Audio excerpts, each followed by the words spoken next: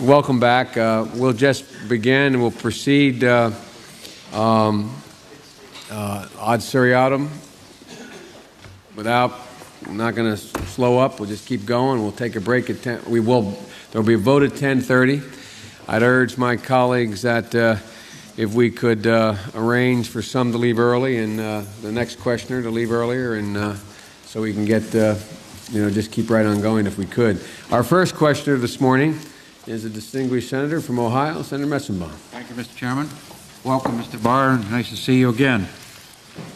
Mr. Barr, I know that there were some questions yesterday in connection with the BCCI matter, but I'd like to inquire a little further of you concerning that matter. Is this mic working? Can you hear me all right? I can hear you, Senator. Right. In December of 1989, it came to my attention that the Justice Department, through its U.S. Attorney in Florida, had entered into a plea agreement with a number of BCCI entities concerning a major money laundering enterprise involving BCCI. I thought at the time, and I still think, that the plea agreement gave away far too much for too little. And on January 1990, I, along with Senators Heflin, DeConcini, and Kerry, wrote then Attorney General Thornburgh concerning the two most important aspects of the agreement. One was the financial penalties, which amounted to the forfeiture of $14.8 million and waiving of all fines subject to 5 years probation, and an agreement not to proceed with, and this is the language, any other federal criminal offenses under investigation or known to the government, end of quote, at the time of the agreement. Now, I think you would agree that was an unbelievable provision, not to proceed with any other federal criminal offenses under investigation or known to the government. We noted our strong disapproval of that agreement in our letter to the Attorney General. Senator Kerry and I, along with several members of Congress, also wrote the judge in the case who had to review the agreement, and I'm frank to say to you that I think that's the first time that I've ever seen fit to write a judge in connection with a pending matter since I've been in Congress. I can't recall members actually doing this, but I think it was an indication of how strongly we felt and how concerned we were. In spite of our efforts, the Attorney General went forward with the agreement, and the judge accepted it. Now, I realize that the $14.8 million forfeiture was 3 times larger than any other previous fine. But the department never before had a case of such national and international implication. According to yesterday's Financial Times, Kenya had fined the bank over twice that amount for breaching some foreign exchange regulations a year earlier. And certainly a $14.8 million forfeiture, not a fine, for a company that had duped the ruler of Abu Dhabi, according to yesterday's Washington Post, out of $2.5 billion, $14.8 million was a drop in the bucket. Furthermore, as I understand it, the forfeiture was a deductible amount, and whereas a fine would not have been deductible. And I have the IRS code here, and as it apparently indicates that no deductions shall be made with It is not deductible. I'm advised that. You say it is not deductible? It is not deductible. That's what the IRS says. My staff clarifies for me the point. I thought that the forfeiture would be deductible. I'm now advised that it is not deductible. But the fact is that the $14.8 million, deductible or not, was a mere slap in the wrist for a $20 billion enterprise. Would you care to comment on that kind of a settlement in amount for a company as large and involved in the kind of activities which BCCI was involved in at that time?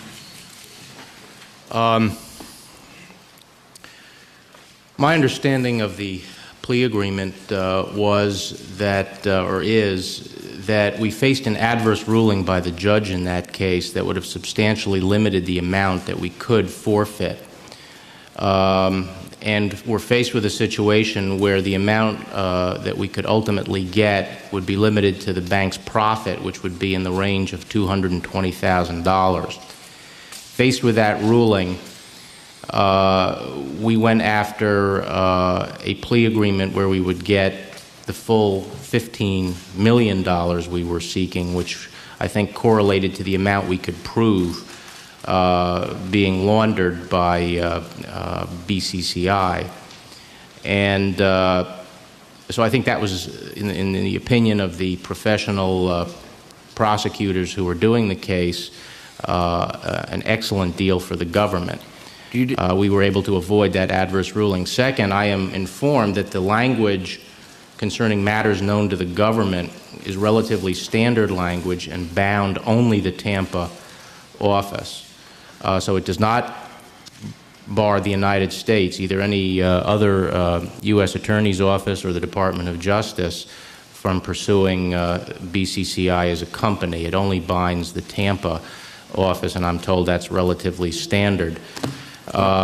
We also were able to obtain a cooperation agreement from the corporation, which, if performed upon, could substantially assist us in... Yes, but wasn't the cooperation agreement only limited to the subsidiary company that was operating in Tampa and denied you the right to get cooperation from all of the parent company and the subsidiaries? Let me read you the language that was entered into. To the extent permitted by law, defendant agrees to cooperate fully with the United States Attorney's Office for the Middle District of Florida in the investigation and prosecution of other persons. Such cooperation further to include compliance with reasonable requests for disclosure of all relevant information, including production of any and all books, papers, documents, and other objects in its possession or control relating to relevant matters, and making its agents and employees available at a mutually convenient time and place for interviews by law enforcement officers with respect to the information is disclosed. But that was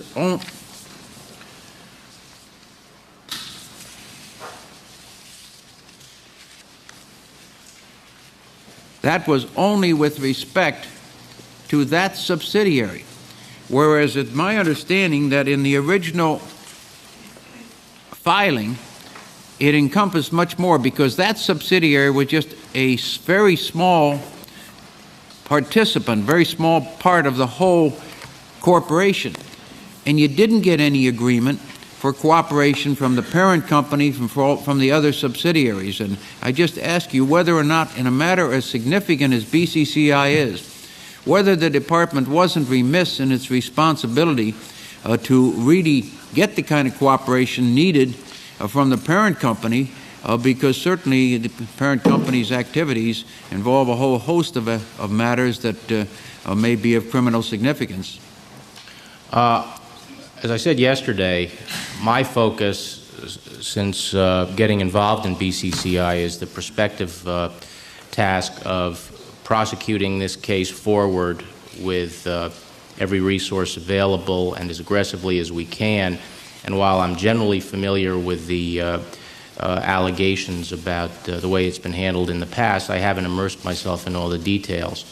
But, and I'm not, frankly, well acquainted with the scope of the cooperation agreement. But let me say this.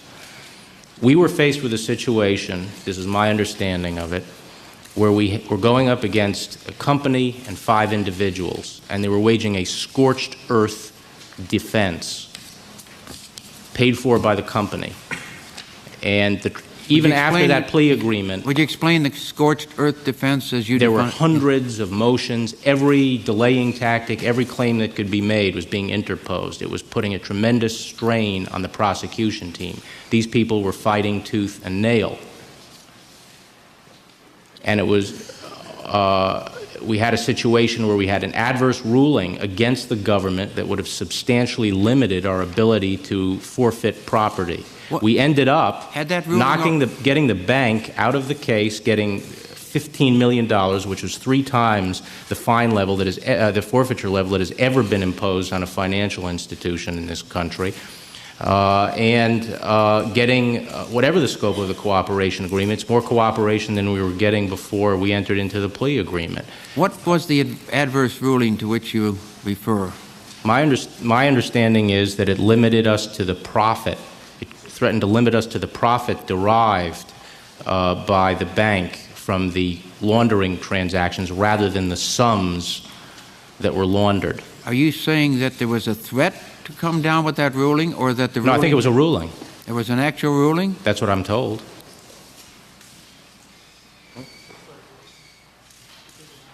Oh, I'm sorry. The judge announced that he was going to rule. I guess there was no actual ruling. I see.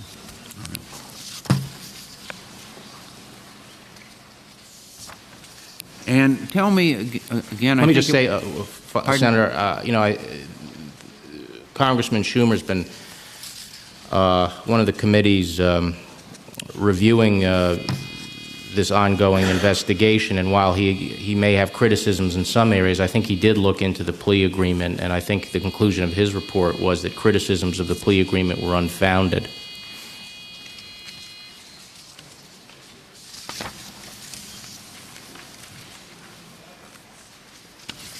Prior to the agreement, as I understand it, the Justice Department had issued subpoenas concerning BCCI's involvement with First American Bank. Under those circumstances, since they had issued the subpoenas to the parent corporation, do you not have difficulty with the settlement, giving this broad-based agreement not to go forward to prosecute any other companies in connection with matters that are then under investigation? Don't you think that's a... Pardon? Who issued the subpoenas? The government. Well, as the Justice Department. Well, I said the plea agreement, as my understanding of the plea agreement was that it limited only Tampa and only as to information then known. Well, so I don't see a problem. It's 2.5 years. Well, it's not 2.5 years since that particular case was decided. It must be about a year and a half, I guess. Justice Department has not moved forward with any other indictments, as I understand it. Is that correct? No, there's a second indictment, money laundering indictment in Tampa. Pardon? In September, we have another money laundering indictment. September. But beyond that, nothing with the parent corporation, nothing with the other subsidiaries. That's correct. And do you have any idea when, if at all, any action might be taken? Yes. Could you give us some idea? Afraid I can't discuss the timing of potential future indictments, but as I said yesterday, we have a far-reaching and aggressive investigation underway of all allegations that have surfaced. We have 37 prosecutors now in the case. We have investigations ongoing in 5 districts, and in the District of Columbia, we have a merged task force that has 3 different teams pursuing BCCI matters. And I'm confident that as the evidence sufficient to support an indictment comes into our possession, there will be indictments. Can you explain to us something that I know only because I read it in a magazine, why the Justice Department, according to Time magazine, quote, abruptly suspended its inquiry into BCCI's secret ownership of First American? How did that come about, if it is a fact? I don't know what that refers to. My understanding of the chronology, as I said yesterday, there are 4 basic allegations, sets of allegations that have been made about BCCI. One is money laundering, and that is something that law enforcement agencies like the Department of Justice and like the Customs and IRS agencies of Treasury, that's our primary jurisdiction, and that has been pursued. And we have 2 indictments in Florida on money laundering charges. The other major set of allegations have to do with secret ownership of financial institutions. There, the Fed has primary jurisdiction as the regulatory agency. My understanding is the Fed for some time has been concerned about the rumors and the speculation of secret BCCI ownership of financial institutions, and has been pursuing that. The big breakthrough came in December 1990 when the internal auditors, Price Waterhouse, operating from the United Kingdom, did a comprehensive report. That served as a basis for the Fed to make a criminal referral on these allegations of secret ownership. That referral was made in January, I think late January of this year, to the Justice Department. And now we are and have been pursuing that set of allegations. I think by and large, the system has been working. The money laundering charges have been pursued, 2 indictments racked up, 5 individual BCCI people convicted. And the regulatory... Those are the 5 from Tampa? Yes. That's the only ones that have been convicted so far? Well, because of our case, I think also the United Kingdom was able to convict one, I think. Two. So as far as I'm aware, the only points on the board, the only people from BCCI who have actually been brought to justice have been as a result of Treasury Department agencies and Justice Department activity. But the thing that's so bothersome about the Tampa agreement was that it only provided that you get cooperation from the people involved at that Tampa subsidiary. And when I was criticizing the agreement as too lenient, I was told by the Justice Department that one of the reasons we were giving up so much was in order to get cooperation in pursuing individuals and higher-ups. The agreement, however, only calls, as you know, for cooperation from that subsidiary, even though the original indictment included the 4 companies and numerous individuals. Under those circumstances, how did the Justice Department justify its just getting that limited cooperation agreement rather than, since the others had already been indicted, for the 4 companies as well as numerous individuals, how could the Justice Department not insist upon cooperation from at least those 4 companies as well as the numerous individuals who had been indicted? As I said, I am not well versed in the precise scope of the cooperation that was sought, and I really couldn't talk about what kind of cooperation has been forthcoming. But it was the judgment of the prosecutors in that case that's the cooperation that they needed and wanted, and as part of an overall plea agreement, it was very beneficial to the United States because we got very substantial forfeiture, which we were threatened with losing altogether. Excuse me for 1 second, if you may.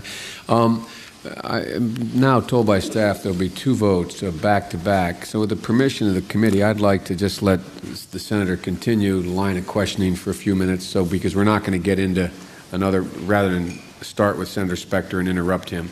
And I would suggest that about 25 of we all leave and go vote early on the second vote and come back.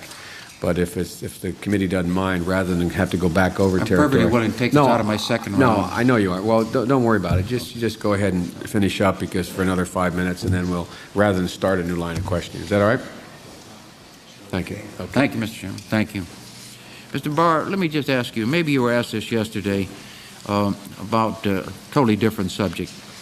On your views as to whether the Constitution conveys the right to privacy. Now, I'm not asking about a specific case, but whether or not you think that... I'd like to do this. Well, with your permission, I'd like to, before you get to a new line, I'd like to ask once again, if you don't mind, a follow-up on what we're talking about BCCI. Can you define for the committee again what your responsibility and line authority has been relative to the investigation of BCCI since your return to the Justice Department in 1989?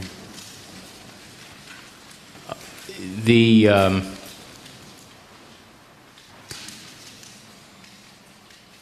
I became acting deputy in May 1990. During the summer of 1991, this past summer, Dick Thornburgh directed Bob Mueller, the head of the criminal division, to take direct charge of all aspects of the BCCI investigation. Let me ask this question. From May of 1990 until the summer of 1991, what was your responsibility relative to the oversight of the BCCI investigation? And did any of the people who were in charge of pieces of that investigation report directly to you? Did you have line authority? Yeah, the deputy has line authority over everybody in the department. All components report through the Deputy Attorney General. But the Justice Department is largely a decentralized operation in the sense that litigating divisions pursue their cases, U.S. attorneys pursue their cases, and it's usually only when issues come up, force an issue up the chain, that something is pulled into the deputy's office and dealt with there. When was this pulled into the deputy's office? Well, I don't know if it was pulled into the deputy's office, but at the time the press stories were rampant in the summer, I think in June and July, obviously. Of 91? Yes. That's when I started more direct involvement in the matter. Dick Thornburgh obviously was quite interested that this be done. He had a direct line, obviously, with anyone in the department, including Bob Mueller, the head of the criminal division, and directed Bob to, as I say, take charge of the matter, track down the allegations that were being made about slip-ups in the past, but also ensure that it was being carried out effectively for the future. And at that point, I started getting more involved, particularly obviously when Dick Thornburgh left the department on August 15th. One last question, Senator, and I apologize, but for me at least, this is a central point. Other than the Attorney General, whose desk did all the activity relating to BCCI that was going on in the various U.S. attorneys' offices and other places? Was there any one place that Thornburgh had centralized this prior to Mueller? Or were there just 10, 12, 2, 7, 15 individuals all going off? When you have a strike force, you all have one outfit, one deal, you all sit down together, there's one table that eventually all comes to, there's a place from which judgments emanate. Did that organizational mechanism, not necessarily a strike force, but what was the organizational mechanism used to deal with this octopus that not you, but the department must have realized was an octopus well before the summer of 1991? Who was in charge? Well, each U.S. attorney was in charge of their part of the investigation. Now, my impression is that there wasn't that much crashing around or conflict prior to first part of 1991. And so the ongoing investigations would be monitored by the criminal division, but the criminal division wouldn't exercise line authority over the U.S. attorneys. The money laundering cases were one part of the investigation, and the regulatory violations, potential violations, really took shape after the Price Waterhouse, which, as I said, was criminally referred to the department late in January '91. So there you then start a new sequence, and then new charges were made around that time, including this worldwide Ponzi scheme, an allegation of payoffs, and a lot of these allegations started surfacing in the first part of 1991, and that is what called forth a need for better coordination. And that's the first time Justice Department heard about these allegations? The allegations of The allegations you just referred to. well, as I said yesterday, the allegations of money laundering and potential secret ownership were known for some time and were being pursued. The allegations relating to corruption and this notion of the whole institution as a worldwide Ponzi scheme really came about around the time and following the Price-Waterhouse report. That's my impression of the sequence of events. Mr. Barr, who at Justice has control or is aware of the problems that maybe arise by reason of the statute of limitations running on any one of these various crimes? As I sit here, it just seems to me that without some centralized control over that aspect of the case, that a number of these crimes are going to go by the board because the statute will have run. Is there somebody at Justice, or were you in charge of seeing to it that the statute problem was looked into? As I said yesterday, Senator, I'm comfortable now that we have a good coordinated investigation going and an aggressive one, and part of that is, as I said, more coordination coming out of Washington, including monitoring of any statute of limitations issues that arise. So we are aware of statute of limitation issues, and the investigation is being prioritized in order to deal with that. Do you know if if the statute has run against the possibility of bringing any particular case? I do know that where we think a statute might run, we have assured ourselves that it would not preclude a bringing of a case on the count that we have in mind. In other words, there's a continuing sequence of events, and therefore we're not losing the opportunity to prosecute what we want to prosecute. And we're very conscious of that. But the statute has run in connection with some parts of the case that might have been brought. But No, do you think? I don't think so. I thought you were saying that. I won't say I don't think so. I'll say no. No. Is that correct? No. All right. Mr. Chairman, I just have a couple other questions on other subjects, although I may want to return for a second round. I started to ask you whether or not you had any whether you would share your point of view with respect to a woman's right to choose, not asking to terminate her pregnancy, of course, without asking you specifically about any cases that may be coming before the court. Have you taken a position? Do you have a view on that subject? On whether there's a right to privacy? Right to privacy and a right of a woman to choose to terminate her pregnancy. I haven't taken a position on it publicly, I don't believe. I believe that there is a right to privacy in the Constitution. I do not have fixed or settled views on the exact scope of the right to privacy.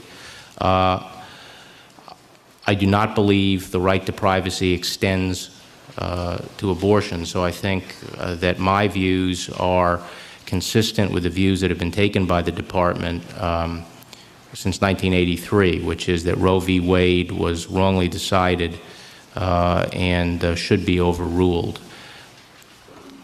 You say you think it should be overruled? I believe Roe v. Wade should be overruled. I think that the basic issue is whether or not abortion should be something that is decided by society, by the people, the extent to which it is permitted, the extent to which it is regulated, that those are legitimate issues for state legislatures to deal with, and that's where the decision-making authority should be. Roe v. Wade basically, in my view, took it away from the states and found an absolute right in the Constitution, foreclosed any kind of role for society to place regulations on abortion, and I don't think that opinion was the right opinion. It's the law of the land, and until it's overruled, it remains the law of the land. think we better terminate. Yeah, I think we have to go. I want, you've just set another landmark. You've given the first candid answer anyone has given on Roe v. Wade that I can remember in God knows how many years. I disagree with your view, but it's astounding to me, and you're to be complimented. Thank you for being candid with us. We're Senator, so would that unaccustomed mean- to the lack of candor, and I appreciate it very much. I think we should, at this time, recess until for 10 minutes will allow us to catch the tail end of this vote and the beginning of the next, and then we'll begin with Senator Specter. Okay, thank you very much. Has anyone else?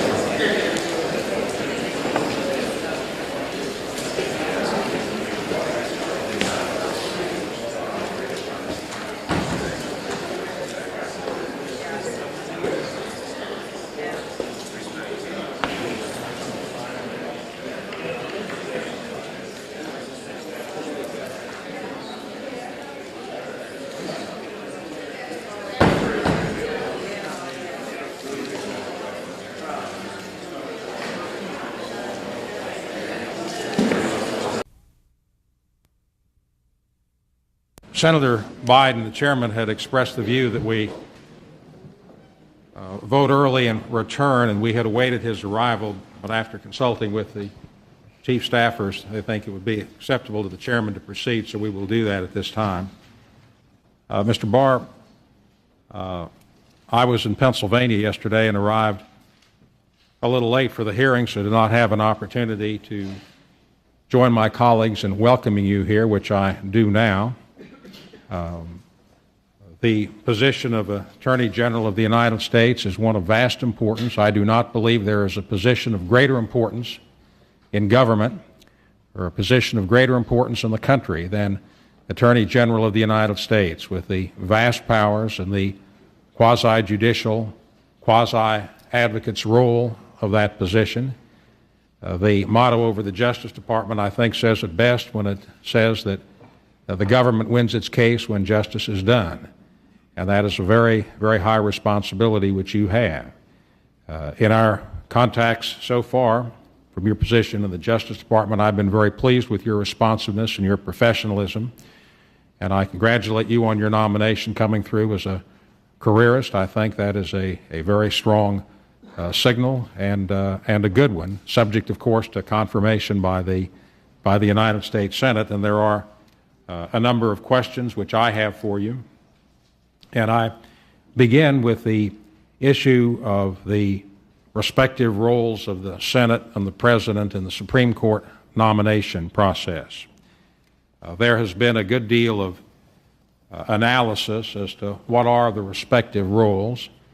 During the confirmation hearings of Attorney General Thornburgh, or perhaps it was the hearing on the role of the American Bar Association, I had raised this question with Attorney General Thornburgh and had asked him, quote, do you think that the Senate or a senator in the individual vote has the same range of discretion that the President has in the consideration of political ideology, close quote. And my point really goes to the nature of the relationship, and it reflects a concern which I have had about many Supreme Court nominees coming, placing their hands on the Bible, promising not to make law but to interpret law, and then really making law, as they did in the Griggs case, overruling it in Ward's Cove, and really making law, as was done in Rust versus Sullivan, a regulation which had been in effect for 18 years on congressional intent. And Attorney General Thornburgh responded, I'm quoting the relevant parts, but not his full answer, but nothing is out of context. Quote, I think each senator has to assess the qualifications of judicial nominees from his or her own point of view. I'm very reluctant to offer advice to you and your colleagues in that regard, close quote. And my question to you, Mr. Barr, is should the Senate be on an equal par with the President constitutionally, or is the Senate on an equal par with the President constitutionally in assessing ideology and judicial philosophy in the confirmation process as the President does in the nomination process? I'm not sure what you mean by equal par, because they're performing different roles. I fully agree with Governor Thornburgh's statement about the role of each senator in the advice and consent function. Well, when I say equal par, I mean, do you think that it is constitutionally appropriate, and I know it's up to each individual senator, a president makes a selection of a nominee on the basis of judicial philosophy and ideology. Would you consider it appropriate for a senator to vote against a nominee if the senator disagrees with that judicial philosophy, judicial ideology?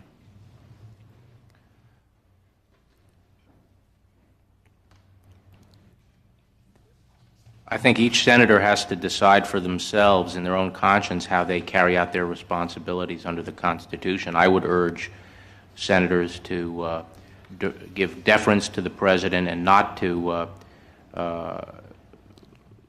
vote to reject a nominee on philosophical grounds. However, I believe that a senator has the constitutional power to vote as he pleases. Mr. Barr, He or she pleases. I like your statement, which was made yesterday, that a big part of the Attorney General's job is to, quote, anticipate the slumbering giants with programs to uncover fraud in areas of insurance, pension funds, computers, and health care. And I applaud you on that in terms of the pursuit of white-collar crime and official corruption or business corruption. Those are very, very important items. And sometimes they just don't get enough attention. On the issue of drug enforcement, we have had many debates in this hearing room as we have had a variety of public officials come forward, and our allocation of funds between enforcement on the one hand and education and rehabilitation on the other. And there has been a 2/3, 1/3 split, with 2/3 of the money going to enforcement and 1/3 going to education, rehabilitation. And as I've taken a look at the issues and the problems of stopping drugs coming in from South America and the difficulties of fighting street crime, it has been my view that we really ought to have near an even split between enforcement on the one side and education, rehabilitation on the other. And I know that's a broad question, but I'd be interested in your views as you prospectively may head the Department of Justice, which has under it DEA and a great many of the functions on all sides of the parameters of dealing with the drug issue in this country. I think that the drug war, as I said yesterday, is going to be a protracted conflict, and it's going to require battle on two fronts, law enforcement on the supply side, but also working on the demand side through social programs and education and other efforts. And ultimately, law enforcement cannot do the job alone. And the real battle is the battle for the hearts and minds and the values of our citizens. But I don't think the job can be done without law enforcement either, and I think that the resources we're putting in now should not be cut back. So I would urge you not to reduce the amount in the law enforcement side of the effort. However, how about adding enough to make it 50-50 by the additions for the education, rehabilitation programs? I'm not sure the extent to which we need to add so much as there are a lot of programs out there besides the programs in the drug account. A lot of social rehabilitation programs, education programs, health programs, urban renewal programs that in my view could be better integrated with the law enforcement effort and brought to bear in a coherent fashion with what we're doing on the law enforcement side. As you know, because you were really the force behind setting up the Violent Traffickers Project in Philadelphia. That was an effort targeting a neighborhood, working closely with the community to attack the violent gangs and the drug-dealing gangs there in a coalition with state, local, and federal agencies. And you know how successful that was on the law enforcement side. And there's now been an effort to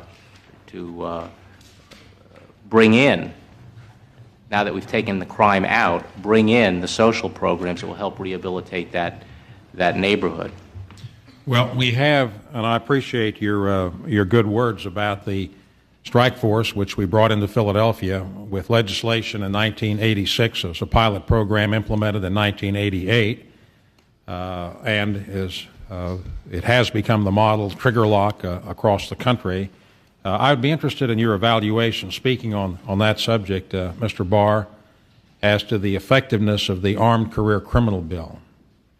I think the Armed Career Criminal law is one of the most effective tools we have in combating violent crime in this country. It enables us to get repeat offenders who are responsible for so much of the violence on the streets and put them away in federal prison for long periods of time, 15 years and more.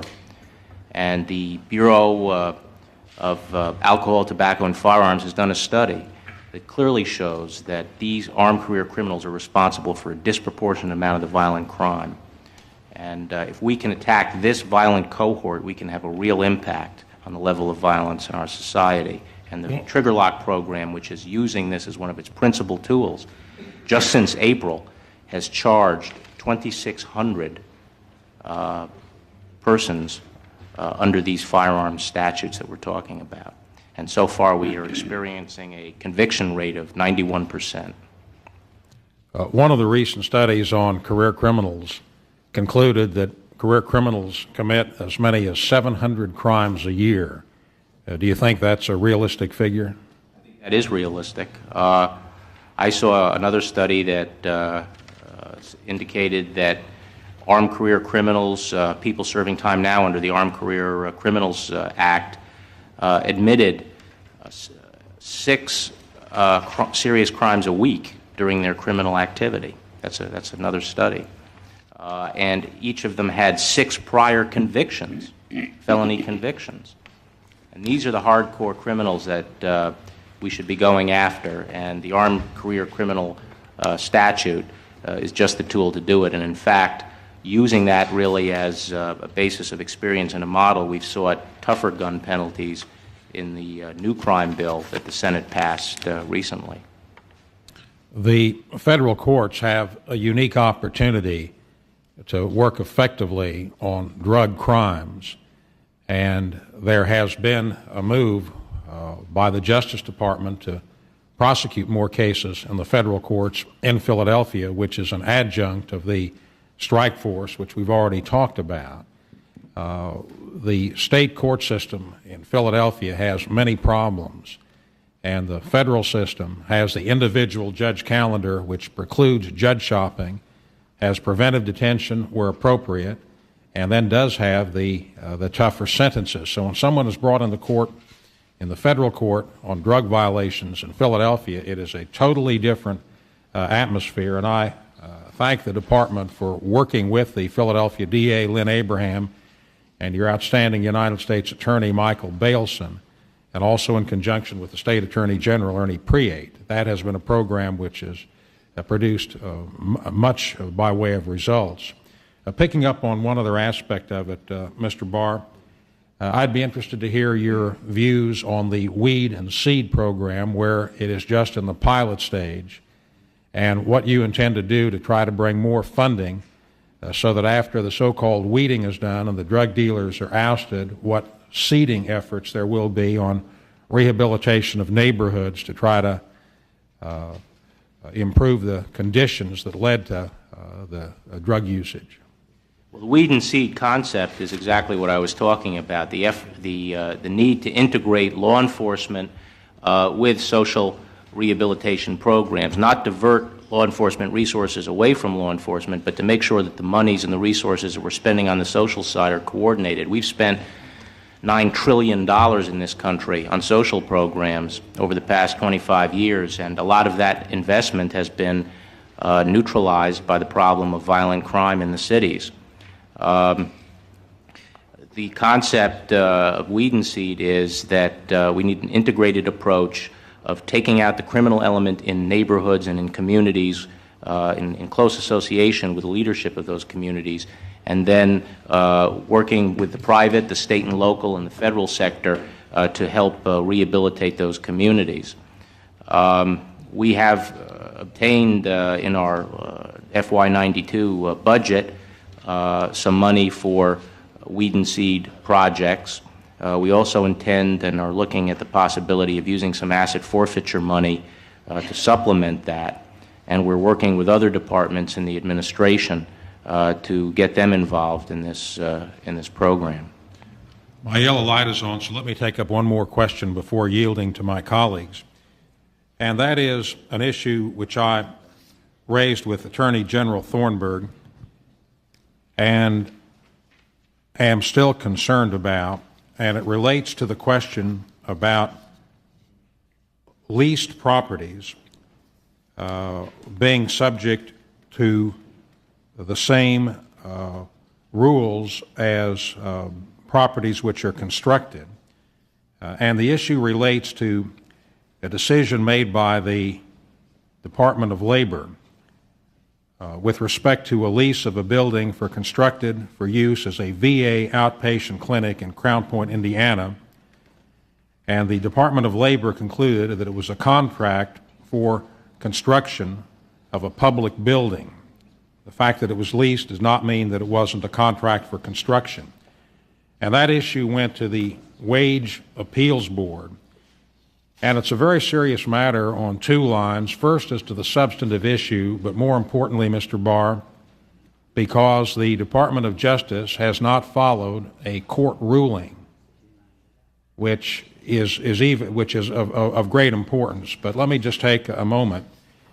After the Department of Labor had decided that the lease was the same as construction for purposes of being a public building, the Department of Justice, Office of Legal Counsel, on June 6, 1988, ruled that the Crown Point lease is not a contract for construction. This involves a technical point of law. When you have a long-term lease, for all intents and purposes, it amounts to the same thing as construction, but it's subject to interpretation. But then on September 6 of 1988, the federal court in the District of Columbia, with Judge Revercombe making the decision, held that the Attorney General's opinion did not vacate or supersede the Wage Appeal Board's decision. I then raised the question with Attorney General Thornburgh at one of the hearings, and he wrote back to me saying that, in a letter dated May 7th, the district court's decision is, in our view, quite clearly mistaken as a matter of law. Despite our views regarding the flaws in the district court's opinion, the administration decided for procedural reasons not to appeal to the circuit court. The decision not to appeal, however, does not in any way affect the validity of the June 6th OLC opinion. Now, the first question I have, Mr. Barr, is how can it be that the Justice Department disregards a district court's decision? I appreciate the fact that the Attorney General has responsibility for handing down legal opinions if there's a dispute between the Department of Labor and the Veterans Administration. But after the court rules, isn't the Justice Department bound to follow the court's ruling, or in the alternative to take an appeal? I'm not that familiar with the circumstances of this issue, and so I'd want to look into it and examine what the circumstances were, well, and also look at the issue itself. Well, I would appreciate it. I would appreciate it if you would, because the issue of the Justice Department's not following the district court's decision appears to me to be very questionable. In fact, I'd say I think it's wrong. If the district court makes a decision, the court ought to be followed, and not the opinion of the Department of Justice. And if the Department of Justice wants to disagrees with it, I respect that, but they have to take an appeal. They can't disregard the district court's opinion. I'd like you to respond on that. And then I'd like you to take a look at the underlying question, because according to the information provided to me, the Department of Labor is unwilling to buck the Justice Department, and so you have this situation where you have lease premises which are about the same as a construction, because if it's a long enough lease, a 99-year lease is about the same as a fee interest. So I'd like you to look at both those issues for me. Certainly, Senator. Thank you very much, Mr. Barr. Mr. Barr,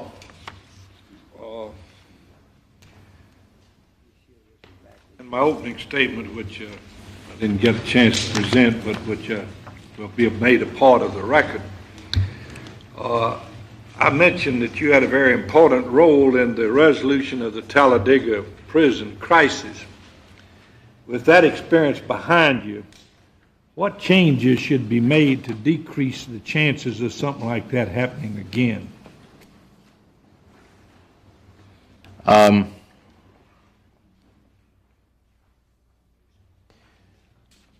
I'd have to wait and see a full analysis of the Bureau of Prisons as to how the Cuban inmates actually took control of that unit. It may have been an oversight or a slip-up in normal security procedures by some of the personnel that permitted the Cubans to overpower the corrections officers and take control of that unit. I am not in a position to say that prison overcrowding caused or substantially contributed to the incident, but generally speaking, prison overcrowding does increase the risks of these kinds of incidents and limits the degree of supervision that the corrections officers can have over the prisoners. And that's one of the reasons it's important for us to press ahead with the investment we're making now in new federal facilities to decrease prison overcrowding. As just as a suggestion, and it may not have much merit to it, but the time you have prisoners of similar views, similar backgrounds, if they are separated, the chances of their coming together to form a group are lessened, I think, in regards to it, which may well be a situation. They were all Cubans, and they were, as I understand it, were together, and therefore, and they communicated in their language, which I don't know whether there were any prison guards that were basically could have understood the Cuban Spanish or not.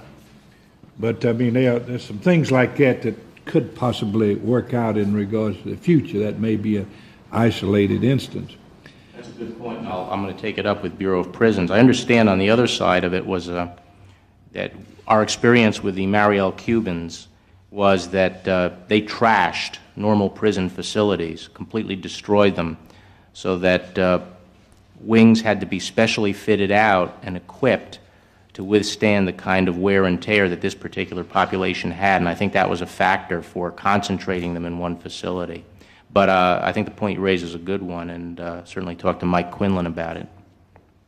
Now, the President's Council on Competitiveness regarding an agenda for civil justice reform, I've discussed with you privately, and of course we hear reports that the Justice Department may be planning to send proposals to Congress for consideration.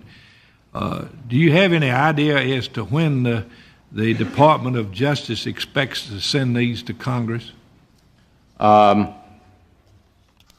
Shortly, and I think as a prelude to that, we'd want to come up and talk to members of this committee that are interested in the civil justice reform issue and get some preliminary views on this package, because maybe there's some additional things we could include. Now, the word shortly is a word of great variation. You're talking about 2 months, 3 months, 4 months.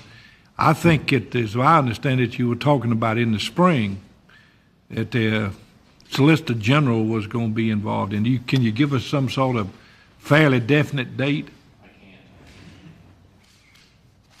All right, so now in responding to how the federal government can include itself in reforming civil litigation, the President signed an executive order on October the 23rd of this year in which he outlined a number of specific proposals to be followed by government attorneys. Will you describe the Justice Department's actions in response to the President's executive order, and how soon do you expect the Department to be in full compliance with this order? The kinds of actions that we're now taking within each division are to ensure that the litigators of each division are fully acquainted with the requirements of the order, and that the management of the division and the various sections ensure that they're carried out. And they include such things as pre-complaint notification, efforts to resolve review of discovery requests, efforts to resolve discovery disputes, mandatory conferences, and things like that to reduce the costs and the burden on the courts of civil litigation. This will be done unilaterally by the United States litigators, and we've moved, obviously, directly to do that in each of our litigating divisions. Well, I understand that the President's in his proposals was that no litigation counsel should file a complaint initiating civil litigation without making a reasonable effort at settlement. We hear a lot of complaints, and of course my experience in regards to litigating with the government goes back several decades and may be out of date. But it was common practice that, say for example, in condemnation cases where the government was acquiring property, that they would never make anywhere close to their final offer until litigation had proceeded, and a lot of litigation could have been avoided if they had made reasonable offers of settlement prior to instituting the litigation. I just hope that, I think this is a step forward. It needs to be followed through and for it to be considered by all agencies of government, particularly the Department of Justice. There have been a number of judges that have contacted the Judiciary Committee pertaining to off-site security. And the General Accounting Office is really, at this time, is currently conducting a study regarding the issue of on-site security, including the role of U.S. Marshals in such a program. Of course, this was brought to light by the fact that Judge Vance was killed.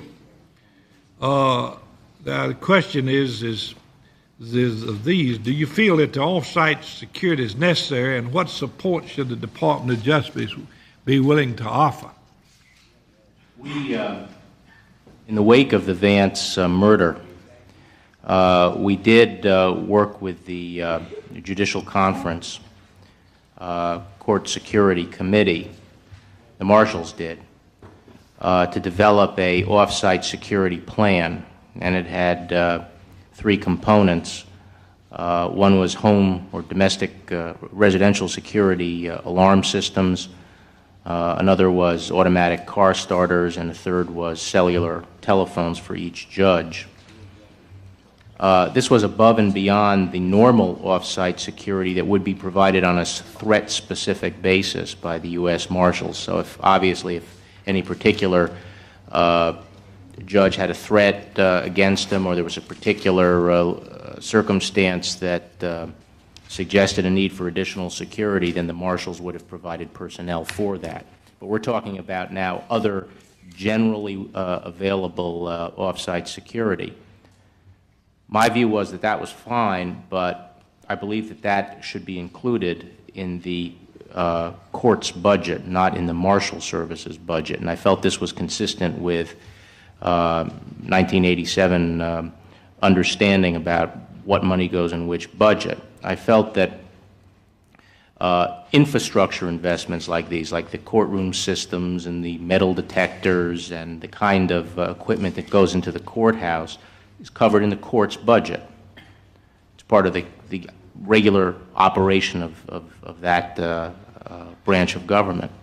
And I thought this was akin to that. This was going to be sort of the regular cost of doing business for each judge to install one of these systems in their houses and so forth, but that we would be glad to administer any part of that program. So that was my view, and I believe that that ultimately was agreed to by the Court Security Committee, although there were some dissenting voices, judges who felt that that should go in the Marshal's budget. In the real world, my view was that if that was put in the Marshal's budget, we wouldn't get the money, and we'd have to cut back on the Marshal's program substantially. And I think I was proved correct, because on this fiscal year's budget, we ended up losing 225 Marshals that we were seeking for the new judges and so forth. So times are tight, and I thought the best place to get the money for that off-site security for the judges was in their budget. If it's in their budget, obviously I'd support it. There have been some suggestions from some judges that Congress pass a law which in effect would allow them to carry a pistol. This would mean that you'd have to either give them a status as a law enforcement or some type of a status in order that that law be a preemption over state laws on carrying concealed weapons. Do you see any offhand, and maybe you might want to give some thought and finish this later, you see any offhand problems about that? I'd want to give that some thought.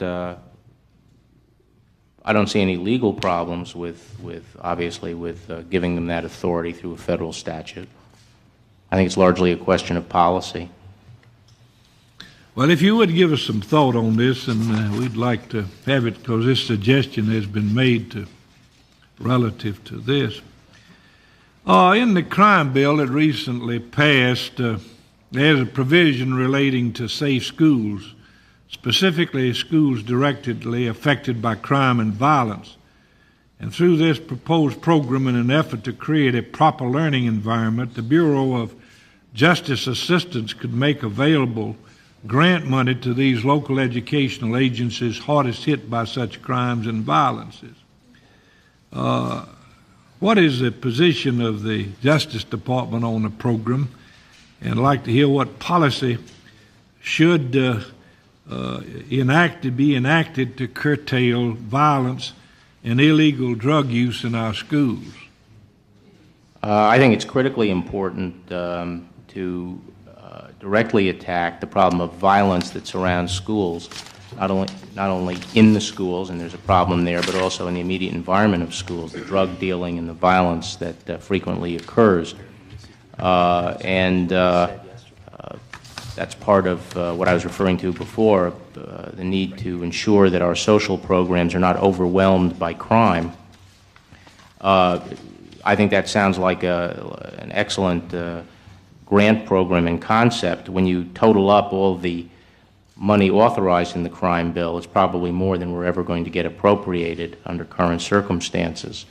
But in concept, I think we should be targeting money at the problem of violence in schools. Well, we have had hearings, and almost to the man, law enforcement officers have testified, including from the top heads of federal agencies to the policemen on the beat, that if you're going to stop drugs in this country, it's got to be really attacked primarily at the demand level, which means education. And this program, of course, we have various past drug legislation. We have to attack all interdiction, the supply, all of this. But considerable thought ought to be given towards the educational aspect of it. There are a lot of good programs. We have a program in my state known as TASK, by which law enforcement officers frequently come and discuss. It seems to me that if we go in the war on drugs, that the advice of law enforcement officers that education is the primary effort that's going to eventually win that war. And I hope that you'll give consideration. Do you have any thoughts on this? I agree that this war will ultimately be won on the demand side. That's not to say we can't keep we can in any way pull back the effort on the supply side, but ultimately it is, as I said, a battle for the minds and hearts and values of the people, and that starts with the youth. It is encouraging that seems to be progress being made among the youth in drug use. Over the past 3 years, for example, current drug use activity among adolescents has fallen substantially, and that gives us hope for the future. One of the problems facing the executive branch and the congressional branch has been the use of leaks. And in many instances, the use of leaks of information that is confidential is done for the purpose of putting a spin on certain types of things, or else to curry favor with certain people in the media or other reasons. Now, without discussing the specific instances, what steps do you feel are necessary to safeguard against the leaking of vital information, and what policies would you intend to implement to protect against such occurrences? From the Department of Justice or government? Well, the Department of Justice, and also in advice in regards to whether or not more stringent laws ought to be passed or what. We're living in an age of spin publicity, largely as a result of leaks in the executive branch and the congressional branch. And this is some matters that I think is of concern to a lot of people that are trying to do what they think is right relative to matters. And I just wondered if you have any thoughts pertaining to this. I think the key information to protect from premature public disclosure is either national security information or from the Department, and in the Department of Justice, information relating to grand jury proceedings covered by 6E, or information relating to ongoing criminal investigations. And when that kind of information, that kind of sensitive, either classified or highly confidential information is leaked, I think obviously it's incumbent upon those in leadership to do their best they can to find out who violated the law and who leaked the information and take appropriate action. Beyond that, it's obviously very injurious to our institutions and to the processes of government where information is leaked prematurely, deliberative information, not necessarily classified, not necessarily relating to ongoing investigations, but deliberative information about meetings where people were laying out options and so forth. And if that information is leaked in a premature fashion, then obviously that hurts the ability of government to function effectively. And the appropriate steps there are really administrative in nature within each agency rather than prosecutive or law enforcement kind of response. Unfortunately, in most circumstances, my experience has been that it's very difficult to determine what the source of the information was, who the source of the information was. Thank you, sir. Senator Brown, I believe it's your turn. Thank you, Mr. Chairman. One of the many responsibilities that you will have as Attorney General will be assisting the President in reviewing potential candidates for the federal courts. The administration, through a variety of spokesmen, have had a number of initiatives and suggestions on ways to deal with the burgeoning litigation explosion in the United States. One area that occurs to me that perhaps will be directly under your purview is reviewing the attitudes potential members of the judiciary would have with regard to frivolous litigation. Obviously, current rules provide redress in this area, including the awarding of attorney's fees for frivolous cases. My question is, do you think a potential judge's attitudes about awarding attorney's fees is an area that's worthy of inquiry in examining or evaluating candidates for the bench?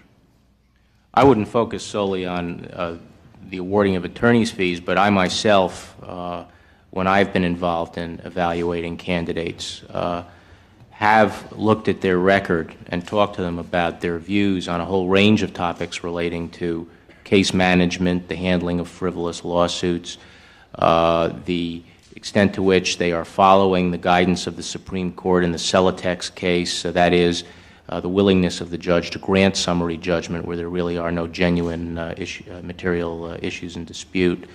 So I think that whole area of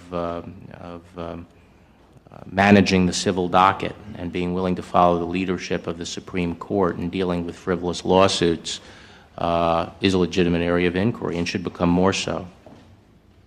Thank you. One of the things that you commented on yesterday in response to Senator Metzenbaum's question was the whole area surrounding BCCI. The transcript indicates you said, I think it's unfair generally to be conducting an autopsy on a live body. This is an investigation in midstream. That's a fair comment in my view. Obviously, to try and evaluate the performance on the BCCI area when you're in the process of conducting an investigation and moving forward on it is somewhat premature in some aspects. But I wanted to draw your attention to what at least an aspect of it that had concerned me, with the hope of us of obtaining your reaction to it. One of the things that we were advised or have been advised is that the CIA gained knowledge of BCCI's efforts to take over First American in the early 80s. My recollection is it's somewhere in 1985 that they passed that information on to Treasury. It's also my impression that Treasury did not share that, or at least if they did, we don't have knowledge of that, till 1988. In effect, Treasury, specifically the head of intelligence at Treasury, was advised of BCCI's illegal attempt or illegal efforts to take over First American, and simply did not pass that information on to the Fed. I appreciate you haven't had a chance to investigate this yet, that you don't know that them getting the knowledge in 85 is a fact, or that they failed to pass it on until 88 is a fact. But I'm hoping you would advise us whether or not that apparent failure to pass on vital information concerns you, and whether or not you think it's worthy of investigation. As I said yesterday, I do want a post-mortem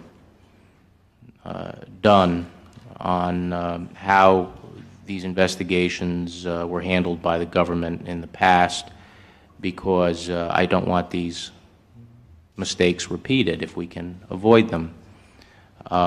And so I do want them reviewed. The word investigate sounds a little as if we're suspicious of some kind of wrongdoing, and while we will track down all allegations of wrongdoing, I'm not prepared at this time to ascribe wrongdoing on the part of anybody in CIA or the Treasury Department in that episode. But I do want the whole matter looked at now. And another issue to be assessed is whether or not the CIA information, when it got to the Fed, and the extent to which it materially could have materially changed the outcome, whether the Fed would have been further along than it ultimately was. Well, I can appreciate the reluctance to reach a conclusion before you've had either an inquiry or a review or investigation. But what bothered me in hearing Mr. Kerr, the CIA, talk about this was that the initial response we got from them was that they didn't really recognize they'd done anything wrong by not telling the Fed, and weren't really sure that they would pinpoint who made the mistake and that there was even a mistake made. I guess my question is, if indeed it turns out that someone at the Treasury was advised in 1985 that BCCI was illegally taking over First American, or illegally had taken over First American, and that official did in fact fail to advise the Fed of that, is that something you think, given those facts, you think deserves a follow-up? Further action by justice? Well, first, Treasury also, I'm sure, is looking into the who struck John of the last several years on this case.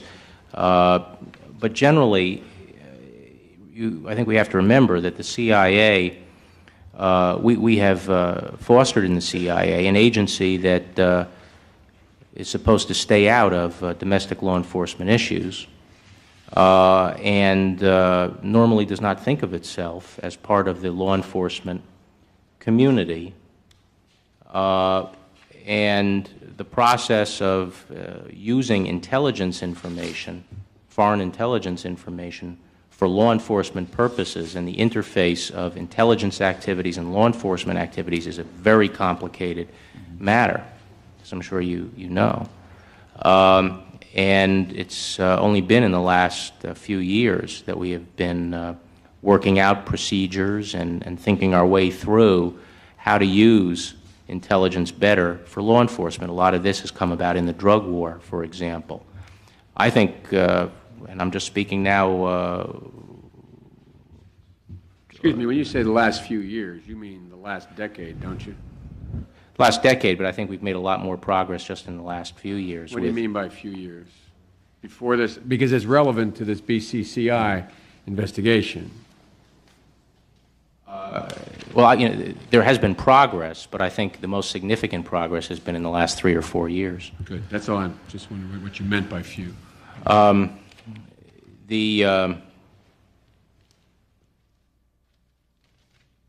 of lost my train of thought there. But what I think is remarkable, or maybe it shouldn't be remarkable, is the CIA did get this information and did make an effort to pass it on to the people they thought were the responsible officials. And it didn't get to the Fed, and my understanding is it didn't get to the Department of Justice. And we have been setting up structures and interagency groups to try to encourage more exchange of intelligence information. Among one example of that, for example, is the Interagency Working Group on Bank Fraud, which was established after this episode, which has greatly enhanced the flow of information. So I think we can learn from this. But the fact of the matter is that the CIA got some information and passed it along to the people they thought should get it. Yeah, the concern I had was the CIA's not recognizing that maybe the Fed have an interest in this, and I think they've thought that through again, and in reflection indicated they would agree the Fed is the agency that should be on the list to get this kind of information. The other concern I have, and that's one I hope you will look at, is whether or not someone at Treasury was given this information and sat on it for 3 years, which appears to be the case. And at least it's my hope that that's an area that you will be reviewing, whatever the appropriate term is, to see if indeed someone covered up or someone simply failed to act. In that regard, though, I'd be interested in your thoughts regarding what kind of standard is appropriate in determining what evidence should be passed on when Justice does an investigation or Treasury. What kind of guideline should be appropriate? In the current case, Justice has been working on the BCCI affair for some time. At what point does Justice share their information with the Fed?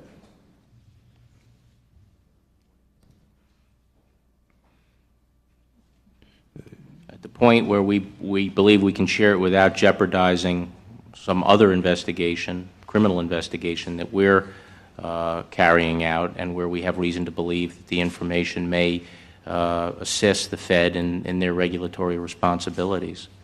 So, for example, the effort that you mentioned yesterday, the undercover operation,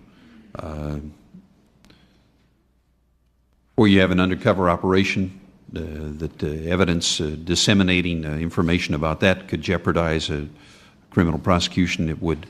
The safety of the undercover agent. I would assume that simply ownership of BCCI might fall into a different category, wouldn't it? Where that's primarily regulatory in nature. I'm not sure what you're saying, what you're asking. In thinking about the problem, I could well appreciate why it would be inappropriate to pass on information about the money laundering or so on, because you were in the process of conducting an investigation, or agencies of the federal government were in the process of conducting an undercover investigation, and sharing that information could well jeopardize the lives and the safety of people involved. On the other hand, it struck me that information that had come to the Treasury, not Justice, or at least not Justice in 1985, as near as I can tell, that indicated BCCI was indeed buying First American. It struck me that kind of information probably should fall under a different standard,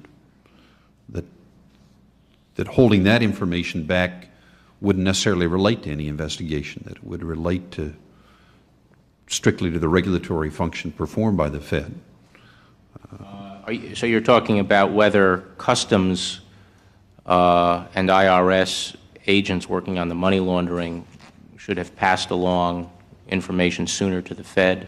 Well, frankly, others may come to different conclusion, but my own impression of that is that's a good example of an area where it's appropriate not to blow the cover of those agents. That it's where there's clearly a case you need to protect the individuals involved in the investigation involved. Now, that's simply my impression, and you have others that deal much more closely with it than I.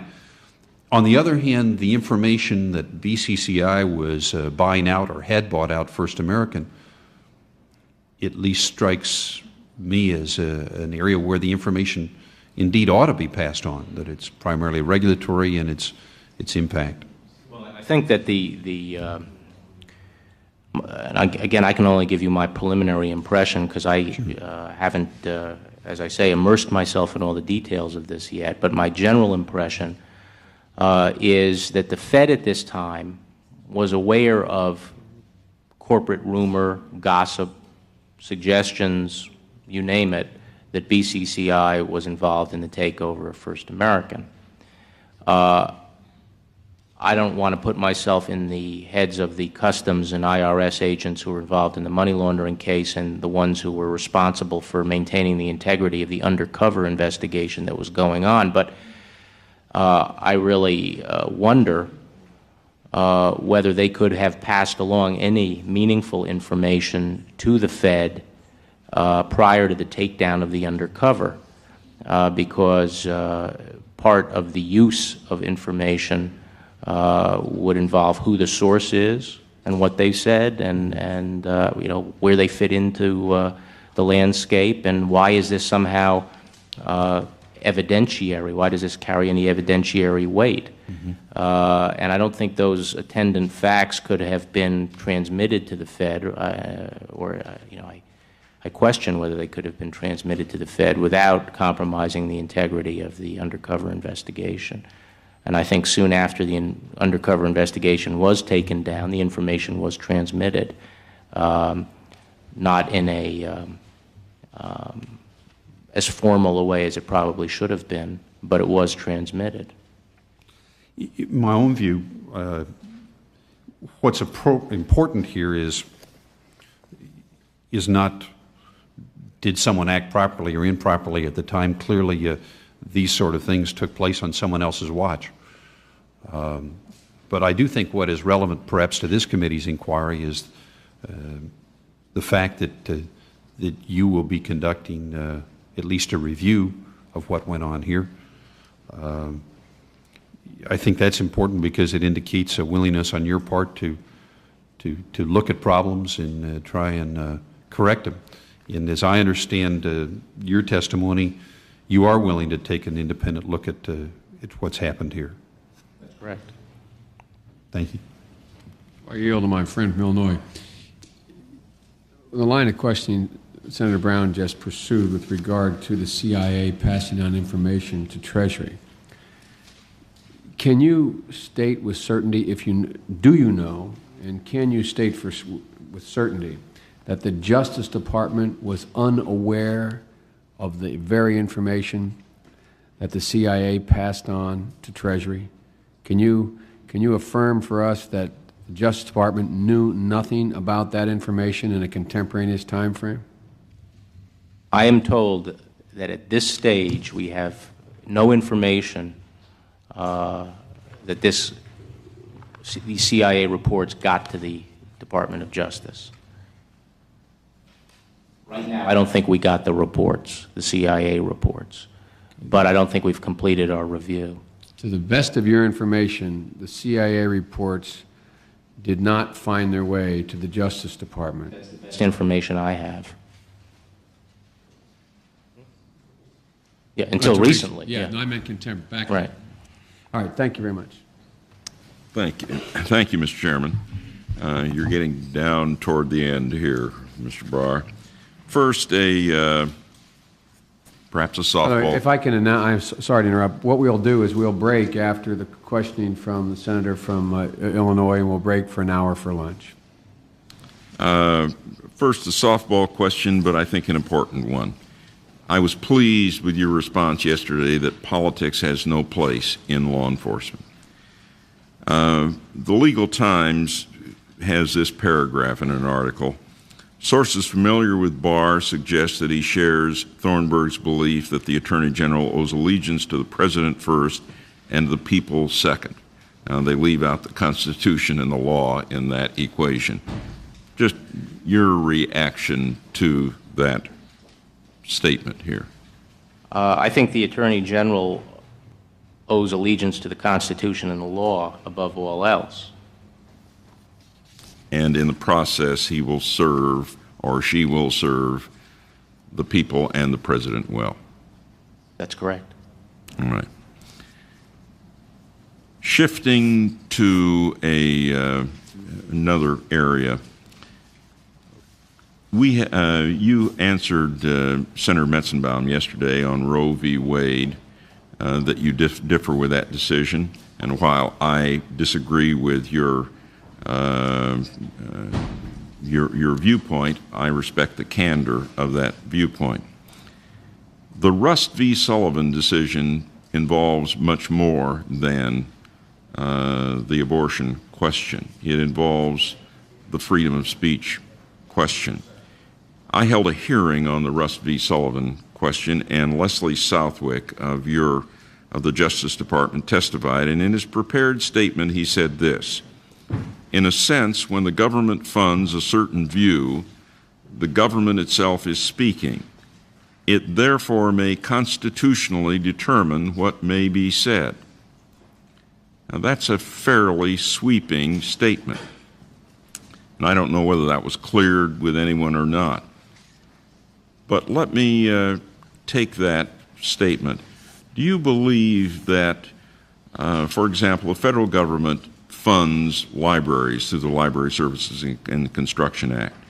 Do we have any right to say to a library, since we fund the library in part, what books a library may have?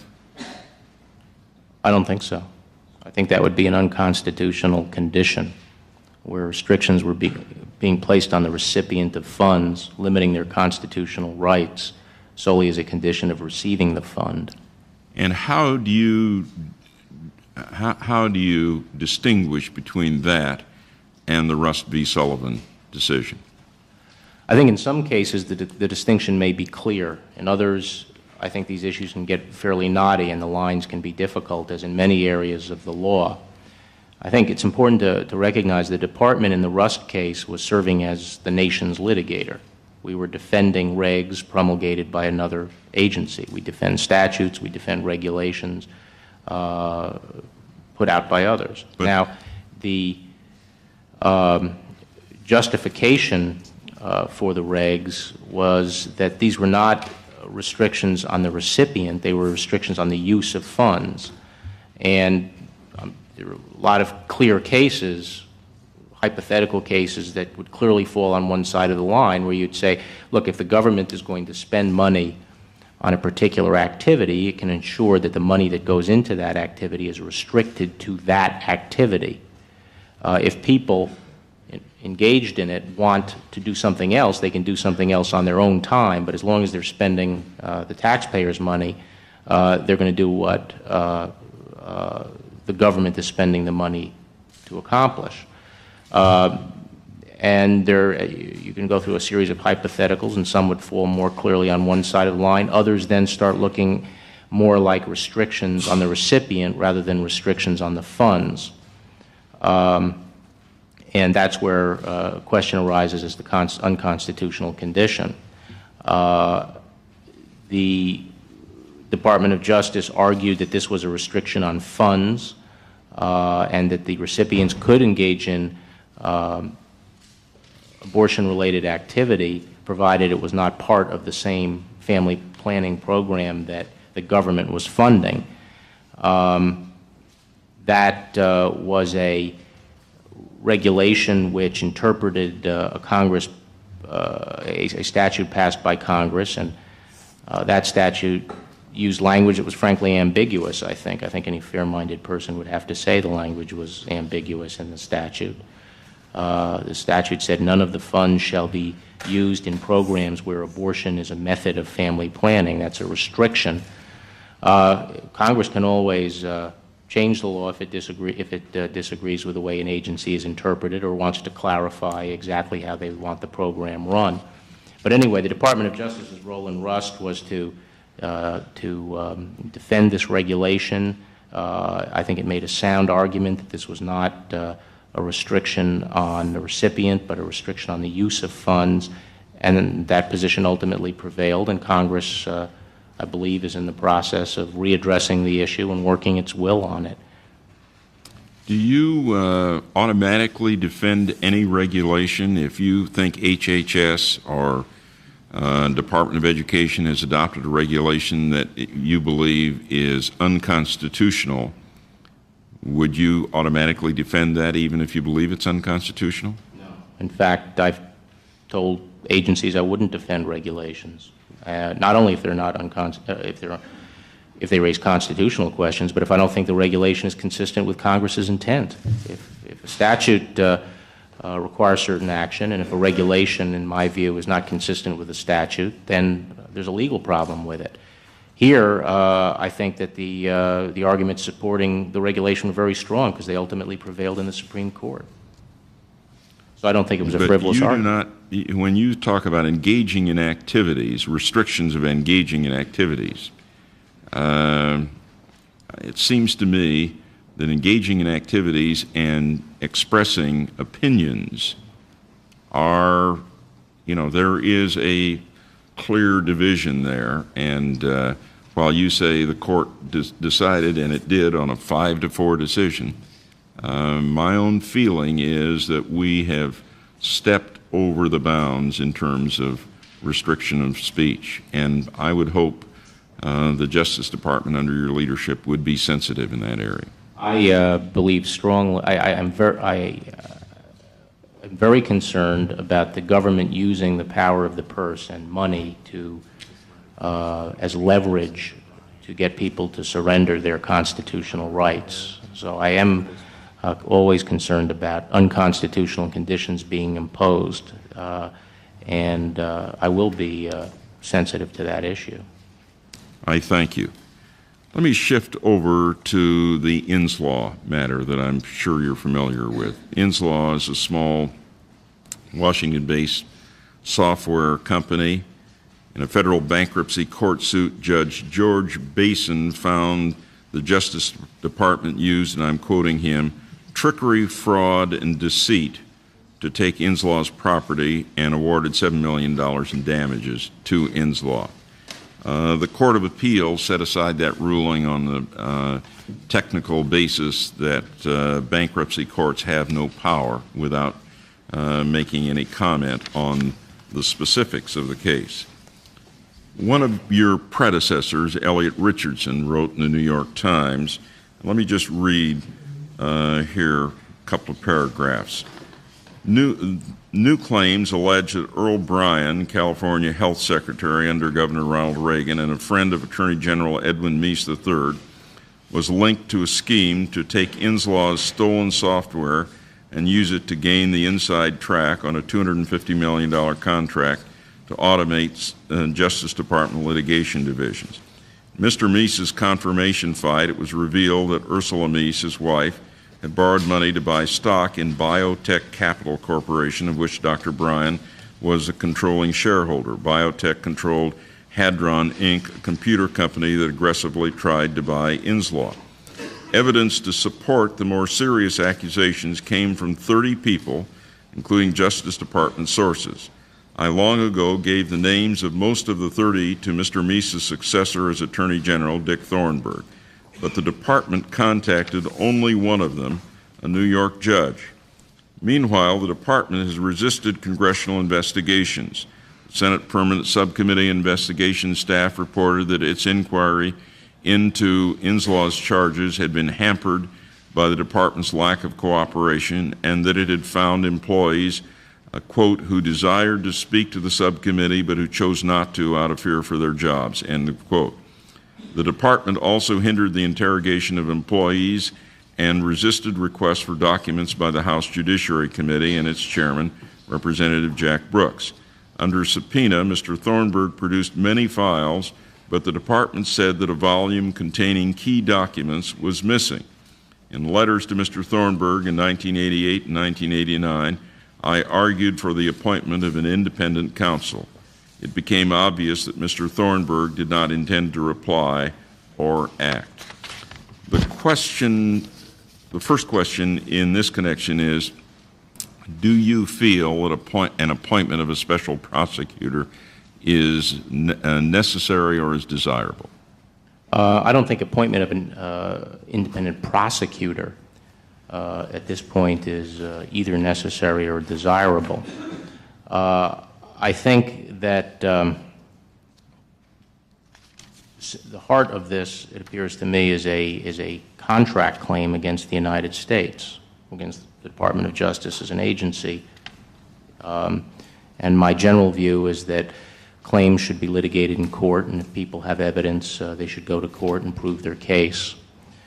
But this case has gone on for many years with layer after layer of allegations, some of them strange, and there have been a series of investigations, not only internal in the Department of Justice, but as you mentioned, Hill oversight investigations, and I'm not aware of any impropriety ever having been established. However, I'm interested, as this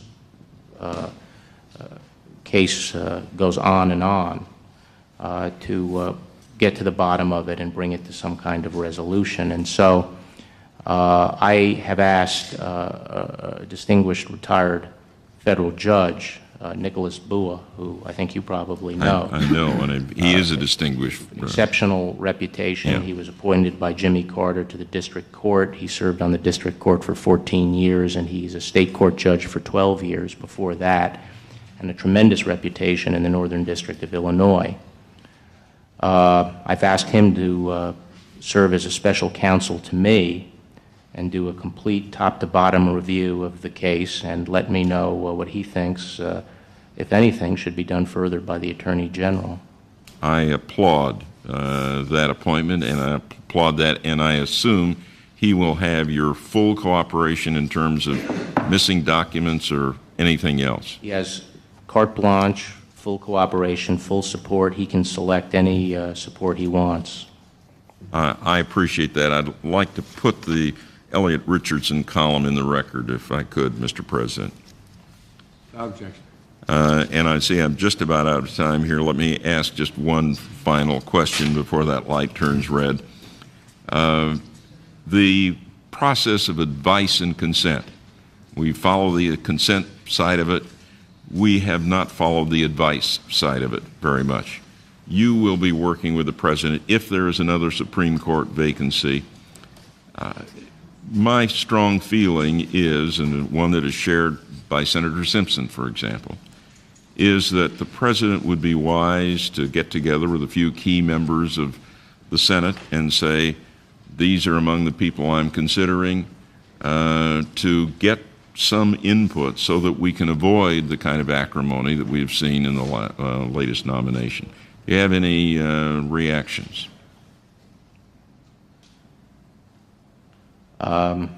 That's something I'd want to discuss with the President. I really don't have any reaction to it. But when the Constitution says advise and consent with the Senate, what do you think the Constitution means when it says advise? That's interesting. I think the words of the Constitution actually say the President shall nominate and, with the advice and consent of the Senate, shall appoint.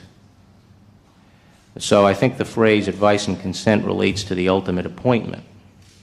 So I don't think there's a constitutional obligation on the part of the President to consult before nomination. I don't say there's an obligation to. I think historically, presidents have from time to time consulted on various appointments. And in fact, on district court and circuit court appointments, there's a very formalized practice of consultation. But that is really a matter of comity and prudential judgment, not a matter of constitutional requirement. That's my view on the. Yeah. Well, let me just say I differ slightly with that view, but whether the Constitution mandates it or not, it seems to me it would be prudent and wise to follow a course that is less confrontational, that everyone wins in that process. Thank you very much. Thank you, Mr. Chairman. Thank you. As I indicated earlier, we will now break until, let's break till 1:30. What time is it? 1:30.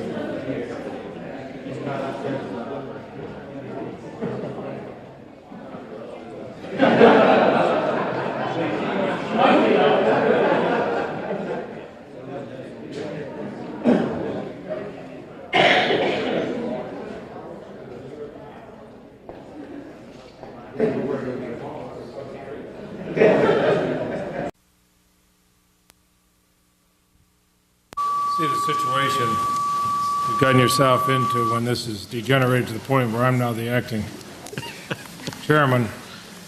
But welcome back to you and to your family. Again, as each one of us have done, we compliment your family for both their interest and their patience, and they should understand that this is, after all, historic important, not just for the Barr family, but obviously for the country. Senator Cole, I understand that you are next, and yield to you. Thank you very much, Senator Leahy. And Mr. Barr, first of all, I'd like to commend you, Mr. Barr, yesterday for your statement to Senator Kennedy on the record that you support the Brady bill and Senator DeConcini's assault weapons legislation. We've all worked hard and long on that crime bill with these particular provisions, and we appreciate the fact that you support it. And for those like myself and Senator Metzenbaum and others, we're very much indebted to you for your support, which we know has some conditions attached to it, but nevertheless is very sincere and perhaps even unequivocal. I also appreciate the fact that you're as frank as you are and have been on your opinions with respect to Roe Wade. Even though some of us disagree, the fact that you're forthcoming and honest and state your position right up front is very impressive. I would like to ask you about your role as the Attorney General in relationship to the President and the people of this country. On the one hand, the President is, in some respects, your client. On the other hand, the people of this country believe, Mr. Barr, that you are first and foremost their advocate. I think if we conducted a poll in this country and asked people of this country what they think about the Attorney General in a generic way, I think they think about him as number one, first and foremost, their advocate when it comes to justice in this country. But of course, we know that you also have another responsibility and another loyalty, and that's the President. How do you balance these two roles? I think the starting point for understanding the Attorney General's role is the fact that the law stands above everything. Everybody is subordinate to the law, and we are a government of laws. Then the Attorney General plays several roles with respect to the law. First, I think the Attorney General serves as a legal counselor to the President and the Cabinet in explaining the law. In fact, the first Judiciary Act of 1789 specifically assigned to the Attorney General responsibility for providing legal advice to the President and the Cabinet. So I think one role the Attorney General plays is providing legal advice, explaining what the law is. And in that role, I think the Attorney General has an obligation, like any lawyer has an obligation, to tell it like it is, to provide accurate legal advice, good faith effort to describe what the law is. The second role is different. That's administering the law, enforcing the law. And that is what I think is the most fragile, sensitive, and important role of the Attorney General, because that's the area where the Attorney General's allegiance has to be to the law above all. And that is where, not to say that the first role wasn't the allegiance to the law, but it's in the second role where the tension is sometimes said to exist between politics and doing justice. And as I said in my opening statement, that is the area where the Attorney General must keep the administration of justice away from and above politics. The third role is a policy role. There are many questions that arise that are the results of which are not dictated by the law. For example, how much resources should we seek or put into this program or that program, or do we need new laws, or should we amend laws? These are policy issues, and that is where the Attorney General serves as a policy advisor within the executive branch, and like any other cabinet secretary, offers his advice. It may be accepted, it may be rejected, but in that capacity as a policy advisor, ultimately takes the direction of the President and carries out the program. Mm-hmm. So those are different roles the Attorney General plays. What do you do in cases where the interests of the President Thank you. and the people are divergent, as for example in Watergate? What is the role of the Attorney General in a situation of that sort? I think the role of the Attorney General is to adhere to the law. That is where the allegiance of all government officials should lie. Attorney General should not do anything or countenance anything that's a violation of law. Who was the Attorney General during Watergate? I think there were a series during the whole area. I was going to ask you to comment on what time of day it was. which time of day. Wasn't Mitchell there at one time, or was he gone already? He was there. Yes. How would you assess the conduct of the Attorneys General during Watergate? I would just rather stand on the general statement that an Attorney General, his obligation is to uphold the law. And yeah, but you can give us some indication as to how, in practical way, as opposed to theory, when we ask you, if I ask you about, well, what about during Watergate? Did the Attorneys General conduct themselves in ways that you would say, well, now that fits my general concept of how it works, or would you say that that doesn't? Well, If an attorney general, any attorney general in Watergate countenanced violations of the law or was involved in violations of the law himself, then that was a betrayal of his public trust. I mean, without making you're not qualified to make a judgment with respect to whether or not you think they were in violations of the law. You know, whatever the record shows, if people have been found to have violated the law, then that means they betrayed their public trust. Okay. Griffin Bell once said as Attorney General, and I quote, "If you bow to Congress, you can do just as much damage as if you are not independent of the White House." You have some comment on that? Can you if you repeat that? bow too much to Congress, you can do just as much damage as if you are not independent of the White House. I believe that's true. I think any political interference defeats the process and taints the administration of justice. Okay. I'd like to talk about juvenile justice for just a minute. As you know, I'm chairman of the Juvenile Justice Subcommittee. And the Attorney General's office has now for a decade not been supportive of the juvenile justice effort that we make here in Congress. I say that by way of the funding out of the administration now for, which I presume comes as a result of a recommendation from Attorney General's office. The funding recommendation has been zero, which Congress has not accepted. As you know, our funding level is about $75 million, which is quite inadequate.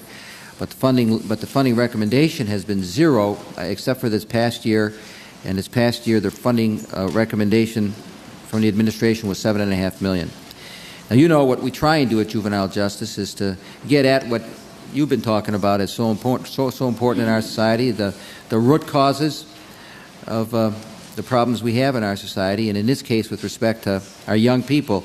Certainly we're not perfect, but you know that's what we're trying to do is find out how we can, at the governmental level, do something to improve the conditions and the quality of life and the conduct and hopefully the future of young kids who get into trouble. Find out why and what can we do to improve it. Now I presume that effort has your, I won't even say qualified support, I'll say your total support. Let me give you a pragmatic answer. I support the program. The administration policy, however, is that it should not be funded by the federal government, but that the state should now pick up these kinds of expenses. That is obviously not a policy that has made much headway on Capitol Hill. As you say, I think we've been seeking to zero it out for over a decade. That creates a big problem for me in the real world, because if we send up a budget that has zero after juvenile justice, that forces Congress to take the money from my account elsewhere and fund that program. Therefore, I don't like sending budgets up to the Hill that zero out programs in the Department of Justice's budget with no hope of persuading Congress that we're going to that it's better not to fund the program. That takes money right out of the pocket of other Department of Justice components. So that's my answer. Well, now just hold on. I mean, what you're saying is that the only reason, or the major reason, that you might support a funding level of whatever for juvenile justice is because if you don't, it's going to be taken out of your hide in another part of your budget. No, what I'm saying is I believe in these programs. Yes. These are programs just like the RISS program that Senator Thurman mentioned. These are important things. Yes. And I think we have to be doing more in the area of education and working with youth as a nation. The question is which particular program is going to be paid for by which particular government agency, or what part of government. Is this a state program or a federal program at this point? It's been the administration's policy for over a decade that these costs should now be borne by the states. Now, states are in a budgetary difficulty right now, as we all know. It's unlikely that they will pick up the expenses, and it's very unlikely that Congress is going to zero out that program. I want the program to continue, in my view, the best way to fund the program right now is in the federal budget, because otherwise, I mean, that's the only way that the program is going to continue, and it will be funded in the federal budget. Yes. Well, could I presume from what you've said and from what I've heard you say when we had our discussion prior to today in my office, can I presume that you would support some modest increase in funding for juvenile justice in lieu of what I know your convictions are with respect to the needs in this country and on what it is we can do? Right now the number is $75 million, which you know is not a number of any significance or consequence for 50 states, and I'm not suggesting we need to vastly increase it, because I understand it's not in the cards. But would you support some modest level of increase in funding for juvenile justice, in addition to working with me next year on reauthorization of juvenile justice? I would support, it's hard to project what the budget circumstances will be, but I would support modest increases in programs in this area, whether they would be under juvenile justice or part of the Weed and Seed program, or juvenile justice money that is dedicated to the Weed and Seed program we could work out. But the underlying concept is one that I would support. So that's good. And just let me say, I look forward, and I mean this sincerely, A, because I think you do feel this way, and B, because you are a good person to work with. I've made that judgment, and I believe it's true. I look forward to having a constructive relationship with you, and I believe we will in this area in which I have some responsibility in juvenile justice, and I'm really pleased about that. Thank you, Senator. And I thank you. I'd just like to make a request from you on Weed and Seed. Earlier, in response to Senator Specter, you spoke about the need to combat criminal behavior at its root, as opposed to only treating its symptoms. And during our meeting a few weeks ago, you spoke of a comprehensive approach, which I appreciate, involving law enforcement, government, social services, and community activities. Since our conversation, my staff has been in contact with your staff at the Justice Department. And with respect to the Weed and Seed program, there is a strong desire and a need for a weed and seed effort in Madison, Wisconsin, which is a very fine city. And Madison is a city in which the drug problem and the crimes associated with drugs have not yet gotten a firm foothold. Not at all is it a firm foothold with respect to these problems. But the community leaders and the citizens are concerned about rising crime, and they are excited about Weed and Seed. They feel it can have a very constructive impact on the community. And might I hope that the people in your department would be willing at least to discuss with them the possibility of a Weed and Seed effort in Madison, Wisconsin? Absolutely. Thank you. Be pleased to do that. Thank you very much. Senator Leahy, thank you. We started talking about weed and seed. I thought maybe we're back at the Agriculture Committee. But, no, I that's appreciate it. That's rag and tag. That's rag and tag. The Senator from Wisconsin has been a forceful advocate on the program and has a great deal of support on this committee. I understand Senator Grassley is next. Thank you. I yield to the Senator from Iowa. Thank you very much. The Justice Department has been very active in the fight against terrorism. I think plays a very important role. So I have some questions along that line. There have been press reports that the administration may grant visas to PLO officials in the coming months. As I understand the Immigration Act of '90, PLO officials are specifically defined to be excludable from the United States. Will you ensure that the Immigration Act is followed and that those who engage in terrorist activities will not be admitted to the United States? I will commit to enforcing the law. I'm not familiar with the terms of that law. I'll enforce it.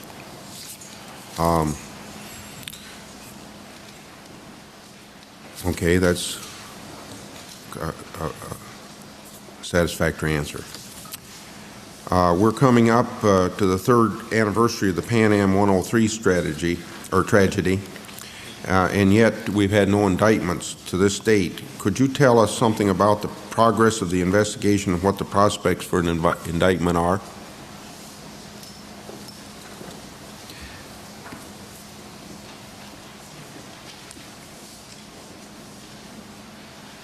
I'm very satisfied with the progress of the investigation, but other than that, I'm afraid I can't say anything at this time.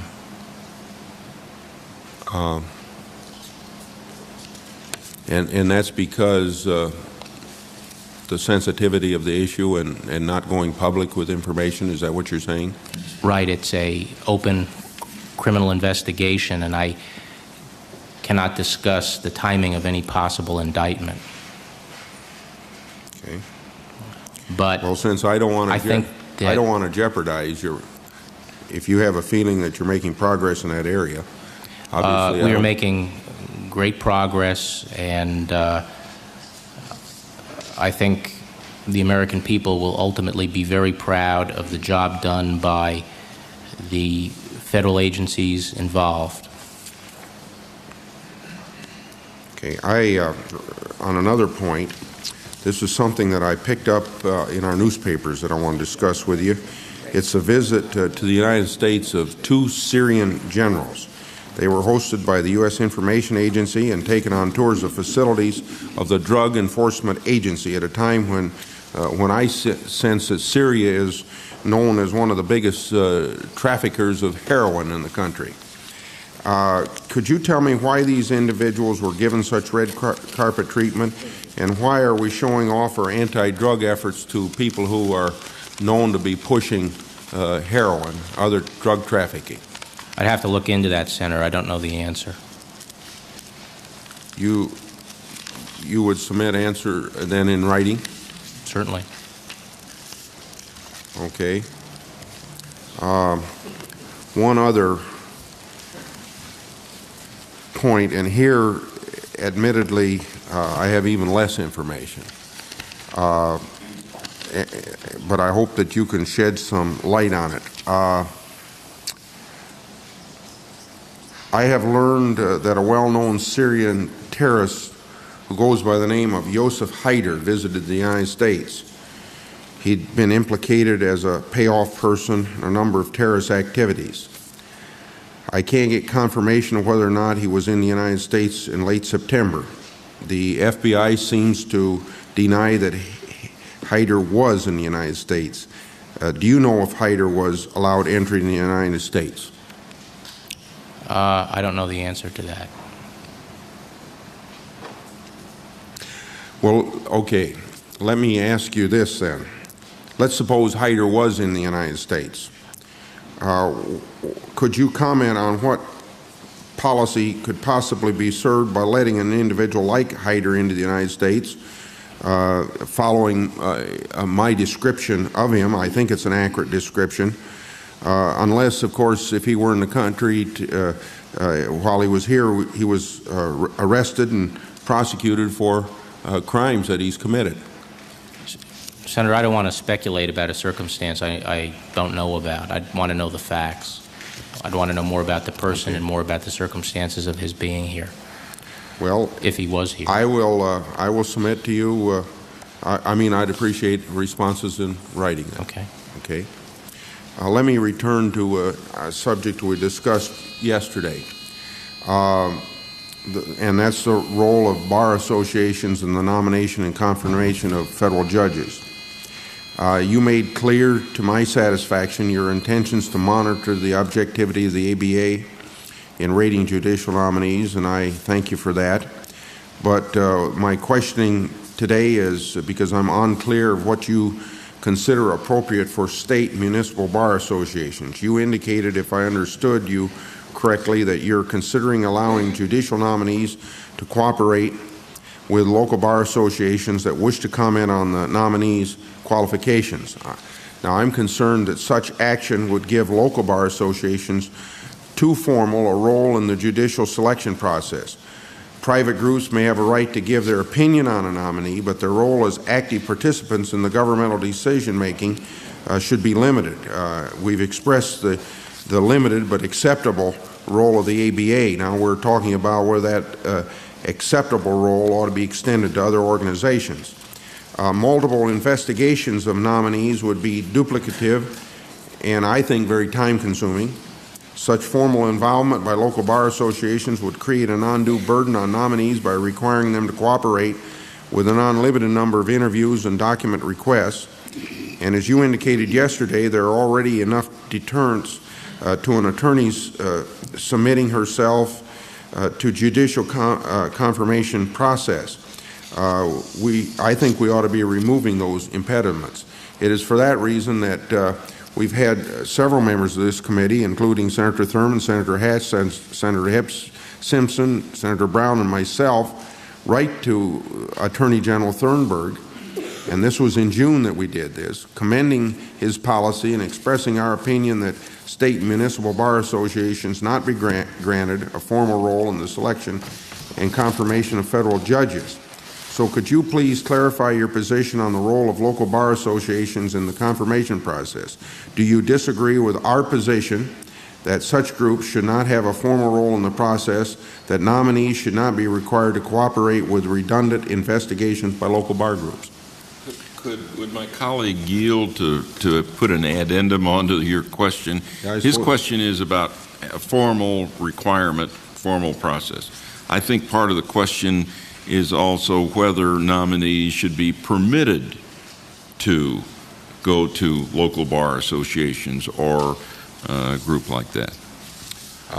As I said yesterday, Senator, I would be very concerned about bringing other bar associations into the pre-nomination process the way the ABA is involved in that process now.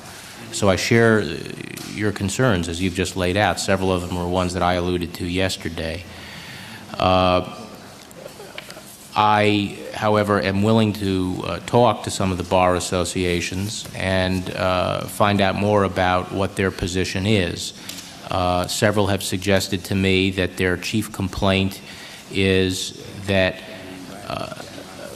we are affirmatively barring people from talking to them. And I want to discuss that issue with them. I would, however, not require, I can certainly say I'm not going to require our candidates at this point to talk to other bar associations. But I think that the issue may be whether or not we affirmatively preclude that. And I want to talk to those bar associations and get exactly what their views are, and also have a chance to express some of my concerns about how what the practical impact of this is, and find out more about what their process is. But you know, that's where I stand on the issue right now.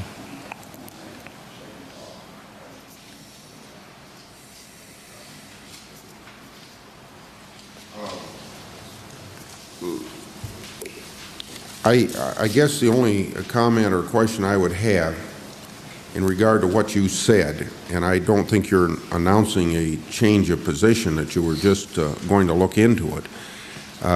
First of all, considering some concerns that members of this committee have, but most importantly, let's suppose that you just simply said you weren't going to require anybody to, but you had a change of policy that left it more neutral. It seems to me like there'd be a great deal of pressure that that's just the same as saying you should meet with them. That the practical end will be that the nominee better meet with them, or he has, he has one more nail in his coffin.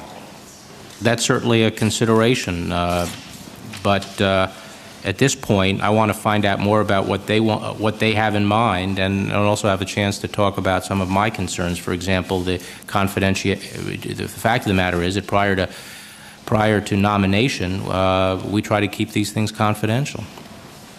So I see some logistical problems as well. But when bar associations such as the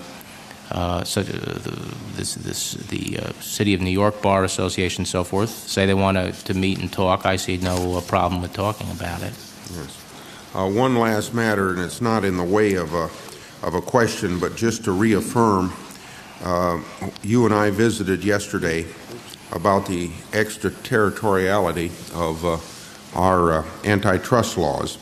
And I think you indicated that you thought that Assistant Attorney General Rill was looking into that, considering certain possibilities. I think I've looked into it since you talked yesterday, and I think I can confirm what you said is to be a direction that the Antitrust Division is taking in the confines of if an appropriate case might present itself. I guess the only admonition I would have for you as Attorney General and then the overseer of what the Antitrust Division does is that I think that for us to really make certain some of the goals that Vice President Quayle seeks in his the work of his competitive commission, and that is to see that our business has a level playing field with some international competition, that if our government doesn't use our antitrust laws as a major tool in this effort, we're losing a wonderful opportunity. And I hope as Attorney General, without your making any promises to me, because I don't want you to do that, but just to give that a careful consideration as maybe a very effective way of accomplishing what this administration hopes to accomplish, and maybe can be accomplished through a Justice Department that can't be accomplished through Commerce, through the Special Trade Representative, and maybe even through the State Department sometime, because this is laws on the books that we can enforce, and they do nothing more than see that the American consumer gets a fair shake. We're entitled to that fair shake, whether it's unfair competition from overseas violation of antitrust law or whether it's an American company doing it. Thank you. Thank you. Senator Leahy, I'm done. Fine. Thank you, Senator Grassley. Mr. Barr, yesterday, when I was reminded my time is run out, we were discussing Mr. Rogers. You and I had a private conversation regarding him and the situation. I will not go into any of the things we discussed privately for the reasons I told you yesterday, but I had asked you more in the broad sense what kind of issues are raised when a high-level White House employee goes straight to representing a target of a major Justice Department investigation, does it only a few weeks after leaving office. And your answer went into the question of whether Mr. Rogers could not have been shown to violate the law.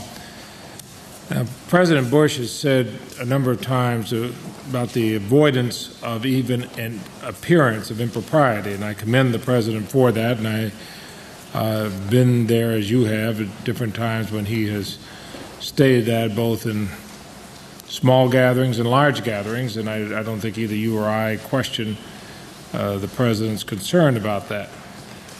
But I think the issue raised some other policy questions. The City of Washington has many distinguished attorneys. You were in a law firm with a number of them, and you and I could sit here and list off top of our head a couple hundred very distinguished attorneys in this town. So I wonder why a wealthy man such as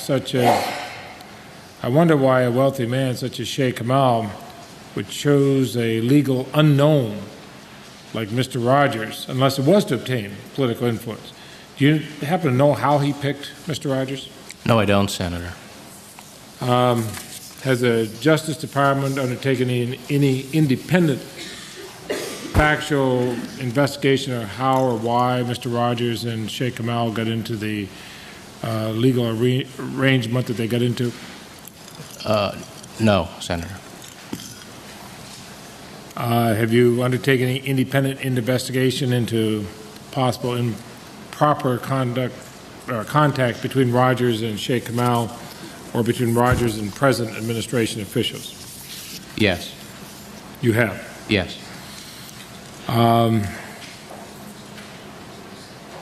Is that ongoing?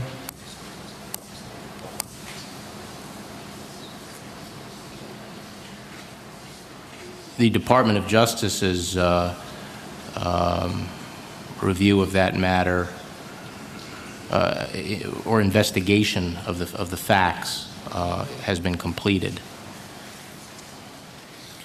Do you do that independent of the White House counsel, or do you base it on the findings of the White House counsel?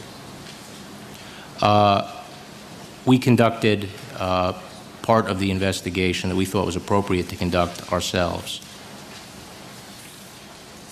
Is your final conclusion based on that of the White House counsel? Is it to confirm the White House counsel, or is it a conclusion independent of them?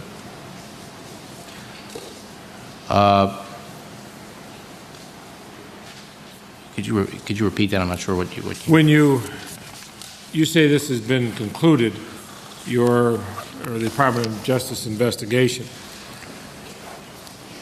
does it reach its own independent determination of whether there was impropriety? I mean, do you reach one that is for the use of the Justice Department? We have not conducted an investigation, our own investigation of contacts with the White House. Do you then, but do you ask questions of the White House, or do you have the White House conduct that kind of an investigation? The White House conducted that investigation. What office in the Department of Justice conducts the investigation, the Justice Department's investigation? OPR conducted part of the inquiry, and Criminal Division conducted part.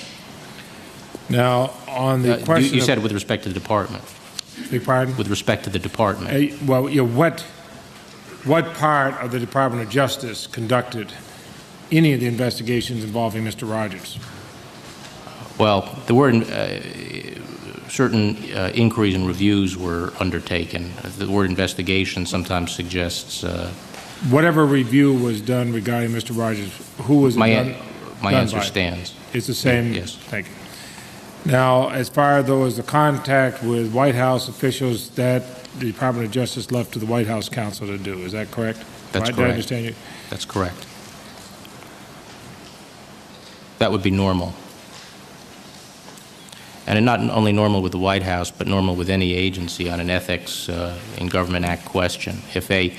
There are hundreds of lawyers that leave government at any given period of time, and if they are retained by somebody, the Justice Department doesn't run out and say, gee, so-and-so was retained, maybe there was a violation of the Ethics in Government Act, let's determine whether he worked on the subject at his agency. Even if it's something like this, where it's a front-page story involving a major issue like BCCI? Well, as I said in the very first day, to be fair, justice has to run according to process and standards, and because there's a story on the front page doesn't mean someone is going to get treated differently. Unless there's some reason to believe that normally what will happen is an agency will contact us and say, we've been contacted by an employee about a particular matter, and the person left less than a year ago. Or they'll say, so-and-so is representing so-and-so, and we think he may have worked on it. We rely on those kinds of referrals from agencies. We don't, without any factual predicate, launch investigations ourselves. In this case, did the White House then come back and tell you the result of their investigation? Yes. Did they ask for any help by the FBI in doing it, or did they do it all in-house? I think it was done in-house. They did not ask for anybody, either the FBI or the Department of Justice, to aid them? I don't think so. And their response to you was, did they determine whether there had been any improper contact with the White House? Their conclusion, I think it's public knowledge, was that that he did not work on BCCI whatsoever at the White House, and that he had no communications with the White House concerning BCCI. Barr, yesterday you were asked a number of questions about Judge Kelly in Wichita, and you had said, if I'm correct, I've gone back over the notes. I was out at another hearing during part of that, but I understand you said that Judge Kelly should have left the issue of protecting Wichita health clinics to state officials. Is that fair summary of what you said? That was the position we had taken in the Bray brief, which was filed in April. And you said further, and this is a quote, this was not viewed as an abortion issue in the department. Is that correct? That's correct. Now, apart from the legal position, do you accept that interceding on behalf of the protesters was at least widely viewed as a political endorsement of their actions? I can't speak to how it was widely viewed. That's the way a lot of newspapers reported it.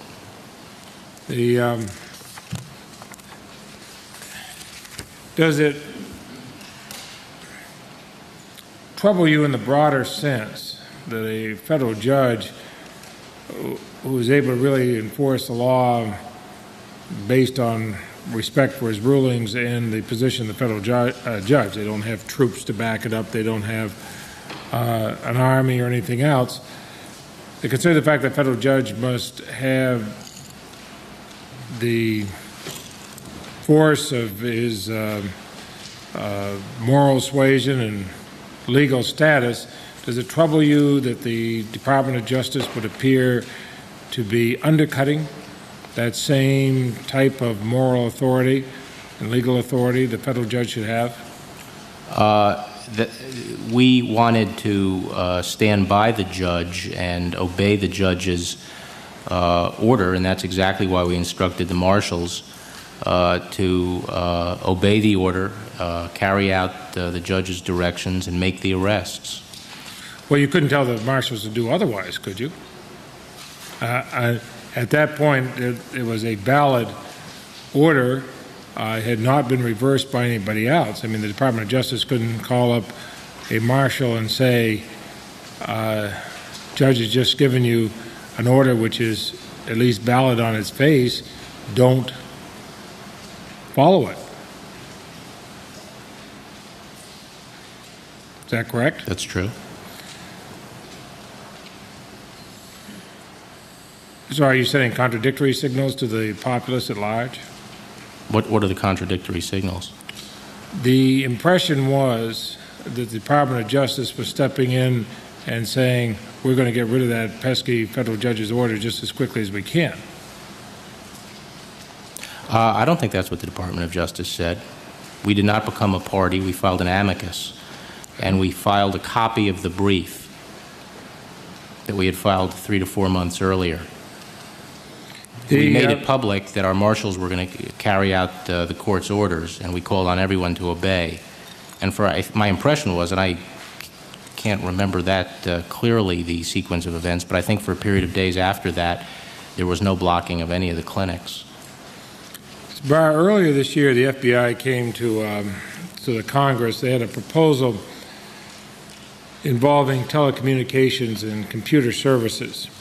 They wanted to give the government trap doors into private encryption devices. In other words, you can have in your computer system encryption to protect against industrial espionage, or even to keep your own files in such a way that is compartmented even within a company. But certainly we have companies, as you know, fax material back and forth or send material over from computer to computer that may be a design of their new car, their new whatever.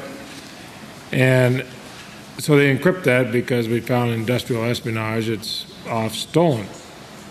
But what the FBI wanted to do is say that if computers are going to be made or telecommunications are going to be made, that even though industry would buy them to keep things safe, there should be a trap door in there that would allow the FBI to go into it.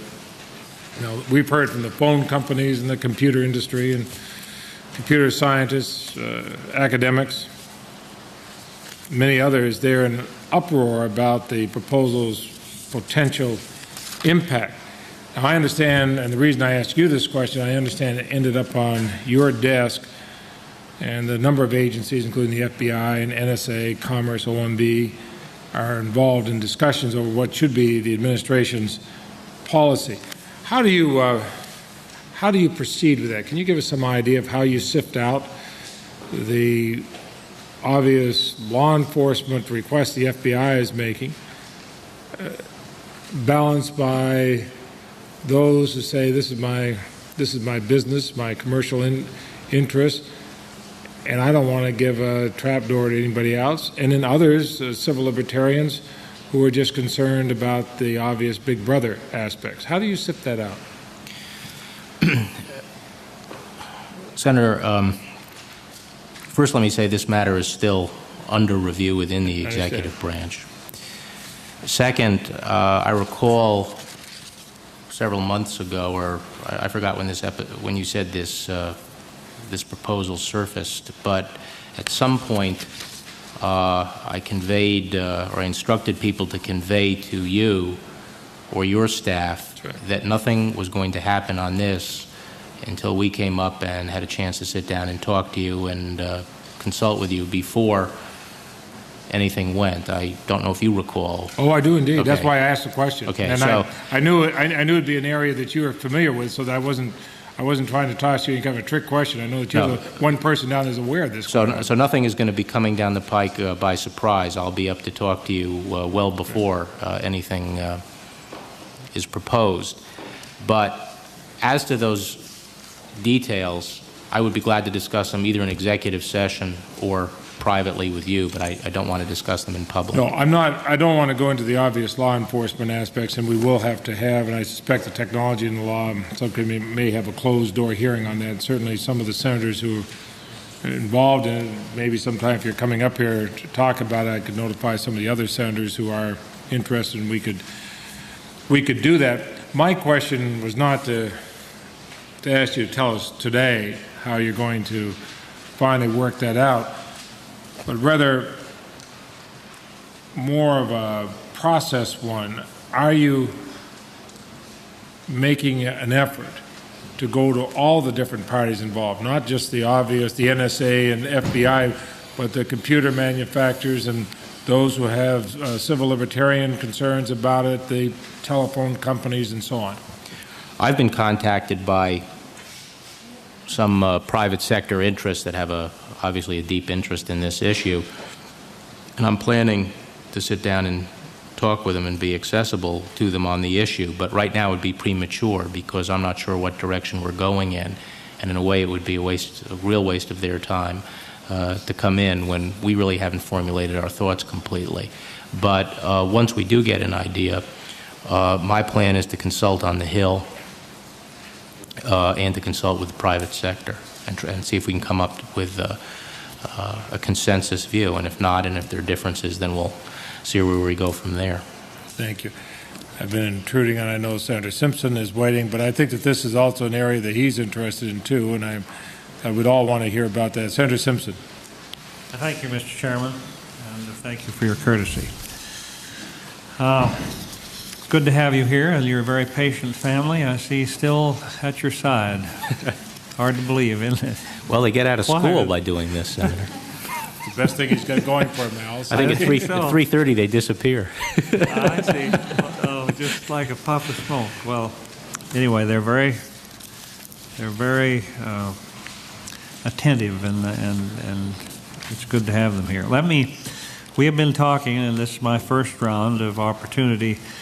Obviously, there's been a lot of discussion of BCCI, and I think we all anticipated that would come. There have been questions in other streams and branches on other things, but let me just, if we could, establish one fact that the outset concerning the BCCI investigation, which happens to be obviously the most topical. Is it not correct that the Justice Department is the lead agency for prosecuting BCCI's money laundering activities, and the Federal Reserve is the lead agency responsible for investigating BCCI's illegal ownership of the First American Bank? Is that not correct? That's correct. However, then the Fed, if they come across evidence that may be potentially criminal, then they would refer it to the Department of Justice. The first referral came on January 22nd, 1991. But we have a separation here that takes place, and then if they do find things, then it's referred on to justice. Correct. I think that's something that is not quite clear sometimes. And now with regard to the Justice Department's investigation of BCCI's money laundering activities, may I just review and summarize what you have already told us and ask you if this is correct. In the first indictment in Tampa, Florida, 2 BCCI corporate entities pleaded guilty to money laundering in January of 1990 and paid a forfeiture of $15 million. And then in July of 1990, all 5 BCCI officials who stood trial were convicted, and they received prison terms ranging from 3 years to 12 years. Is that correct? That's correct, after a 7-month trial. And then a second indictment was filed in Tampa on September 5th, 1991. And in that indictment, 6 BCCI officers, 5 other individuals, and 1 corporation were charged with money laundering crimes, and trial of those persons and entities is now pending. Is that correct? I believe that's correct, although I can't remember if it was the 5th of September. Yes, it was. That's correct. And yet we were left with the impression in some of the pages of our newspapers that somehow one should come away with the impression of the Justice Department investigation of BCCI that the first Tampa investigation only resulted in indictments, and 2, that high-level officials at BCCI were not indicted. And could you again respond to those 2 points just so the record is clear and complete?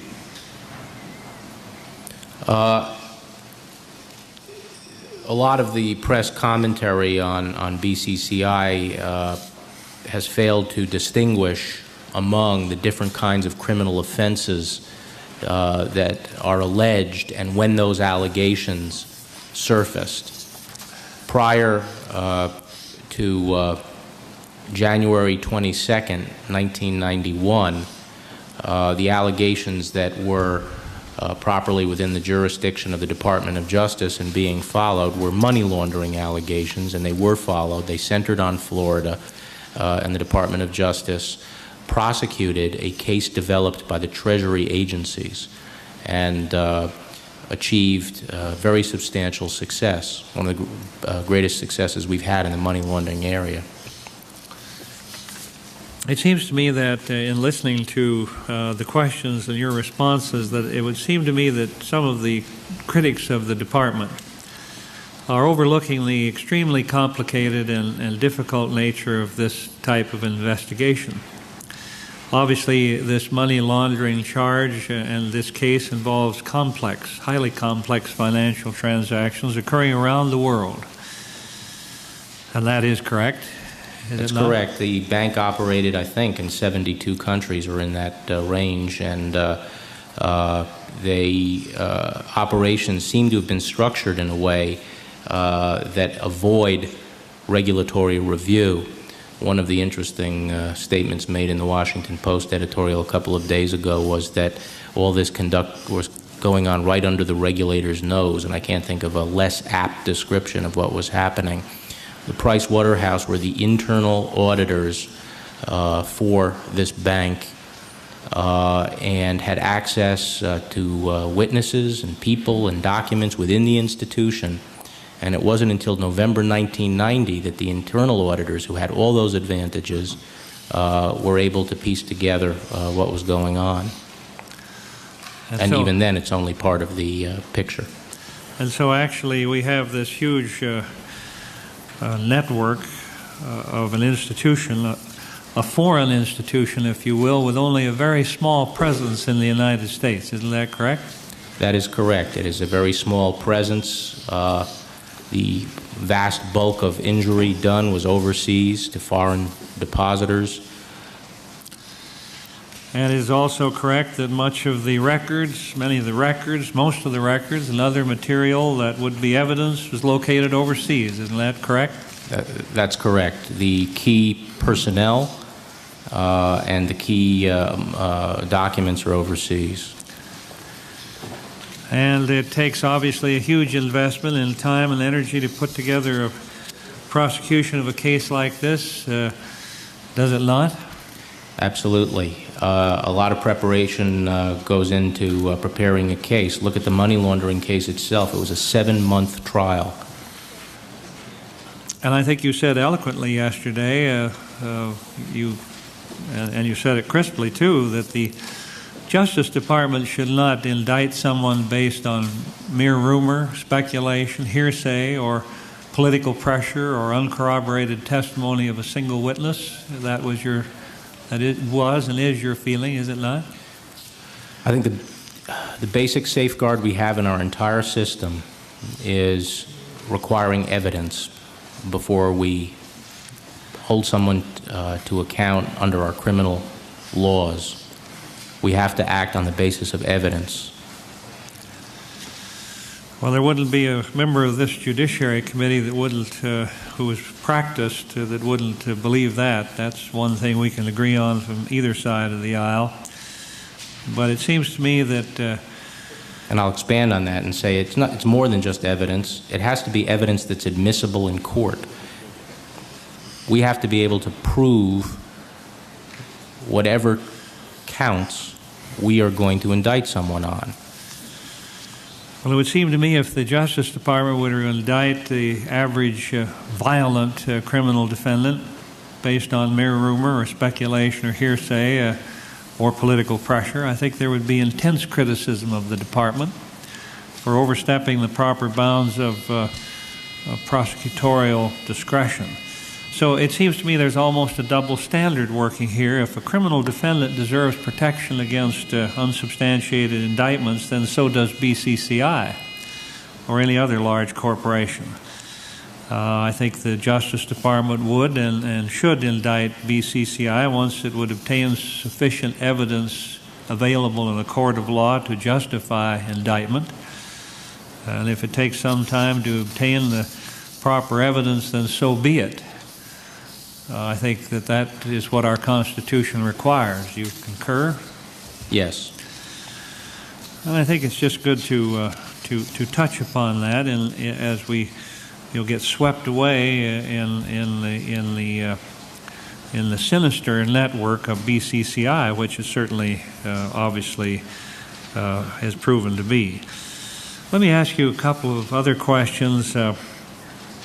I know you've been asked questions about the civil litigation, the federal civil justice reform issue. I have been either the chairman or the ranking member of the immigration subcommittee since 1981, and I've been closely involved in monitoring the activities of some of the Justice Department's largest agencies, or at least one of them. And that is the Immigration and Naturalization Service. And I know Senator DeConcini asked you about that. I've been involved with them for 10 years. Historically, there's been a tendency, I think, to treat the Immigration Service as the long-lost relative or something lesser of the Justice Department. And indeed, that agency has a very tough mission, one of the most difficult missions of any agency. And I might ask you, what do you think are the most important challenges now facing the INS, and how would you intend to ensure that the Immigration Service is a vital part of the Justice Department's priority activities and that their voice is heard within the department? INS's voice is heard within the department. I, since becoming Deputy Attorney General, have had two of my associate deputies working a substantial portion of their time, one 100% and one probably 33% of her time on INS issues. I think basically INS, as you point out, has a difficult mission, and because of budgetary constraints, there's been a period of underinvestment in the agency. And based on the information I have, I think on the management side, there's a need to, and I think this is both what GAO and Norm Carlson concluded, a need to put in place financial systems and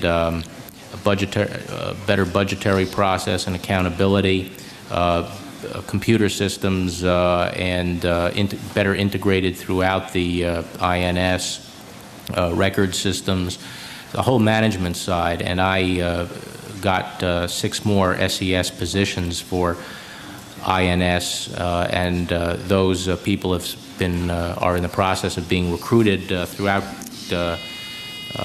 being recruited for INS for these senior management positions. And so upgrading the management side of INS is a key area. Beyond that, I think, as Senator DeConcini said, we have to bolster the Border Patrol, both in terms of manpower but also equipment. Much of their equipment has to be replaced. I think we have to deal better with the backlog of asylum petitions. We created a corps, a specially trained asylum officers corps to deal with it. This year we didn't get as much in the budget as we wanted to get in order to bring those people on, but we are still have made a lot of progress in the asylum area. Inspectors, as you know, there have been a lot of complaints about inspections at airports. We've upgraded that, added inspectors. So I think both on the management side and on the operational side, there's a lot that has to be done, but I think we're moving in the right direction. And I've made INS a higher budget priority in this budget cycle than it's ever been before. So it is something that stimulates your personal interest, to nurture and sustain and supervise this part of your operation in a new way. Yes. I think that's important. And then, of course, we passed a Legal Immigration Act of 1990, and that took effect October 1st of 91. And unfortunately, many of the regulations under that act that the INS is responsible for under that law have not been issued in final form. And there are only 3 members of the subcommittee on immigration and refugee policy. That's Senator Kennedy as chairman and Senator Simon and myself. It is the smallest subcommittee because no one wants to get on it. And we know how that works. And so we do our labors, but I would just say in conclusion, you're certainly not personally responsible for that delay in formulating those regulations, but it may be OMB that is causing the delay. But all I ask you is to make some inquiries into the tardiness of the 90 Act regulations to see if you can break that bottleneck, and if you could give me your views on that at some later time, I'd greatly appreciate it. I think we need to do that. Certainly, Senator. Thank you very much, Mr. Chairman. Thank you. Each of you have had a second round. First round? We've each had the first round. Yeah. And I need a second round. And so do I. So good luck. It's my turn. But you go ahead. I can wait. I'll just wait to the end. I have at least an hour's worth of questions. But you go ahead. I will be very brief in my questions. One is to follow through. First of all, I agree with what Senator Simpson has just said on the regulations and the immigration. One area that you've had something to do with, where I don't know what the right answers are, other than I feel we don't have the right answers, and that is the Cuban detainees. We have, for example, some young immigrants who committed crimes and are now serving long beyond the point of the crime they have been were convicted for. there are a lot of other different circumstances. I don't know what the right answer is. I'm not being critical of the Justice Department because I haven't offered anything that is more constructive than what you're doing. I do have the feeling that our answers now are not the right answers, are not adequate. Any reflections on your part on this?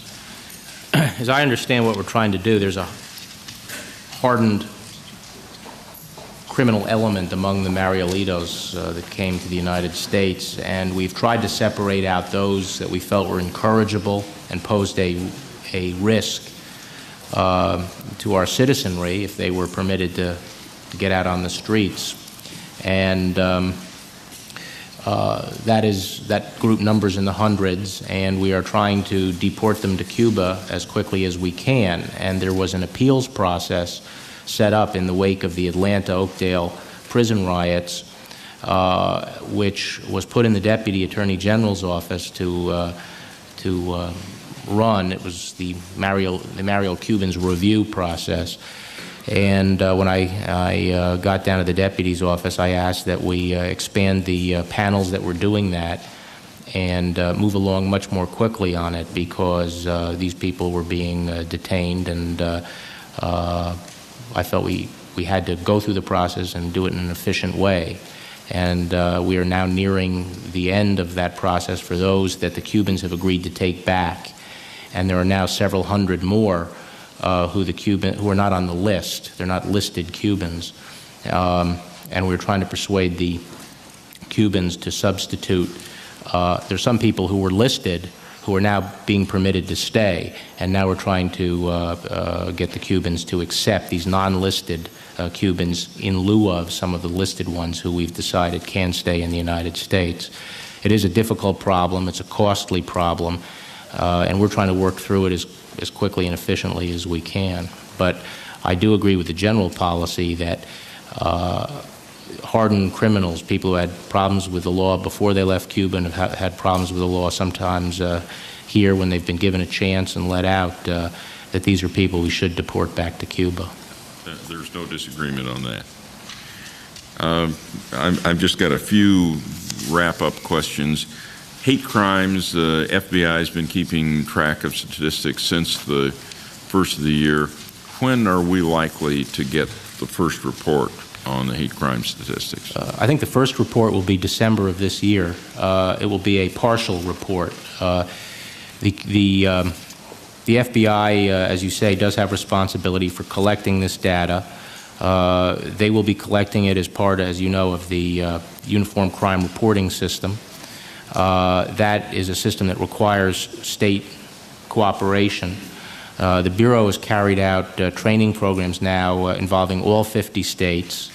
Reports are being compiled. There's still some states that are doing a better job than others, and still glitches that have to be worked out. The first report, though, will be in December, is scheduled for December, and I think it will be prepared. And then the whole system is scheduled to be implemented at the end of 1992. If I may follow through on Senator Grassley's question for the local, either local or other bar associations, an example that we had a bit of a problem with the Department of Justice on, there are nominees for the Court of International Trade. Well, the Bar Association, I don't differ with your pre-nomination process with using the regular Bar Association, but the Court of International Trade Bar Association says we'd like to interview these nominees. I'm not suggesting that you require that they be interviewed, but it does seem to me not unreasonable that that Bar Association should have the ability to request an interview, and that the Justice Department should permit them to be interviewed. The same if a nominee in the Northern District of Illinois, while the American Bar Association is a fine organization, the Chicago Bar Association or the Chicago Council of Lawyers, each of whom have several thousand members, they're the people who are going to be dealing directly, and to at least permit an interview does not seem to be an unreasonable policy for the Department of Justice. I just pass that along. Okay. And the silence, I assume, means you agree with my... as I think you've gathered, understand the distinction between involving them in the pre-nomination process and also versus obstructing access and interfering with candidates talking to them, and that's what I'm willing to explore with these groups. No, I understand, and there is no criticism on the pre-nomination process at all. And it just does seem to me that permitting them, if they want to meet with the other groups. And then one final very important question. You're going to be the chief law enforcement official for the nation. You're the acting chief right now. What about an acting chief who permits 3 girls to skip school? What do you think of that? And may I ask the 3 daughters who are over here, and this is very important now, do you think we should approve your father for Attorney General of the United States? I hope you got that in the record. All 3 said yes. That's better be. It was a 2-to-1 vote. No, it was all 3, and that is powerful testimony. We thank you very, very much, and we wish you the best. Thank you, Senator. Senator Thurman. Thank you, Mr. Chairman. Mr. Attorney General,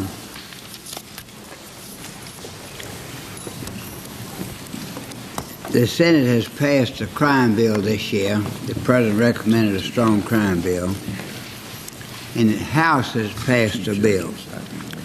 We'll probably go to conference now soon. I wanted to ask you the importance you place on a tough crime bill that provides death penalty provisions, habeas corpus provisions, exclusionary rule provisions. It's an important part of the President's program, Senator, and it's, I think, a very important part of our efforts to combat crime in this country. There are a lot of good provisions in the crime bill. I think we need a federal death penalty. I think we do have to reform the habeas corpus process. We have lost the idea of finality, in my view, through abuse of the writ of habeas corpus.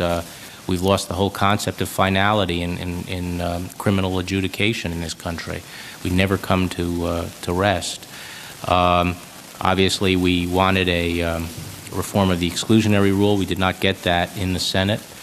There are, from my standpoint, the strict penalties on firearms offenses that are in the bill are very important, especially at this time as we face the violence in the cities. And there are a number of other excellent proposals in the crime bill. So we'd like to see Congress move quickly to conference, and would like to see a crime bill come out of conference that meets the President's objectives. One thing that has clogged the federal courts, too, has been the appeals and the habeas corpus proceedings. This needs reforming exceedingly bad. In my state, for instance, a man came there and asked for coin collectors, found one, killed him, killed 3 other people in the process, injured a woman for life. The chairman remembers came up here and testified, and he was convicted and sentenced to death. It was 10 years before that man finally went to the legislature. Senator Hatch had a case in his state where one went 16 years. People lose respect for the law when such as that takes place. That's extremely important, I think, to get this habeas corpus straightened out. Do you feel that way about it? Yes, I feel very strongly that way about it, not only in death penalty cases, although those are usually the most celebrated examples, but even in other cases. And I know that most people who are not who raise habeas corpus claims for non-capital cases are nevertheless in prison. But I think a hidden a dimension that people don't pay much attention to and should pay more attention to is the impact of endless habeas corpus petitions on the victims of crime. We're not talking about an appeals process. The habeas corpus is a writ that's used after the appeals process is completed. And under our current system, there seems to be no end to it. Criminals can continue, after their appeals are done, to bring endless series of repetitious and duplicative petitions, reopening their cases, going back into the courtroom, and that lack of finality has a lot of wear and tear on people who've been victimized by crime. They never are able to look and say justice has been done and concluded.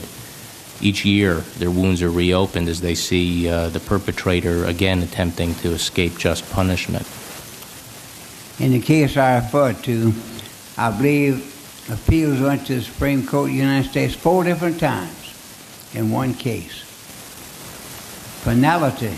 The time's come when we've got to have finality, don't you feel? Absolutely. I want to ask you about another matter. In the Supreme Court decision in U.S. versus Batson, which relaxed the racial bias in jury selection, the House would apply Batson retroactively in its crime bill.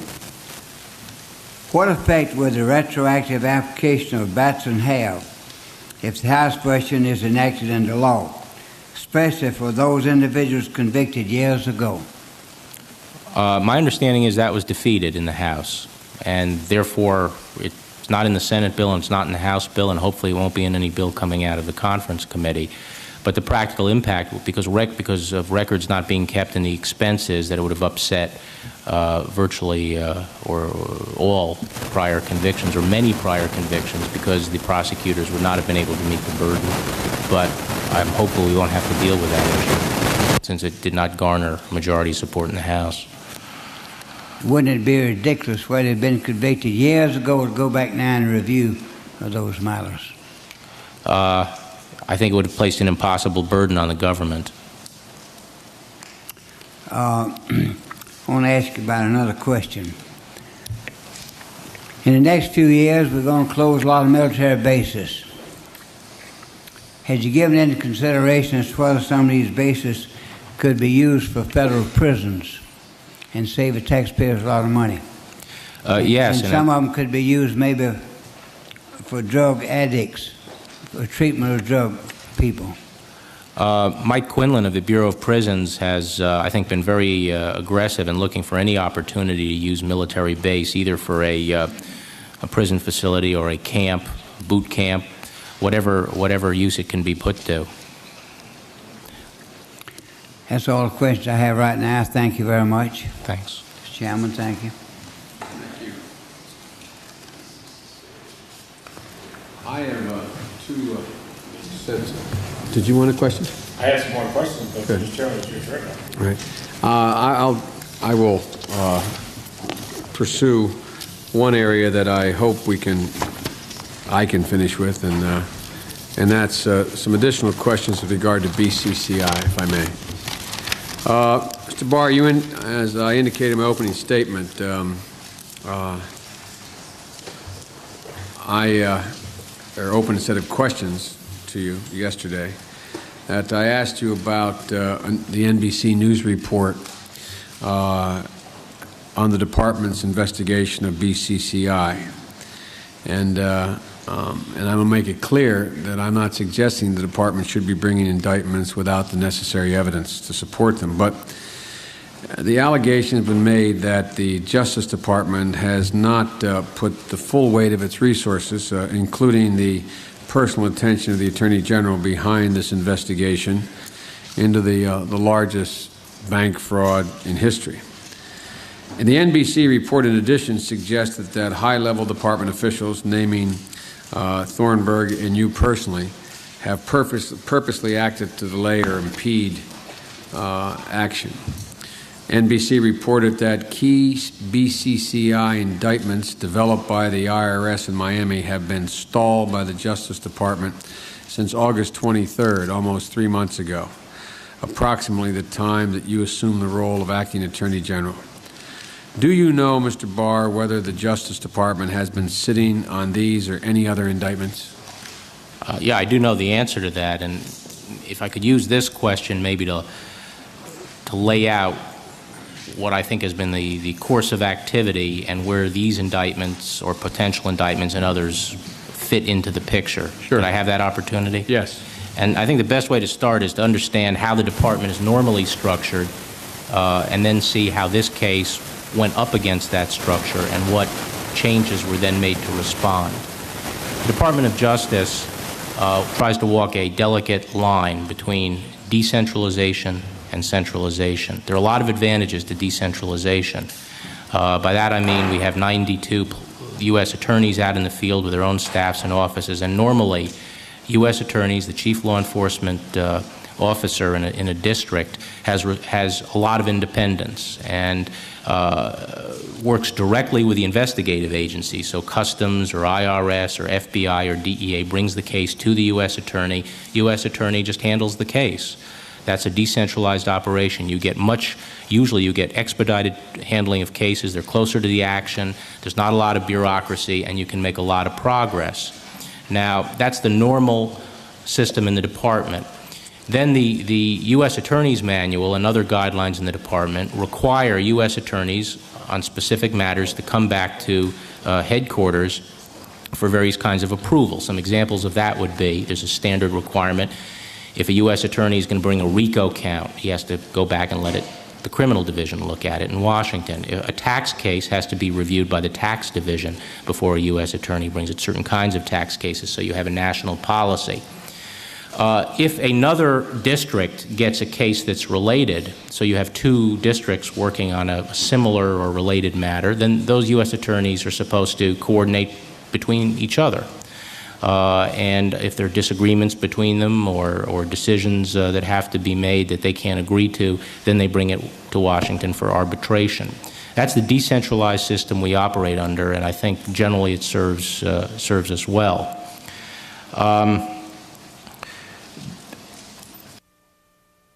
Look at, from our standpoint, is January 22nd, 1991, and then ultimately the period from May to June. May through June of 1991. Prior to January, we basically had an investigation going on in Miami, an investigation activity in Tampa that were BCCI related. They were not jostling up against each other. Whatever may be said of how those investigations were being handled within each district, there wasn't much need for coordination between Miami and Tampa.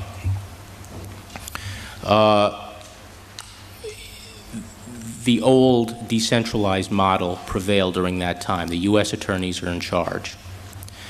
On January 22nd, we received the first criminal referral from the Fed. That related to one financial institution. And how would that come from the Fed? From the Fed to whom? I believe it was from the Fed to probably the U.S. Attorney's Office in the District of Columbia. Yeah, that's correct. Now, see, normally agencies take the referral to the U.S. Attorney, not to Main Justice. So that started up the D.C.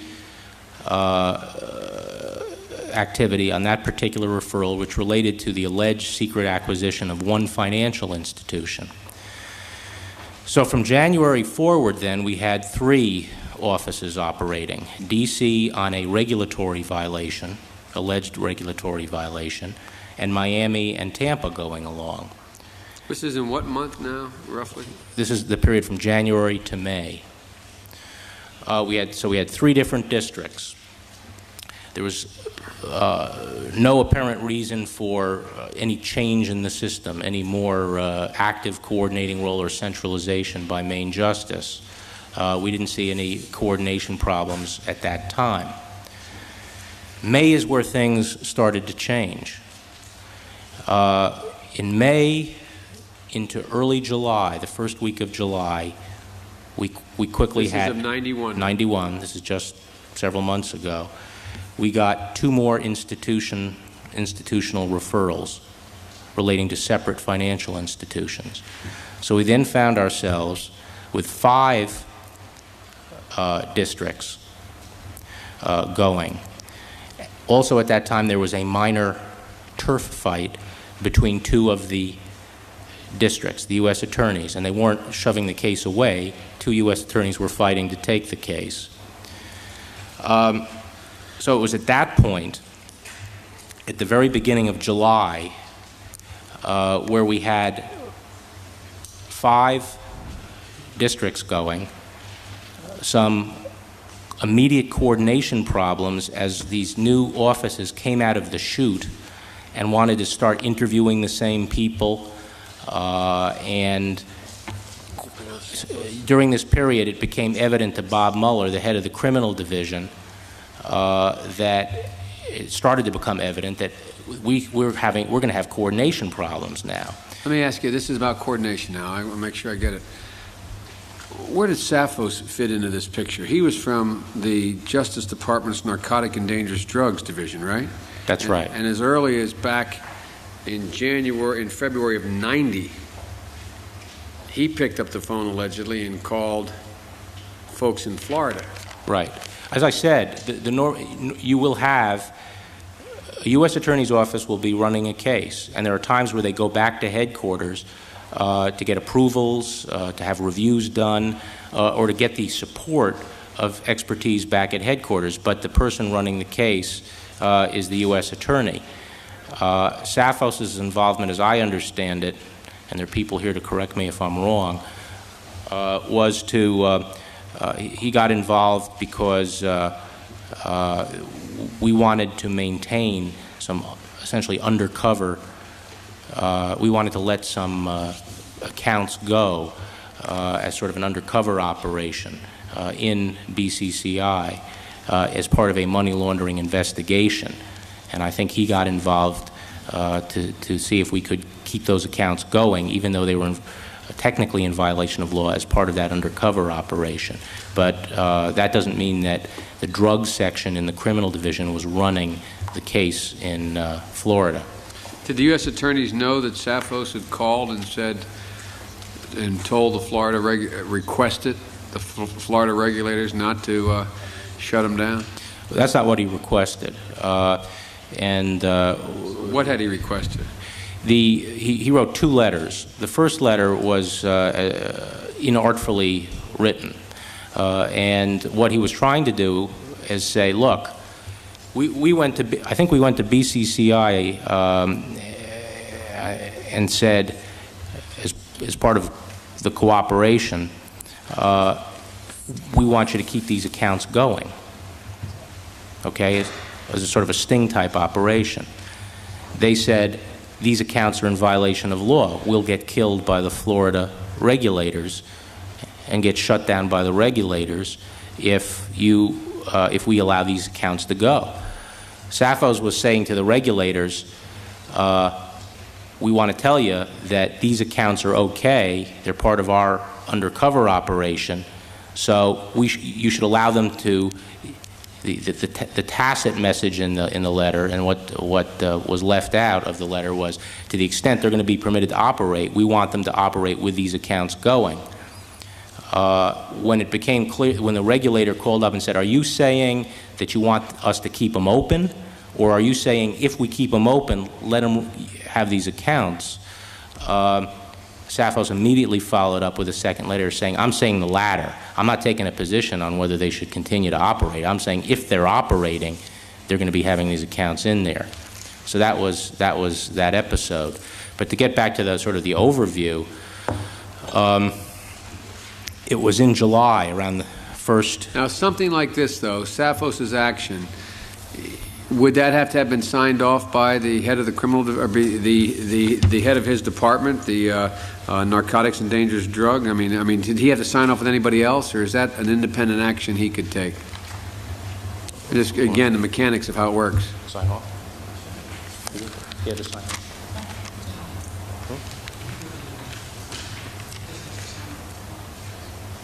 No, but did districts have to go to Sappos to do this? My understanding is that a district doesn't have to go to headquarters to have this done. I'm not sure I'm asking the right question then. Where is Sappos? He's in Sappos does not have to go up to Bob Mueller or anybody higher to do that. Where is Sappos residing? Washington, D.C. was where he resided. He was head of the drug section of the criminal division in Main Justice. Main Justice. Yes. So he's at Main Justice. Yes. And, okay. Go ahead. Okay. In the first week of July, in that time frame, I'm not going to say during the first week, but basically between late May and early July, it became evident with the new referrals, now dealing with 3 financial institutions, similar claims, similar players,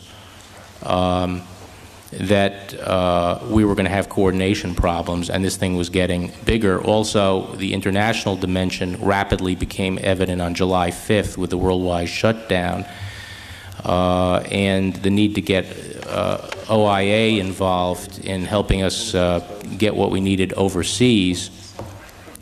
Mueller recommended to Attorney General Thornburgh in July that we had to do more consolidation and more coordination, and we had to start pulling some of this more into Washington. And that is when Attorney General Thornburgh said to Mueller, go ahead, spare no effort, follow the... In this time frame, were you aware of all this? I mean, would you have been called in on this? Would you be part of this? Technically, everything goes through you, to the Attorney General, but in fact, is that how it works? I mean, what did you know about all this at the time? This was basically on my far periphery in the sense that Mueller was basically handling this.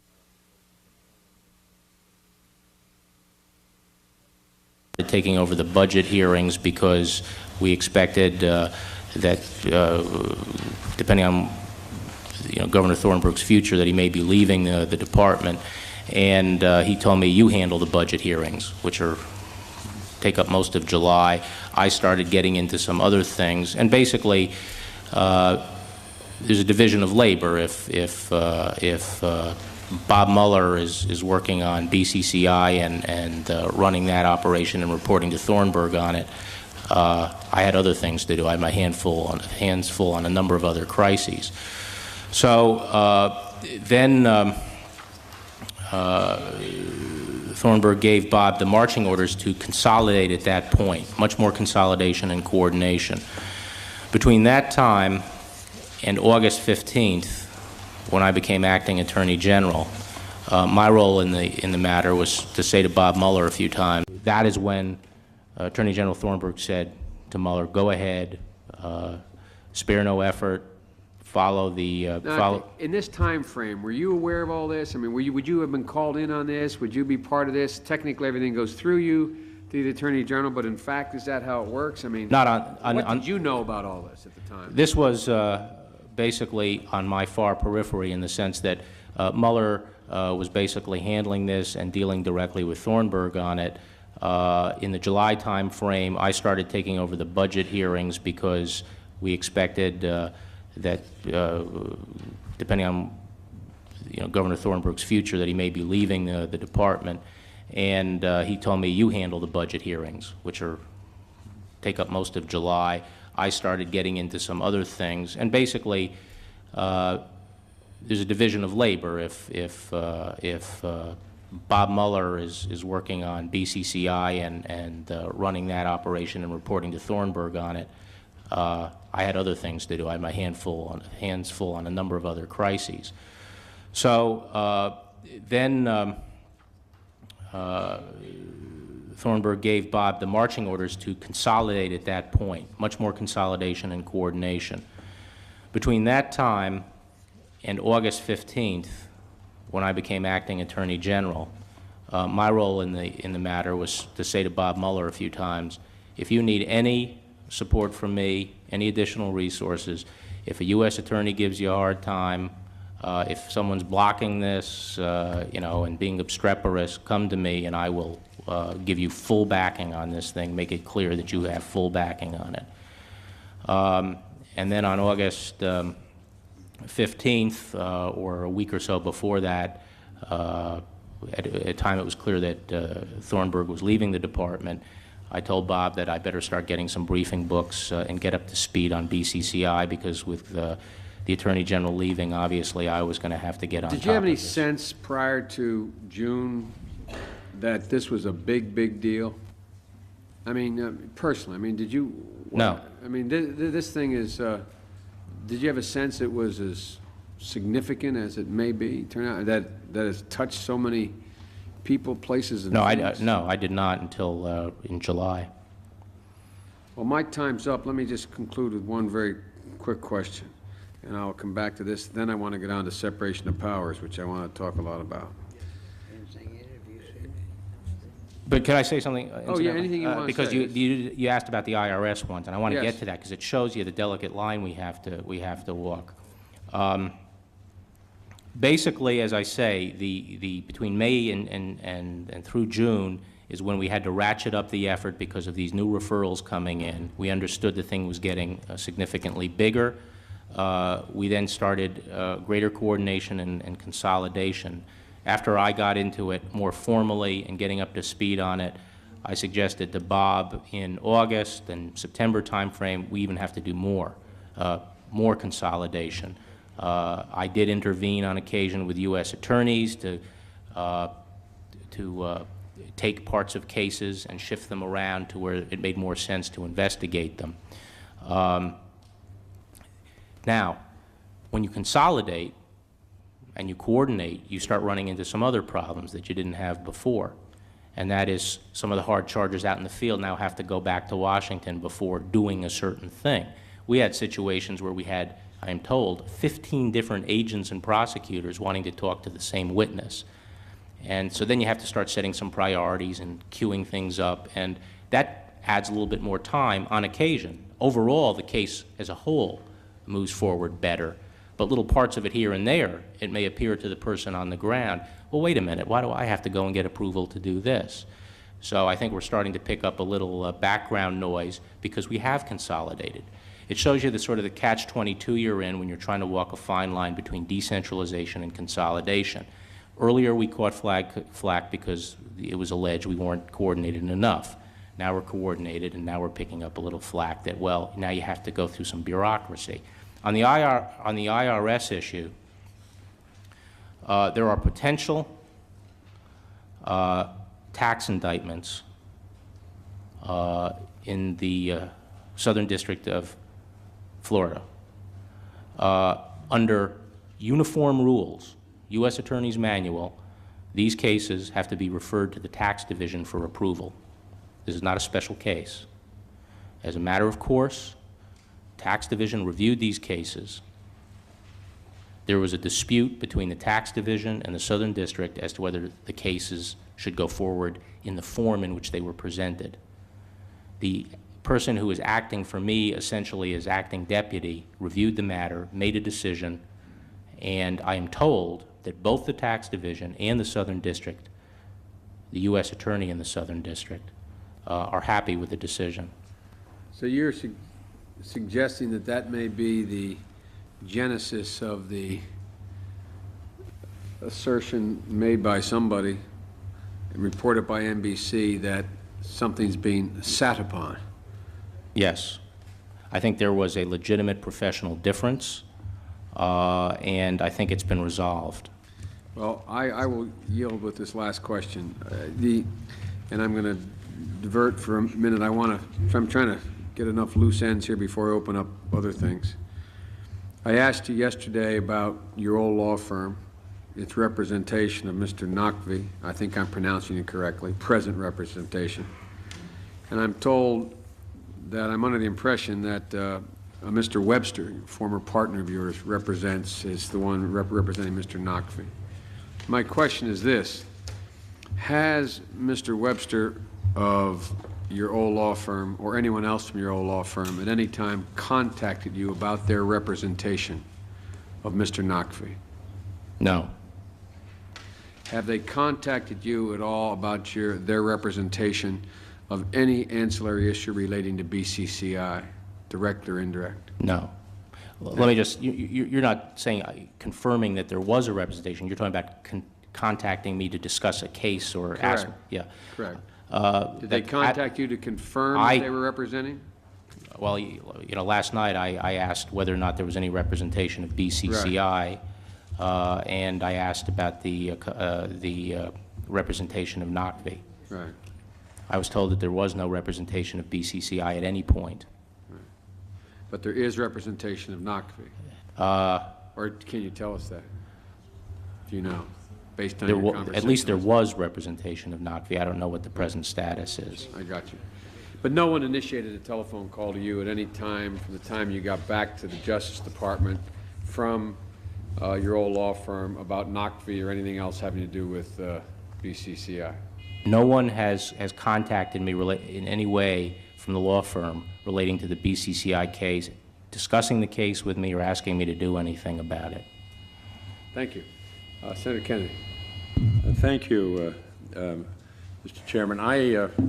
I know a number of my colleagues raised the INS issues, and I don't want to duplicate those. You've made some progress with INS in bringing a greater accountability and policy coordination, which are to be commended. Clearly more has to be done. We have the two major pieces of legislation with regard to illegal immigration and with regard to the legal immigration, which Senator Simpson and Senator Simon have been very much involved in. And we look forward to working with you. I had just a couple of related questions dealing with those. One, and this is with regards to HIV and immigration. The new immigration last year, we gave HHS the authority to decide which diseases should be on or off the list of diseases which exclude people from entry. We made clear that this was purely a public health determination based on the threat to the public. And in January, Secretary Sullivan proposed taking HIV off the list, and he was fully backed by public health experts, including the President's advisor on science and technology. But in May, he issued interim rules keeping HIV on the list while interdepartmental discussions continue. I'm sure you're aware of the press accounts that report that you had a major hand in overriding the HHS, primarily because you were concerned about the cost and the impact on the public health system. Can you tell us what role you played? Sure. In that issue? As I recall, the proposed regs in January embodied a income or financial assets type of test. It said that people could come into the United States as permanent immigrants if they could show the financial wherewithal to cover long-term health care if they had HIV. And INS objected to these regs, felt that it would put a tremendous administrative burden on INS to determine who passed this wealth test and who didn't, and whether or not a particular individual is likely to incur substantial costs and so forth. So up through the department came INS's concerns about it and requests that we support them in slowing this down so that we could consult with HHS about it. And in addition, others in the department had concerns about squaring the conclusion that HIV was not, in the words of the statute refers to it, a communicable disease of public health significance, and the legal rationale that was being used by HHS on this. And at the time, we didn't have any opinion from the HHS General Counsel supporting this position, at least not in writing that we were aware of, was that they were interpreting the term communicable disease of public health significance as saying that no matter how communicable it was, the significance of the disease can be discounted if there's a substantial foothold of the disease in the United States. That is, you only look at the incremental significance of the disease. And we were not sure that was the proper construction of the statute, so we wanted a chance to discuss this with HHS. At some point, some people, some subordinates in the department were communicating with HHS, trying to get them to delay this and try to persuade them that this was not the way to go. And they asked me to weigh in as well. So I called OMB and said I wanted a review of the regulations, and I wanted a chance to weigh in on them. And since then, we've been talking to HHS, and I think we have generally come to, or a consensus seems to be taking shape. I would add that the AMA, after I did this, the AMA issued a letter which essentially supports the position that I took, which was that expressing a concern about having long-term HIV immigrants who would then sap the healthcare services in the United States, which, in my understanding, are already not necessarily providing adequate health care to people who have HIV here, and I felt that that was not adequately considered, and I believe that the latest position of the AMA, or at least the latest one I've seen, supports that.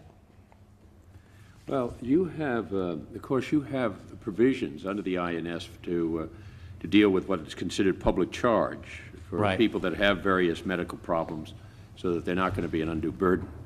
And I think that's certainly understandable, and certainly there was no attempt to alter or change on that particular issue or question. The real issue on this was who's going to determine the basic question of meeting the legislation which is very specific. It said, in health-related grounds in general, any alien who is determined in accordance with regulations prescribed by the Secretary of Health and Human Services to have a communicable disease of public health is significant. And then it would appear that Secretary Sullivan made a judgment after examining the various recommendations of the President's panel, President Bush's panel, and CDC, and made the recommendations, and then it was effectively backed off by the INS. Well, actually, Senator, my concern on the public charge was exactly as you say. What INS was INS was proposing to have Justice Department use the public charge exception, which says that we start making judgments about people with diseases and whether they're going to be able to support themselves. My position was, if we start using, it's going to be hard to sustain. If we start doing that for HIV, first, it's hard to do just on the basis of HIV. It's hard for INS people to make those kinds of judgments. But second, what justification would we have at that point for just doing it to HIV? If we start using the public charge against people with serious medical conditions, then we're going to have to start doing it for renal disease, for heart disease, for cancer. And since most of these people who apply are applying from within the United States, as you know, most of the people who are applying for this permanent status are already here, we'd be in the position of applying this kind of financial test to people who are here in the United States and then excluding them. And when people got wind of this, I had people come to my office. For example, the Catholic bishops sent a delegation over from their group here who are concerned about refugee and immigration issues, saying, don't go down this route of public charge. So I thought that the INS regulations that were trying to shift this issue over to public charge was the mistaken way to go. I thought it raised a lot of policy issues, and I just wanted a chance to have the department, which had legitimate interests in this area, to have them fully aired. Well, as I understand, the AMA concurs with the Public Health Service determination to remove HIV and other disease from the list, leaving only infectious tuberculosis. And then I'm just reading from Dr. James Todd, a president. We do not believe there's a sound public health justification for continuing to exclude aliens who are infected with these diseases, none of which are spread through casual contact. Actually, the last letter I saw, my recollection, and again, my recall may not be perfect here, but AMA wrote 3 letters initially with ever more refined positions. And then more recently, since that letter, I believe, I don't know what the date of that letter is, Senator, they wrote a letter saying that on long term there should be no admission because of the public, the impact on the public health system, but that there should be admission for travel, and that Congress should address this issue. That's the last letter I've seen from AMA, I believe. Maybe I'm mistaken. Well, as I understand, the AMA has been concerned about cost for immigrants, only not concerned about communicability. That's my understanding. Maybe you have another reading on that. Of course, the consular offices at the present time in INS have the authority now to reject persons with disease disabilities at the present time. It's almost never used. Well, they can do it if there's going to be a public check. And I think that would be a very significant public policy change to start not only excluding people. Then, do I understand you? Then what you're really talking about is not cost. You're talking about then the disease. Because if you're talking just about cost, and we're having people come in here with cancer and the other any dialysis and other kinds of health challenges, they're not. You're not prepared to exclude them, but you're prepared to take a general class in terms of HIV, as I understand it. So you're not. It really isn't the cost. Well, remember, the INS regs that I raised concerns about would have excluded permanent aliens, permanent immigrants who did not meet a financial test and do it under the theory of the public charge provision. And my point was, so that was their proposal, and they wanted INS to administer it. But is that's and, for and my concern was, how do you do that and not do it in other areas? That was one of my concerns. Well, they're not prepared to do it with the other diseases, though. I mean, you have to see. I mean, you're making the case very well that they're doing one thing with regard to HIV and something else with regards to other diseases. Senator, all I'm saying is this. This was a complex policy decision. Well, do you have a position just with regards to the health questions? I'm not responsible for health. That's not my area. But if the Secretary of HHS indicates that they don't believe that the HIV meets the falls within the statute of having a communicable disease of public health significance, that's defined in the report. A disease of public significance means ones in which admission of aliens with such disease would constitute a public health threat to the United States. Such determination shall be based on current epidemiological principles and medical standards. So if it meets those requirements, you're prepared to. If an expert agency makes a rule that is not arbitrary or capricious and not in accordance with law, I think that's the legal standard. Then my role ends. Okay. Well, we'll after you're confirmed, can we talk about it? Sure. Good. Let me go into just a couple of other areas quickly, if I might. Let's see. One is on the asylum provisions, which you're familiar with. The good work, the area where I do certainly support what the former Attorney General did on the asylum. You know the backlog that we've had, over 100,000 cases, limited resources.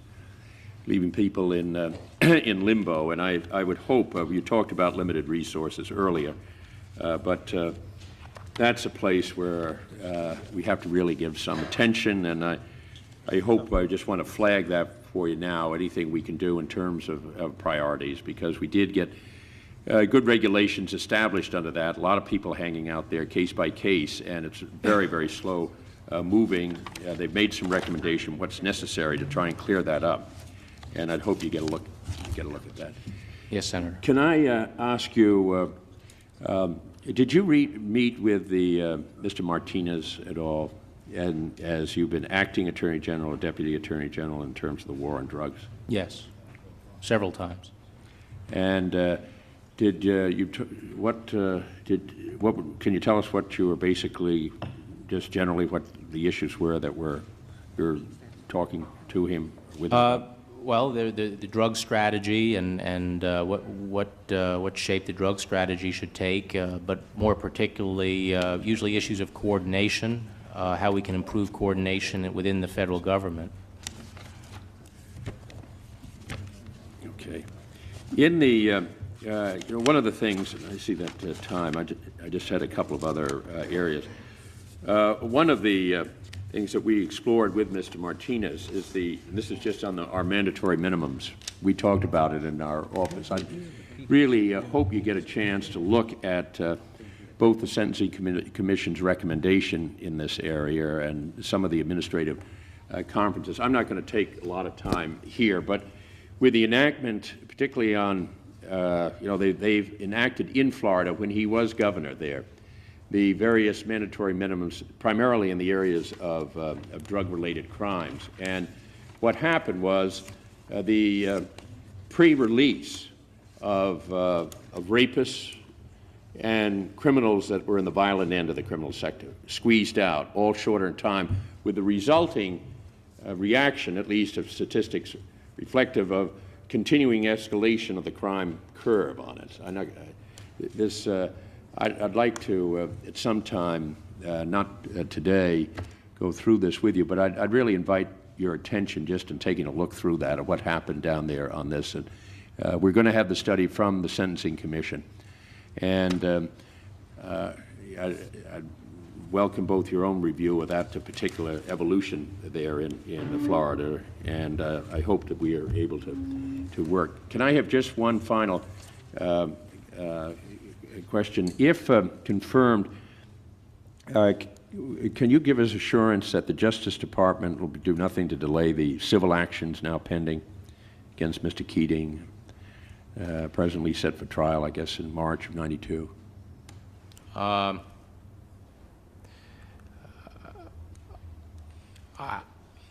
Unless the civil actions somehow impair a criminal investigation or some other potentially more significant civil action. We're coordinating a number of different things, and there'll certainly be no delay for delay's sake, but if the sequence of civil action impaired a criminal case, we might seek some kind of delay. The point that I'm getting at is obviously the delay of the possibility of recovery with the extensive kind of criminal action, just to try and give some protection to, thousands of people who have been adversely impacted, and whether that obviously would be adverse in terms of their ability to pursue their interest. And this obviously affects the consumers on this. Obviously, whatever is necessary in terms of the criminal justice system ought to go forward, but the spin-off on that would obviously delay in a very important way, I guess, the ability of a lot of the consumers to recover, and they're of great concern. You're, as I understand from what you're saying, sensitive to that, and would try, and at least to the extent that... I wouldn't want to be in the position of preventing or being responsible for the loss of a potential recovery that could make victims whole. And I gather you're time sensitive to that particular issue as yes. Well. Good. Senator Specter. Thank you very much, Mr. Chairman. Mr. Barr, in 1986, the Congress passed a resolution generally in support of an international criminal court on the ground that terrorists were avoiding prosecution, and the thought was that there might be a greater likelihood of extraditing or turning over a terrorist to an international criminal court as opposed to sending somebody back to the United States, and the Abu Abbas case was very current at that time. And in 1988, there was a similar resolution passed by the Congress supporting the creation of an international criminal court on the drug bill because of concern at that time that the Mata case might have been one where the fugitive would have been turned over to an international court as opposed to the great disruption which occurred in Honduras. And last year there was another resolution calling for a study, and there are many of us who think that it is an idea worth pursuing, recognizing the difficulties of structuring all the legal procedural requirements, but that something might be structured after a Nuremberg model where if extradition could be obtained, for example, in Colombia, where we're having such difficulties getting extradition, that would be one alternative, or if the country would try the terrorist or the drug dealer there, that would be a desired result. But there ought to be another alternative, and that is to have an international criminal court for situations where the country was unwilling to try a terrorist or a drug dealer and was unwilling to extradite. And I'd be interested in your general views on this subject. I've heard of the proposal, but I've never had the opportunity to look at it and think it through and hear from the components in the department what the pros and cons or legal concerns or advantages might be. But I'd certainly be interested in talking to you about it and finding out more about it. It's important to me that you use the term alternative because my view is that the United States always has to maintain the option of unilateral action in dealing with terrorists. Well, I think that is true if we have control of the situation, and I'm aware of the work which your department has done on the issue of trying terrorists under Kerr versus Illinois. And if you have custody and can bring the individual to trial in the United States, that involves control over the issue. But where you have an Abu Abbas where Italy won't turn him over, nor will Yugoslavia, where you have the terrorists, the drug dealers in Colombia, what I'm looking for is an option. Secretary of State Baker testified in response to a question about a year ago of interest in it. And I will pursue it with you later. One of the difficulties we have is that when the issue is referred back to the bureaucracy, there is a grave reluctance to take some of the innovative approaches which some of the policymakers see. So let's put that on the agenda for a later discussion. Mr. Barr, it was reported that you concluded that the President could use force in the Gulf pursuant to UN Resolution 678 without an authorization by Congress, and I would be interested in your view on that subject.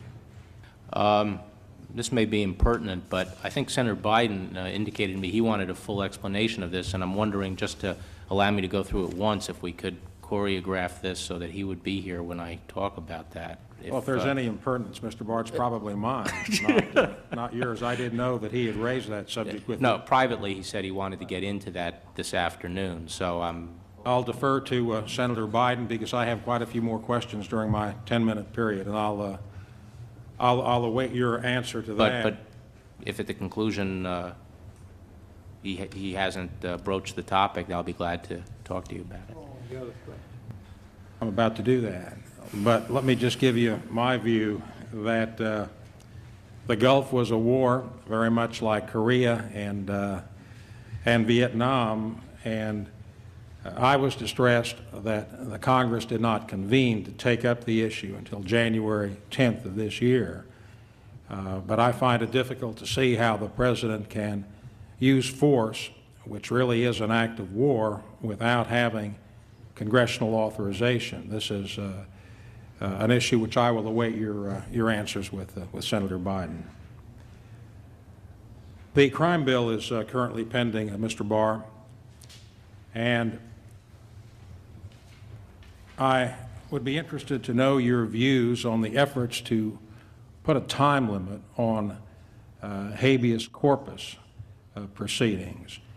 Today, some cases with the death penalty go as long as 17 years. The average time is about 8.5 years. And a number of us have been trying to craft a compromise which would allow one full review by the federal courts without going through some of the maze of technicalities which the Supreme Court has currently established, but in a context where there would be a time limit, 120 days in the district court, a similar time limit in the circuit court, and a similar time limit in the Supreme Court, absent very complicating circumstances, complicating factors which would preclude that on a showing or a statement by the court that they couldn't meet the time limit. These cases arise only about one for every 18 months for district court judges on the average for states like Pennsylvania, Texas, Florida, California, where there are many death penalties. And I'd be interested in your view about the practicality, realism of establishing some time limits on federal review on these cases. I would like to see time limits on the handling of habeas petitions. They have to be reasonable time limits that gives the process enough time to work and are properly sequenced, but I think that that might be fruitful. The other side of that equation is the very restrictive rules which the Supreme Court has imposed on reviewability, and there's a lot of controversy as to that. One of the cases that came out of Pennsylvania, called Peoples versus Pennsylvania, involved a situation where an appeal was taken to the Supreme Court of Pennsylvania, which denied review, and they can do so either on the merits or as a discretionary matter without specifying. The case then went through the federal court system, ended up in the Supreme Court of the United States, and they remanded all the way back on the ground that it was not conclusive on the record that the Supreme Court of Pennsylvania had considered the merits. So it had to go all the way back. And this is a very involved subject, but I would like to discuss it with you further after you've had a chance to review it, because it seems to me that if the federal courts had a little more realistic view, what they're really doing is just wearing out the system and wearing out the petitioners. Because there's no reason why, once it is in federal court, there shouldn't be a full and fair hearing. That's my view, but only one. And perhaps a gatekeeper approach, which has been introduced, where the Court of Appeals would decide whether a successive petition for a writ of habeas corpus. But it's a very emotional issue, and it gets involved with a lot of technicalities. And it's one which I think your department and this committee ought to address. And in advance of the conference, because I think we could come up with a good crime bill which accorded due rights to the defendant and due concerns for society's issues. So I would ask you to take a look at the Peoples case and also Teague versus Lane, which I'm sure you're familiar with, to see if we can't craft something that would make some sense. One of the amendments to the crime bill which I added, Mr. Barr, calls for an annual audit on forfeiture accounts, which came to my attention when my wife, who's a city councilwoman in Philadelphia, sought to have some of these forfeiture monies used in a drug-related field and found that they had been utilized instead for general purposes of the police department. And on a review of the situation, I found that there was no audit, no accounting made as to precisely what the funds were used for. And those are now very, very substantial pools of money, and I would be interested in your opinion, really solicit your support for the Senate position which enacted an amendment calling for an audit on the forfeiture funds. I think we're generally moving in that direction. I think we recognize that to maintain the integrity of the program, it's such an important program, but also recognizing it's a high-risk program, that we have to take steps to make sure that the resources are being properly used. And just how far we go in auditing state and local operations ourselves versus requiring an independent audit and getting certifications as a condition. I'm not sure what your proposal entails, but does it entail a government audit or a private audit and then a certification? It entails a private audit and a certification. It's a fairly fundamental and rudimentary requirement, not very elaborate. Yeah, I think that's the direction we're going in, and I generally would support that. We have had considerable problems in Pennsylvania, and I think this is a national problem, on getting help from the Drug Enforcement Agency, DEA. And I would appreciate it if you would take a look at that aspect of the budgeting, because in some areas, like Erie, Pennsylvania, for example, there has been a real need to have DEA support on a triangle among Buffalo, Cleveland, and Erie, and just an impossible time in getting the attention of the Drug Enforcement Agency. And with the very substantial funding which is available there, I would appreciate your attention to see if we can't get some more assistance on that issue. I'd look into it. Is this a task force or a stationing of an agent that we're talking about? It requires the stationing of an agent there, so that there's a permanent presence and a real coordination and liaison with DEA. Let me very briefly support what Senator Thurman has said about the need for faster processing of the federal judges. We have many vacancies which are present in my state, many vacancies which are present nationally. And I know that there are problems on manpower, but you litigate in the federal courts all the time, and it would be very much to your interest, as well as to all the litigants' interest, would end up saving time in the long run for your FBI agents who wait around for their cases a long time because of overcrowded dockets. If we could expedite the process. We worked through a very comprehensive judicial bill last year with many new judges, and they are lying waiting. And let me strike a partially partisan note. This is November of 1991. I'm very much concerned that by mid-year next year, we're going to start to have caps placed on the number of judges who will be confirmed, as there were in 1988. So it very much behooves us to move with speed to try to get that move forward. Mr. Barr, I have a number of other questions on some of the specifics of the International Court, which I will submit in writing, and a question in writing on the pending authorization for U.S. attorneys' offices in Philadelphia, and perhaps some others. But the yellow light is up, and my colleagues are waiting, so I will conclude now with my thanks to you for your testimony. Thank you, Senator. Thank you, Senator Specter. Mr. Barr, do you feel like continuing, or do you want a little time here? I wouldn't mind a break at some point, but... Okay. If Senator from Arizona would not Mr. mind, Chairman, I'll be glad to yield to the chairman. Our witness, if you have the time, if you got just a little break here. So why don't we adjourn until 10 minutes, or recess until 10 minutes out? Very good. Thank you, sir. I'm sorry. No problem. Yeah, I understand. All right. No problem. I thought maybe he would like to, and he was ready to say yes.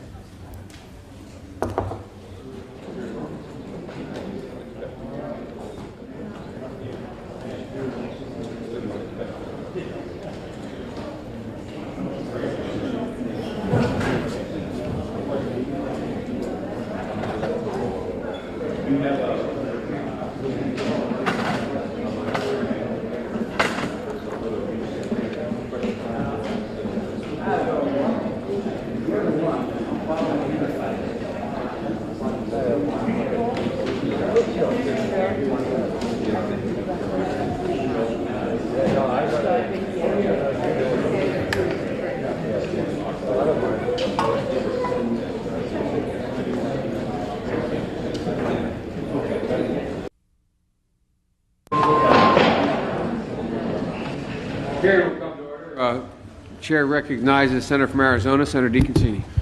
Mr. Barr, I want to thank you. I have been observing these hearings in my office, and for your candid answers to the questions that different members have been proposing here to you, and I appreciate that very much.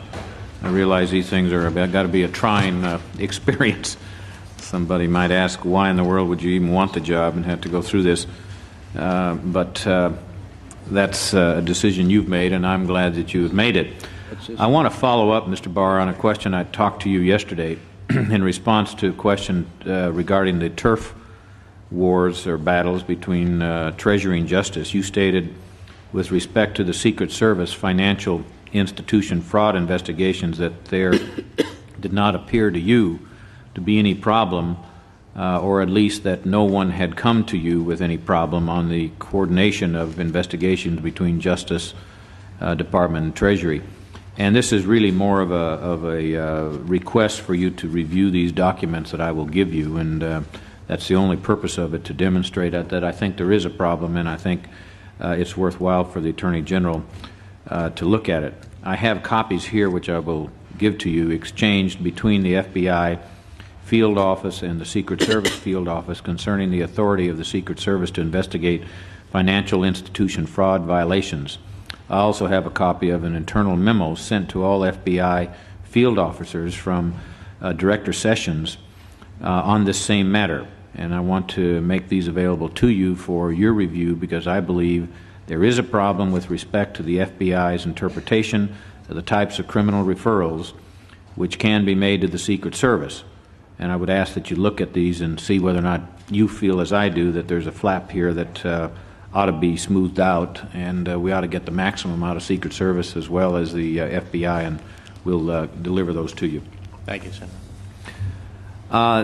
Mr. Barr, the Immigration Act of 1990 authorizes and it directs the Attorney General to designate temporary protected status, known as TPS, to nationals of a country currently in the U.S.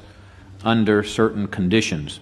And these conditions including ongoing armed conflict or extraordinary and temporary conditions in a foreign state preventing the safe return of country's nationals. And in this case, the designated countries were El Salvador and Nicaragua. Given that approximately 200,000 Salvadorians have registered for that TPS, you will be faced with a decision next year whether to continue the TPS for Salvadorian nationals and Nicaraguans, and thereby extend their protection against the deportation. That authority rests with the Attorney General without the Immigration Act of 1990. This just mandated that they respond to it, and the administration signed off finally on that legislation. My question to you is, do you intend to continue the administration's policy regarding TPS for Salvadorians if circumstances in El Salvador do not change when you must make the decision on this issue? As long as the statutory standards are met, and if the situation hasn't changed, then it would seem the statutory standards are met. I haven't hesitated, nor has my predecessor, to grant TPS. I think we granted it not only for the countries listed in the legislative history of the statute, but then more recently with the Somalis. And that's correct. You have, in this case, and I stand corrected, that Nicaragua was struck from the Immigration Act of 1990. In this case, it's taken us some 6 years to pass this legislation because the Attorney General did not feel it qualified, El Salvador did, for the TPS, and we appreciate, I respect that, though I don't appreciate it or disagreed with it. Finally, the administration went along, as did Senator Simpson, and I'm not interested in extending that legislation. What I'm interested in is just bringing it to the attention of the next Attorney General that when this runs out, they're certainly, assuming the conditions are the same, and I hope that they are not, assuming that they're the same, that policy would not change. That's right. Now, let me ask you a question. It has recently been brought to my attention that a proposed National Drug Intelligence Center is moving forward and will be located in Pennsylvania. And I've also been told that the FBI would be the director of this new center, and that the DEA and the Department of Defense would serve as deputy directors. In 1989, I called for the creation of a National Intelligence Center. However, since that time, it appears that the need for this center certainly has become questionable. And with tactical drug intelligence, or the day-to-day type operations being handled by the DEA's El Paso Intelligence Center, known as EPIC, and CIA's Counter-Narcotics Center, responsible for strategic or long-term intelligence, what will be the mission of this National Drug Intelligence Center? Do you know anything about it? What was the second center you mentioned after EPIC? It's the CIA's Counter-Narcotics Center, CNC, right. responsible for strategic and long-term intelligence on drug. Yeah, I believe this was a DOD appropriation to establish a center in Pennsylvania. That's correct. EPIC is tactical interdiction intelligence. That's its principal function. What NDIC is supposed to be is strategic law enforcement intelligence. And CIA obviously has restrictions on its law enforcement role, and also there are a lot of sensitivities about using intelligence information in law enforcement files. And there are considerations that have to be given to the crosswalk between intelligence collection for foreign intelligence purposes and for law enforcement purposes. But the concept behind NDIC is strategic law enforcement intelligence. Do you have any fears of duplication here between EPIC, CNC, and this new center? I think you always have to worry about duplication or unnecessary overlap when you have a number of centers like this, but they do have discrete functions. Pursuant to the last drug strategy, we are establishing a Law Enforcement Drug Intelligence Council, and that will have the Justice Department and also as the Vice Chair, the Assistant Secretary for enforcement from Treasury Department and other law enforcement agencies. And it's my hope that that council among the law enforcement agencies can help sort out and monitor the intelligence activities in the drug war. Do you intend to look at this after it's established and operating? Would you consider it appropriate for you to review whether or not there is duplication here? I'm deeply concerned about it, obviously, or I wouldn't be asking the questions. I have no trouble with all the intelligence we want to get together, but now to have 3 or maybe 4 different places really bothers me. Absolutely, I'll be glad to. Do you know if the FBI has been designated the director of this new center? I think an FBI person. Did you select the director as the acting attorney general? Do you know? I believe I did. I believe you did too, but I don't know. I'm just asking. It was my intention. Why would you select the FBI, in which drug investigations is only a secondary responsibility, over the DEA? I believe that, and it wasn't a question of over the DEA. I think I'm trying to improve coordination between the FBI and the DEA. I think that a number of functions that both agencies perform, that we should have more, we should have those functions performed jointly, rather than duplicative systems in the DEA and the FBI. And one of those areas that I think we can achieve efficiency and also merge the activity is in the intelligence area.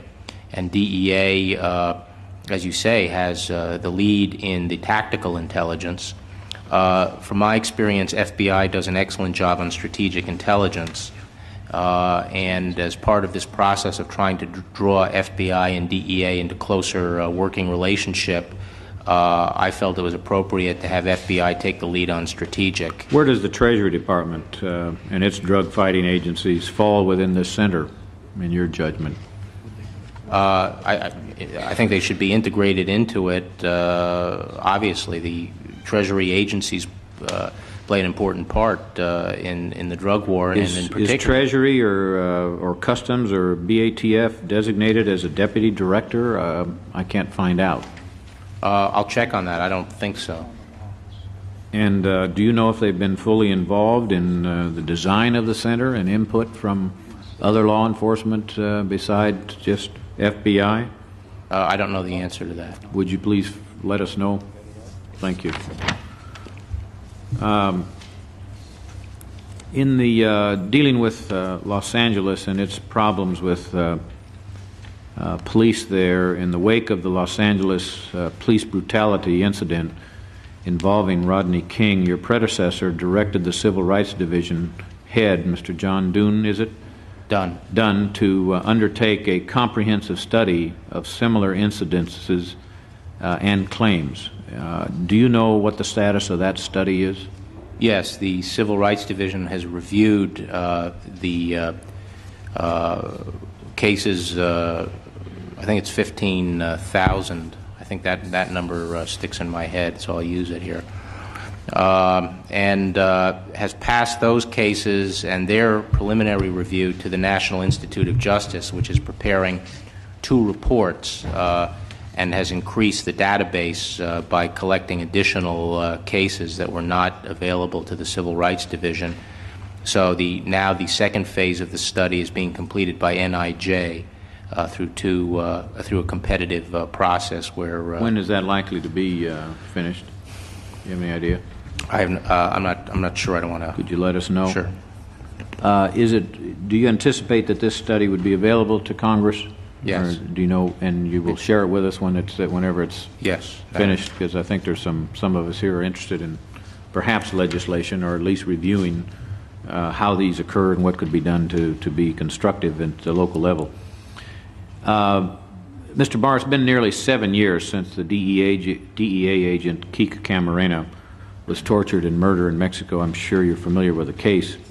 DEA's investigations into Agent Camarena's murders has led to more than 20 indictments, including several former Mexican government and law enforcement officials. When Judge Robert Bonner took over as DEA director last year, he said that the investigation would continue as long as it takes to achieve justice.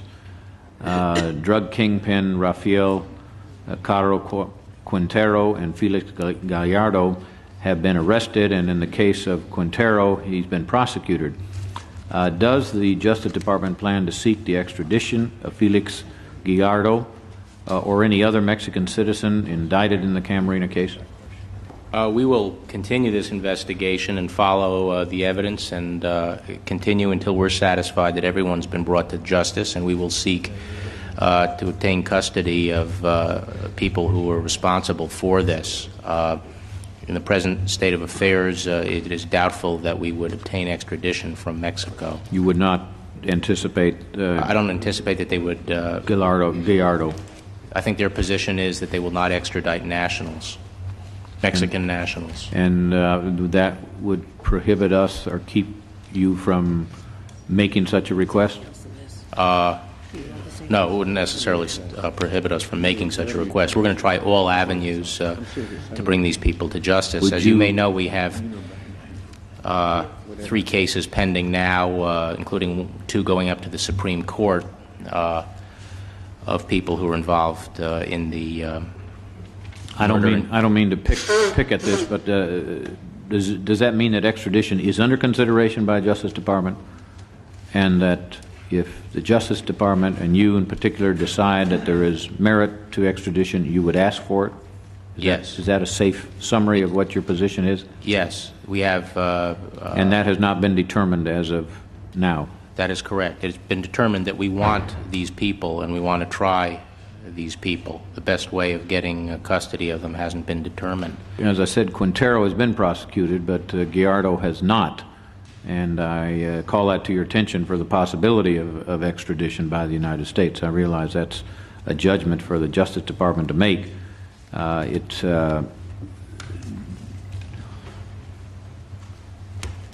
it occur to you that our policy may have been to let Mexican justice do justice instead of our extraditing because of the difficult or embarrassing or awkward international position that might put us into?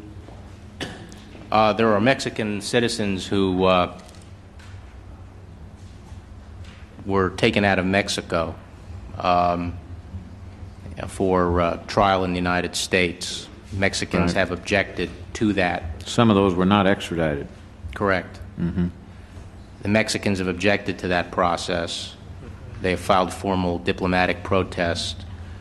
The legality of that informal rendition is now before the Supreme Court.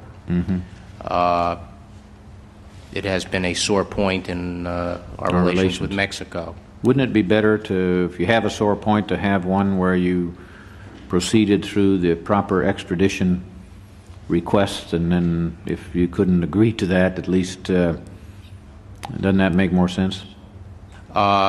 If we could get custody through extradition, it would make a lot of sense. Do we know if everyone indicted in the Camarena case is in custody in Mexico? I don't know the answer to that. Could you supply us with that? I'm interested in that case. Do you believe the Justice Department has done everything in its power to successfully bring every individual involved in the Camarena case to justice, or have you looked at this case at all? I have looked at the case. I'm quite interested in the case. This was a DEA agent that was killed and tortured. Indeed it was, and his family happens to live in my state. You are personally involved in the case then? Yes. And intend to continue to do so, including the question of extradition? Yes. Thank you. My time is up, and Mr. Barr, I know you're going to be so glad to get out of here, so I'm not going to hang around and ask you some more questions. I will submit some questions if you would not mind having you and your people put together some answers for us. Mr. Chairman, thank you. Thank you, Senator. Senator Metzenbaum. Barr, my And by the way, before you begin, Senator, I think I know, as I told you, I'm going to wait to the end to ask the rest of my questions, and I have, I suspect, somewhere between a half an hour and 45 minutes of questions, if that long. And I want to make sure to the senators that remain have questions, there's no time limitation. So if you, but do you have any rough idea how much, so we can 15, 20 minutes, 15, 20 minutes. So my guess is that by 6 o'clock, God willing, and the creek not rising, we will be able to end this hearing. Barr, happy to see you again. I wasn't sure if I was coming back with additional questions, but staff informed me that we'd be unhappy if the hearing concluded too early, so I thought I'd come over and accommodate you. The Justice Department has consistently supported ending the McCarran-Ferguson antitrust exemption for the insurance industry. Most recently, during the Reagan administration, the Justice Department testified before my antitrust subcommittee in favor of eliminating special antitrust protection for the insurance companies. Charles Rue, the Assistant Attorney General of the Antitrust Division, was frank to state that there was, quote, no justification today, end of quote, for the antitrust exemption for the business of insurance. He also testified that the insurance industry has no inherent characteristic that require its protection from competition, end of quote, and that repeal, quote, and repeal of the antitrust exemption for the business of insurance should generate benefits for consumers. In light of this strong statement of support from the Justice Department for repealing the McCarran-Ferguson antitrust exemption and the reasoning on which it was based, can I assume that the Justice Department will continue to support efforts to modify McCarran-Ferguson and thereby end special antitrust treatment for the insurance industry? Senator, I haven't discussed this issue yet with Jim Rill, but I'll tell you that my general disposition is to be very skeptical of exemptions from antitrust for sectors of industry. I think that we should rely on healthy competition, and so I'm very skeptical. Someone would have to make a very compelling case for continuing an exemption from antitrust law. But I haven't explored this yet with Mr. Rill.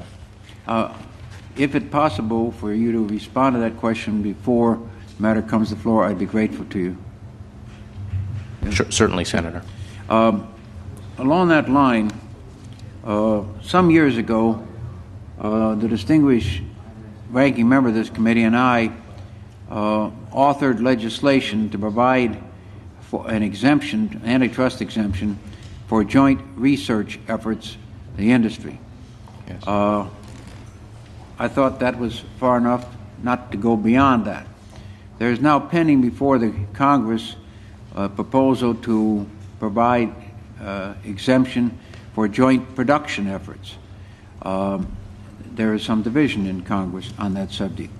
Would you support or oppose legislation to provide antitrust exemption for joint production efforts of industry in this country? My understanding, Senator, is that it's not an exemption, but that it's the rule of reason test, taking it out of per se and a per se violation and treating it under the rule of reason. I don't really believe that's correct. It would apply single damages, but I don't believe that, my recollection is, I don't think it refers to the rule of reason becoming applicable. I think it is an exemption along the lines of the exemption we provided for research maybe 5 or 7 years ago. And I'm questioning you whether or not you, as the chief law enforcement officer, the chief attorney for the country, would think that that serves this nation's interests. Some of us think that that provides an almost open loophole to violate antitrust laws, although it wouldn't be a violation if we change the law, of course. And so I think your position on that is very significant, and I would appreciate your telling me what your thinking is, assuming that it is not the rule of reason about which we're speaking. I'd have to study that, Senator, but I'd be certainly willing to give you my my reaction after I've had a chance to look at it. Would you be good enough to do that as promptly as possible? Let me ask you, even though you haven't studied it, do you have an initial reaction to the idea of providing an additional exemption from the antitrust laws? I'd like to study the matter first and really see what the issues are. Do you believe consumers should have a right to buy at discount, assuming the seller is willing to sell at discount? I'm not sure what you mean by a right to buy at discount. Well, if I own a store and I want to sell to Senator Biden my product at $65, and maybe the list price of that item is $80, should the consumer have the right to buy it from me at $65? I think that discounters should be able to discount their products, but if we're getting into the resale price maintenance issue, I also think that distributors, I would be concerned about a rule that eviscerated the long-standing right of distributors to terminate their distributors as long as it's not part of an agreement to enforce resale price maintenance. I believe that resale price maintenance is a violation, but I'm concerned about abridging the rights of distributors. And I think, I know you have legislation in this area. I think the department has taken a position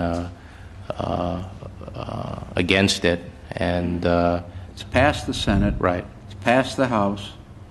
And are you saying that if the Congress sent it to the President, that you would think that legislation ought to be vetoed? I think there's a veto statement out on that bill, and I wouldn't anticipate changing it. Well, there's a veto statement out on just about every bill, so we can't go on that basis. Do you believe the antitrust laws? Well, I'll skip that.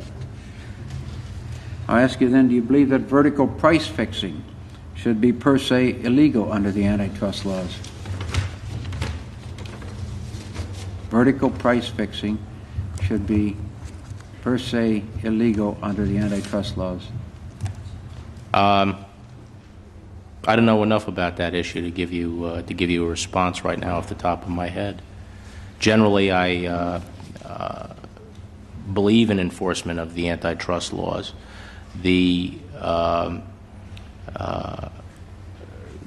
My view is that they are an essential tool to maintaining competition, and I'm not one of those that believes that the market itself always is self-adjusting, and certainly not self-adjusting in time to prevent harm to consumers. And if I felt that there was anti-competitive conduct going on that substantially injured competition, I wouldn't hesitate to intervene. I don't hold myself out as an expert in antitrust law, and I rely heavily on, and will rely heavily on, Jim Rill in this area, and I'm generally satisfied with the direction that he has taken things. I think he has carried out a strong enforcement policy. Mr. Barr, I think I left the resale price maintenance issue too rapidly. Under the Supreme Court decisions, as you know, resale price maintenance is per se illegal. Now, the problem has then developed as to what are the evidentiary standards that have to be used. And you indicated that there is a veto message out on it, but that was under Mr. Thornburgh, which I assume he had interceded with the President. My real question to you has to do with, what does Mr. Barr think? Because what we're talking about here isn't very complicated. It really has to do with whether or not I, as a local merchant, can sell my product to a consumer at whatever price I want to sell it, assuming all other things are equal, or whether a manufacturer can tell me I have to sell it, can tell me that I must sell it at a higher price. And the issue that has before the court, that has been complicated, the subject, isn't whether our resale price maintenance is or is not illegal. The issue has been, what is the evidentiary standard that must be used? And it is in this area that I think the position of the administration, we are in an economically distressed America. We're in an America where people are having trouble finding the money to buy shoes for their children and clothes and a TV if they want it, or whatever the case may be, a new refrigerator. And the question is, will you, as the Attorney General, support the right of individuals to buy at the lowest possible price from the distributor or the dealer, regardless, and support the concept of that individual being able to go to court to protect his or her right? I think it's a basic question. It isn't a question of what the message is that's out there. It isn't a question whether you believe or don't believe in RPM. The question really is, will you support our clarifying the laws sufficiently to make it possible for dealers to sell at the lowest price that they want to sell it at to the consumer? Senator, as I said, I'm not an expert in this area, but my understanding of the issue is whether or not we're going to overrule Supreme Court cases. My understanding is that under current law, if a distributor, if a manufacturer terminates a distributor on the complaint of another distributor, then that is not considered enough to establish a per se violation of resale price maintenance. That current law requires that the complaint and the action, the complaint from the complaining distributor involve some kind of agreement with the manufacturer to terminate the discounting distributor in order to enforce resale price maintenance. And that's the standard now under Supreme Court law of interpretation of present antitrust law, and that what you want to do is reduce the evidentiary standard so that the complaint alone from another distributor could be taken into account, could go to the jury, and there would have to be no requirement of showing some kind of agreement to enforce a resale price maintenance. So the way I understand the issue is whether we're going to change existing law not whether I'm committed to enforcing existing law. I'm committed to enforcing existing antitrust law. I believe in competition, and I believe that consumers are ultimately served by maximum competition. But we do also believe that, and have for a long time, that manufacturers should have unfettered right to determine, within certain limits, to determine who's going to be their distributor. And the way this has been explained to me by the antitrust experts in the Department of Justice is that the evidentiary standard in your bill would go so far as to really substantially impair and abridge the right of a manufacturer to terminate a distributor, and I'm relying on that advice and that expertise. Well, what we're really talking about isn't complicated. That's not the issue. The issue is really whether or not you believe in free enterprise. I happen to believe in free enterprise, and I'm sure you do, and I'm sure the President does. But free enterprise is meaningless if you provide evidentiary standards that are impossible for a plaintiff to maintain, or almost impossible. And what we're talking about here is not the question of what the law is, because there's no question that resale price maintenance is illegal under Supreme Court decisions. And there's no question that under my proposal, there must be a causal connection between the complainant and the terminator. Now, the question really is, can we get the administration to join with us in support of that free enterprise concept? Makes it possible for people who are very much in economic distress, or may not be in economic distress, but many are at this time, to be able to buy at a discount without the seller being fearful of being terminated. And somehow I think there's been misinterpretation at the White House. Somehow it's been made into a bugaboo that doesn't exist, but it's as pro-free enterprise as anything the U.S. Chamber of Commerce could maintain. And what I'm asking you is, and I appreciate the fact you're not an authority on this subject, but what I'm asking you to do is to re-evaluate this issue so that there not be a presidential threat. It came about, I'm sure, by reason of Dick Thornburgh's recommending that to the President. I'm asking you to re-examine it personally, and because I think you're an intelligent man, and I think you'll come to the conclusion that the right thing to do is to make it possible for the dealers to sell at a discount. I'm always prepared to take another look at a legal issue and a policy issue as well, so I'll be glad to re-examine it. You're described as a conservative. I think this is a conservative point of view, but I think it's been misinterpreted by some at the White House, and I would appreciate you looking at it. Am I all right on time? Yeah, you go. Senator Leahy's here, but if you... I won't be too much longer. Is that all right? You want to finish? Another question, Howard? Yeah. Sure. During the last decade, an avalanche of bank mergers went virtually unchallenged by the Department's Antitrust Division. Although the Department reviewed over 9,000 bank merger applications from 1986 to 1990, it didn't bring a single court case to stop a merger.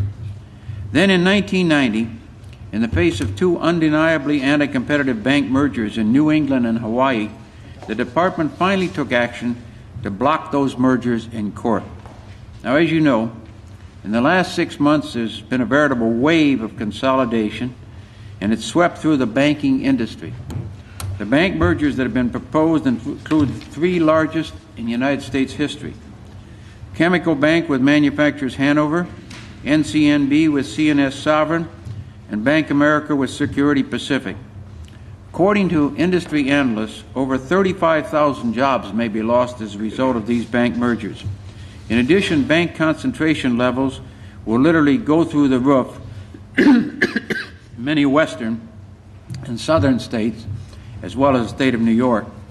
For consumers and for small and medium-sized businesses, consolidation of this magnitude means paying higher interest rates and finding it even more difficult to obtain bank loans. I don't have to tell you how bad the economy is, and I don't have to tell you that banks have already tightened up on their lending without this added pressure. The Department of Justice and the banking regulatory agencies will be reviewing every one of the proposed mergers to determine its effect on competition generally. It is my view that the Department of Justice should take the lead role in reviewing these proposed bank mergers to determine, among other things, how they would affect consumers and small and medium-sized businesses who are the most vulnerable customers in any banking market. As I understand it, the President himself would reportedly agree with my view of the Department's role for bank mergers. You may recall that in 1984, George Bush chaired a task force on regulation of financial services, which recommended that, quote, all anti-competitive analysis for bank mergers be performed by the Department of Justice utilizing normal antitrust standards, end of quote. Question to you, Mr. Barr, is will the Department take a leading role for bank mergers and aggressively challenge those with anti-competitive effects, whether or not it has the support of the Fed or the other banking agencies? I think we've just demonstrated that. I believe that both the Hawaii case and the New England bank case were cases in which the regulators approved the merger, and as you know, they were challenged by the Department of Justice. So I think under Jim Rill's leadership, the division is going to be looking at bank mergers and wouldn't hesitate to challenge them regardless of the what position the federal regulators ultimately took on it. As you know, the Antitrust Division will shortly be coming out with its analysis of the NCNB-CNS sovereign merger. Assuming that they take the position that the merger should not go through, will the Department of Justice go to court to block the merger or seek significant divestiture? I can't answer that. I'll have to wait and see what position they take, and whether it's significant divestiture or some divestiture or whatever the proper resolution of their concerns might be. Thank you, Mr. Chairman. Thank you, Senator Leahy. Senator Leahy. Thank you, Mr. Chairman. Mr. Barr,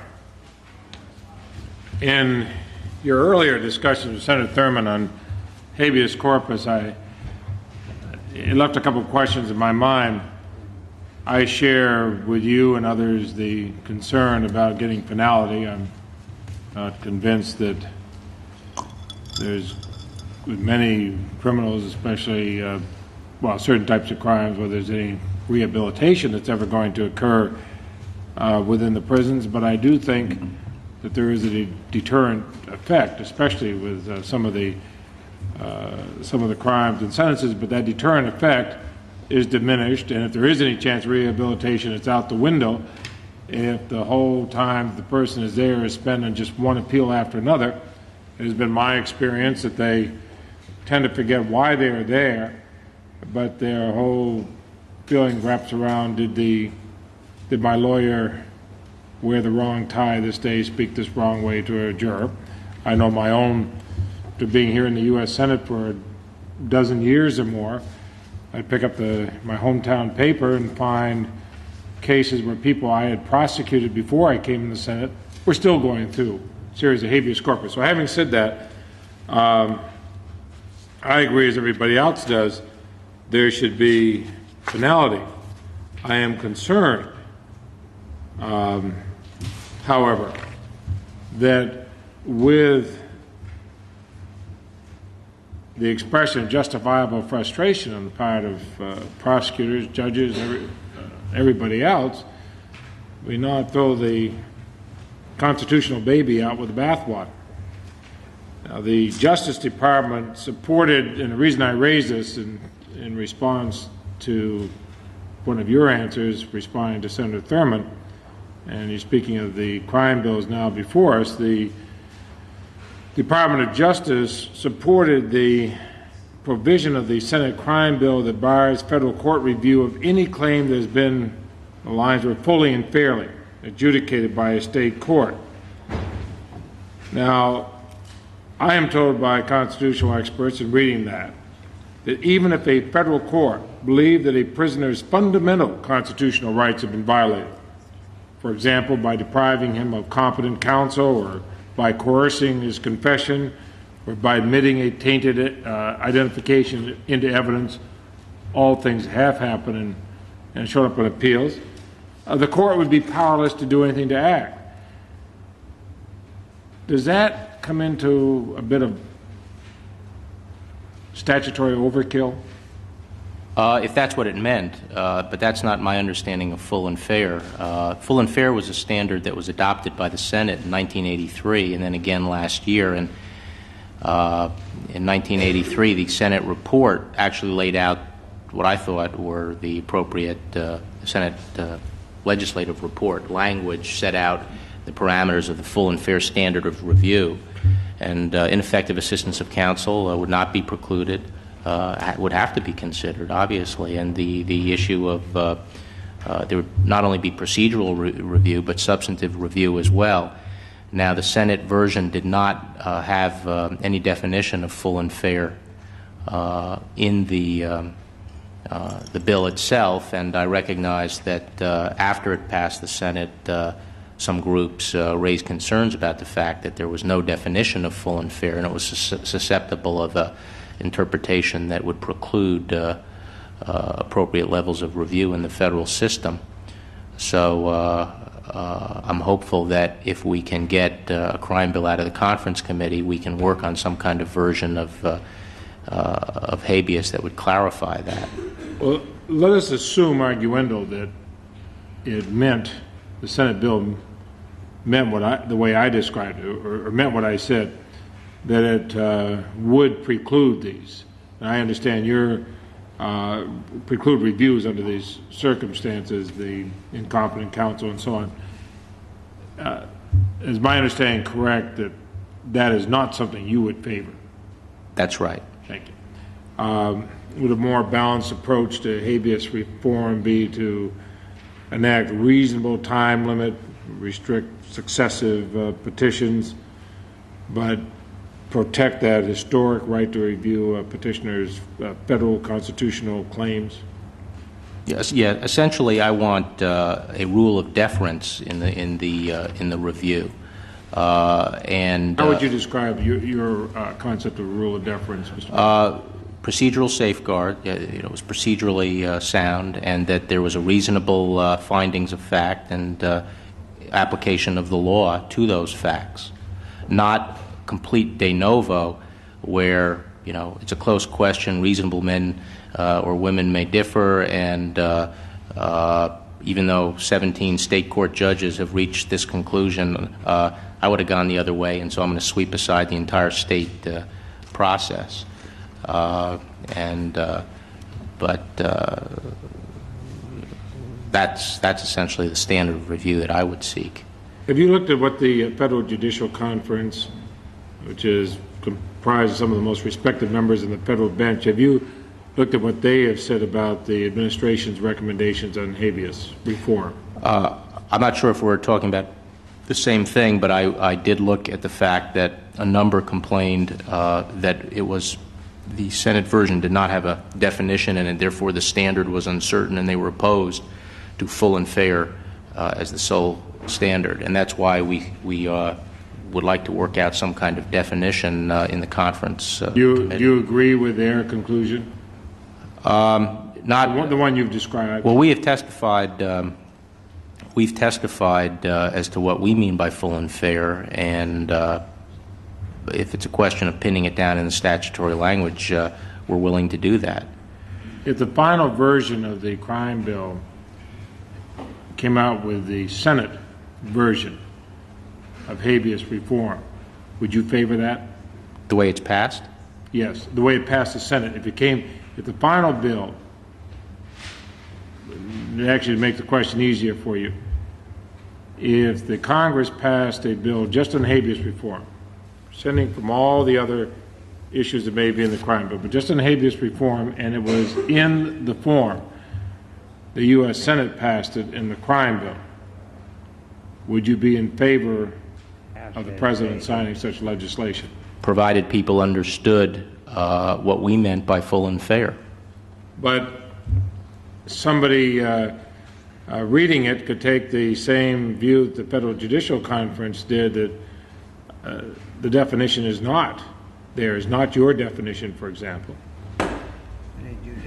That's an argument for putting in a definition, but as I said, we've tested, I think the legislature... That's my point. I mean, what I'm saying in this matter still has to go to conference. I'm seeking perhaps some guidance before we go to conference. I have not made up my own mind whether I want to be a conferee on it or not, because I don't know whether it's going to be, what kind of an exercise it might be. But assuming I am a conferee,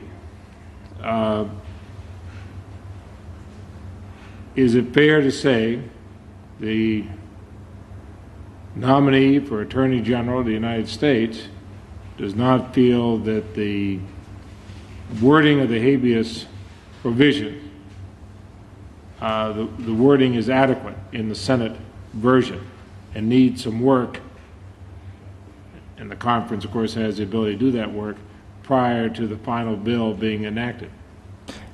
The wording is adequate if people mean what we think it means. This is language that's passed the Senate twice. Would you add to the language?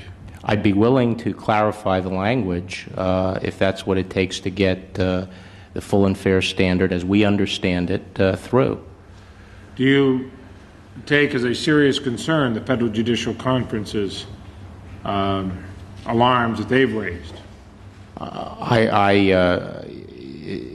I took very seriously their comment that they were concerned that there was no definition of full and fair. That's how I understood the thrust of their position. That's not just a case of them being soft on crime or anything like that. I don't think I've accused them of being soft on crime. Well, I'm not suggesting you have. I'm trying to anticipate arguments others may raise. I mean, these are judges who end up having to deal with this issue day in, day out. They go across, I suppose, the ideological spectrum, but is it fair to say we should take seriously their concerns? You do. Is that correct? I don't want to put words in your mouth, but do you? I paid careful consideration to their concerns. Do they have merit? You can take any statute that's been passed by Congress and say, let's put in a definition of a particular term. If that's what it takes, if it's an accurate definition, then I would support that. If people are satisfied that the meaning is as we say the meaning is, then there may not be a need to define it. I'm not opposed. We can do that in any statute, I understand, but on this particular one, do you take seriously their warning? I think that they say that they're not satisfied that the standard is clear enough. I think it is clear, and I think the legislative history can make it clear. But I don't think the point they've raised is frivolous. McCluskey versus Zant on habeas corpus, basically a state prisoner should be limited to one bite at the apple in federal court. As I read McCluskey, it fairly well followed the Powell Committee recommendations. Do you read it that way? In what respect? On habeas corpus. But I mean, in what respect did they follow the Powell? Well, that there should be this limitation on habeas, basically the one bite at the apple. You recall the Powell Committee recommended that state prisoners be limited to one habeas corpus review of their constitutional claims in federal court. Justice Rehnquist then forwarded that on to the, I believe that came down in fall of '89, the Powell Committee. Justice Rehnquist forwarded to the Congress, asked us for speedy action on it. 101st Congress declined to pass the Powell Committee's proposals. And then when the Rehnquist, the court in McCluskey, in effect, wrote them in the decision. Do you agree with that? I don't know if they were. I don't know. Took the same. They I mean, came the general to the same approach. conclusion. The general approach may be the same. I'm not sure exactly what the standard. I'd have to go back and look at what Powell said. There's a trap door in the one bite of the apple. It's one bite of the apple, except. And I'd have to go back and look at McCluskey and look at Powell to see exactly what the what the loophole is. The Powell committee, their recommendations forwarded to the Congress by the Chief Justice were not adopted by the Congress. My reading, at least of McCluskey, is that the Supreme Court then adopted them themselves in there. If that is so, is that judicial activism on the part of this very conservative court? In what respect would it be activism? Well, it had been recommended to the Congress to do it by congressional action. We did not, so they wrote it in by judicial decision. And that's the way I've always heard it. That's the way I've always heard judicial activism described by those who debate it. Well, I'd have to go back, as I said, and look at McCluskey and then look at Powell Commission. My vague recollection is that the standard imposed in McCluskey is not as strict as in Powell, the Powell Commission report. And obviously, the Supreme Court can't adopt the Powell Commission report because I think the trade-off in Powell for the limitation was states opting into the system by providing paying for counsel. And I'm not sure that Supreme Court can insist that states do that or even hold that option. Talk about the part of Powell which speaks to the limitations. Again, I'd have to study those limitations. I'd be interested in your views after it. It appeared to me to be the same judicial activism that we are warned could happen only in a liberally oriented court. And I just wondered whether there were two types of judicial activism, good judicial activism and bad judicial activism, or whether we went to a more pure, no judicial activism standard. Well, I'll after. I'd be interested. Okay. So obviously your confirmation does not hang on that issue, but it would be an interesting thing if we are maybe for the sake of some in the Senate who give long and lengthy speeches about judicial activism, whether indeed they may have overlooked a double standard. I'll give you my reaction, Senator. Thank you. Earlier this year, the Senate voted in favor of an amendment by Senator Sims that codified an executive order. It gave your office the authority to review agency regulations. The idea was to determine whether they constituted a taking under the Fifth Amendment.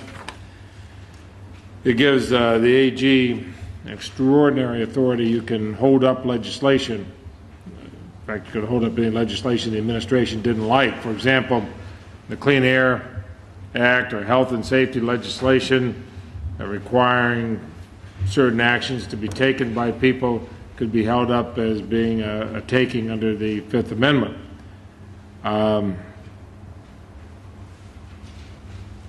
Is that just throwing in another bureaucratic layer? I hope not. Well, what do you think about it? Well, I think obviously, if I remember the Sims amendment correctly, and is that the amendment that says that if agency action is found to result in a taking, then the payment has to come out of the agency's appropriation? Basically. Yeah. Well, under the Constitution, if the government action is later found to be a taking of private property, I think obviously it has to be compensated. And I think one way to avoid unintended takings that Congress itself probably hasn't intended, otherwise the money would have been appropriated for it, that one way of handling that is to have the department responsible pay for it. For example, it was first proposed on wetlands legislation, and then what did not go on that. It was then put on the highway bill, as I understand. It's a fairly sweeping thing. It made me go back and read, and I found where former Solicitor General Charles Freed was talking about people working within Attorney General Meese, and he said, he's speaking specifically of young conservatives working with him, and he said they had, and I quote Charles Freed now, they had a specific, aggressive, and it seemed to me quite radical project in mind, to use the takings clause of the Fifth Amendment as a severe brake upon federal and state regulation of business and property. The grand plan was to make government pay compensation for a taking of property every time its regulations impinge too severely on a property right. My only concern, and obviously if anybody's been in private practice has dealt in cases of condemnation and takings and seeking just compensation, and I've, in my days in private practice, certainly I had cases like that, from everything from building new highways to adding on to shoreline. But the fact the Justice Department has embraced this amendment, is this in any way a backdoor attempt to frustrate congressional intent regarding environmental and health and safety laws? For the record, what's your response? I wouldn't think this amendment has passed, hasn't it? Right. But it was embraced at the time. Excuse me? I'm talking about the support that was given it at the time it was before the Congress. The strong support was given by the Justice Department.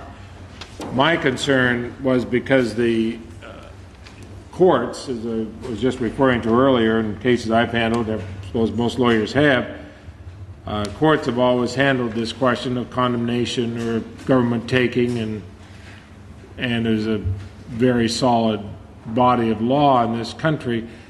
What concerned me is why the Justice Department was so eager to back this amendment to get the executive branch involved. Was that to frustrate congressional intent regarding environmental or health and safety laws? Well, I don't think it could be to frustrate congressional intent if Congress passes this second statute. I assume Congress's intent is that they want to avoid takings, or if takings are done by regulation, then they want it paid for. Well, why is it needed beyond what we already have? I mean, it's on the highway bill now, which is, of course, tied up in conference, but when it passed the Senate, it had strong support from the Department of Justice. My view. Why do we need this extra? That's all I'm trying to figure out. I guess my view is that it will police against unintentional takings that result in substantial cost to the government down the road. I'm sorry, you want to run that one through again?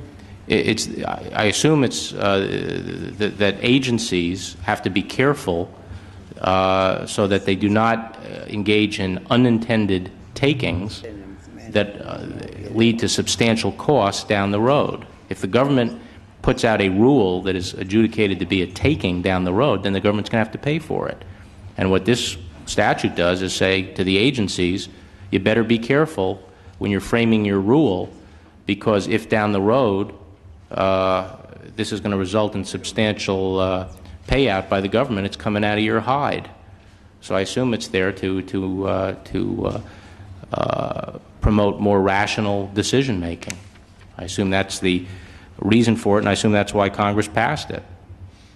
Oh, Congress passed it with a very, very strong urging by the Department of Justice.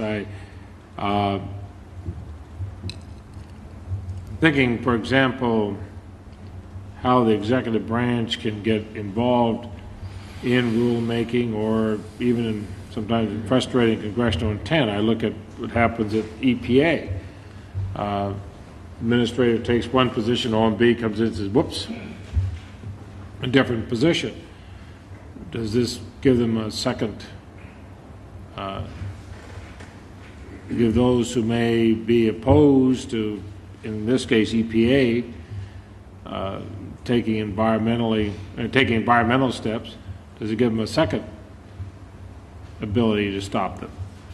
I don't know the answer to that. I assume what it will mean is that people have to focus on the potential costs, or the risk of costs down the road. And since we're trying to avoid unexpected liabilities on the part of the government, it probably is a good idea. When the U.S. Sentencing Commission recently released a report indicating the vast majority of federal judges oppose mandatory minimum penalties. We passed those here in the Congress with a fair amount of enthusiasm, but I was kind of struck by that. I've always taken the position that there's certain crimes that I feel a mandatory minimum sentence makes sense. I argued that earlier as a prosecutor. I voted for some here. But I was struck by the Sentencing Commission because half of the federal prosecutors interviewed in the study also thought that mandatory minimums were bad policy. They thought that some were too harsh. Many resulted in too many trials. The chief federal judge in my state, Judge Billings, whom I've known most of my life, wrote to me and said, this type of statute denies the judges the right to bring their conscience, experience, discretion, and sense of what is just into the sentencing procedure. You must have looked at this, and I would assume the Department of Justice has an ongoing review of the question of mandatory minimum. Can you tell me your philosophy? I've asked the Criminal Division to review the Sentencing Commission report and give me their reaction, and it's a matter I'll be taking up with the U.S. attorneys, the Attorney General's Advisory Committee, which represents the U.S. attorneys. So you were correct in saying that we always have it under review. I can tell you my general disposition, and that is that mandatory minimums are an important tool in certain limited areas, and the two areas that I think they're important in are drugs and guns. And in the drug area, I think that they are a valuable tool because they're necessary to help dismantle drug organizations. The principal federal role is the dismantling of drug organizations, and as you know, the way that has to be done, or invariably done, or usually is done, is from the bottom up. And mandatory minimums gives the prosecutor the leverage that I think the prosecutor needs to work our way up the chain and into an organization. And I also think, given the gravity of the drug problem, that it is a strong deterrent, and we need that kind of strong deterrent. And the same goes true in the gun area. Those are the two areas that I am disposed to support mandatory minimums, but we also get complaints about them, and we are reviewing the Sentencing Commission. We're looking at some areas where potentially mandatory minimums may be unjustified, and I'm also concerned, obviously, about prison space. We'll agree that there is a serious question. I mean, this should not be considered something just locked in stone and not looked at. Oh, absolutely not. I think we have to continue to look at it. Let me talk about both the drugs and the guns, because these are both areas where I've supported mandatory minimums. I feel anybody using any kind of weapon in a crime, for example, should have an additional penalty separate from the crime itself for that. They use a knife, a gun, a baseball bat in a robbery, for example. Whatever the penalty is for the robbery, apply that, but then apply a separate, distinct penalty for the use of the weapon. I have no problem with that. I have no problem in taking as strong stand as we can against major drugs. But what concerns me, Mr. Barr, is that as we federalize more and more things that are basically state crimes, I'll use drugs first, that there are some of the cases, possession cases, relatively minor possession cases, which would ordinarily be handled on the state level within some concept of how the state feel about them, or how the prosecutors, the judges, and so on the state feel.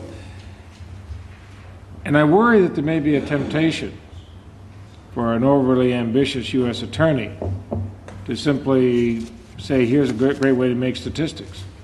I sent 29 people to jail last month or last week or whatever the reporting period might be, and they all turn out to be relatively minor cases that normally would have been handled by the sheriff's department or the police department or the local prosecutor,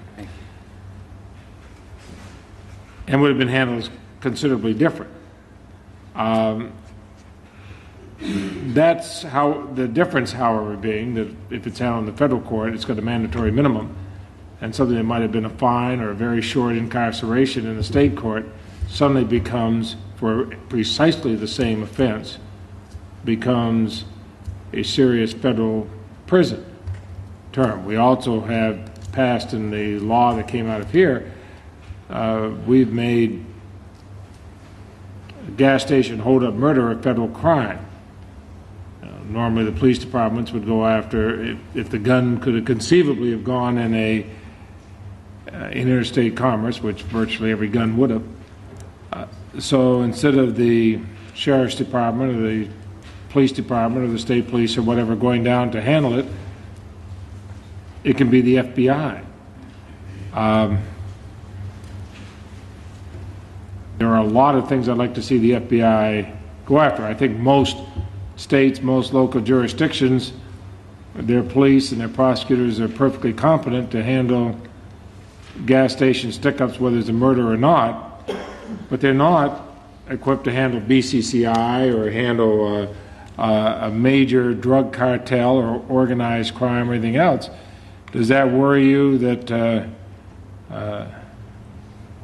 perhaps we're taking what have to be valuable resources of the Department of Justice away from them simply because it looks good in passing crime legislation here? I think we have to be very cautious at the federal level about federalizing activity that should be controlled by the state, local enforcement authorities. And I think that we constantly, in federal law enforcement, we have to be constantly on our guard to make sure that our policies make some sense and that we're not out there dealing with low-level, serious, but nevertheless low-level criminal activity from the federal government's standpoint, activity that could be just as effectively handled by the state. And I think we can go about this in two ways. First, I think we have to make sure that we are employing the federal tools on what someone who may appear to be a small-time offender for a specific policy objective. For example, most of the drugs distributed in Charleston, West Virginia, I think, come from Columbus, Ohio. And it may be that a mule coming down from Columbus, Ohio, to make a drug sale gets off the bus in Charleston, not carrying much. That might be a good case for the feds to handle because it may help us go back up the chain and find and get to the organization in Columbus. So we have to make sure that those kinds of cases are related to our objective of taking down drug organizations, that we're not just doing street crime to run up stats. And I think that's a legitimate point. And that's a concern I have. That's why the OCDEF program, which is, as you know, the flagship of our anti-drug effort, now over the past more than a year has made it very clear that we emphasize quality over quantity. We are not interested in running up the stats, and performance in OCDEF is not numbers. It's the quality of the case. So that is a constant concern. We have to monitor it and make sure that's not going on.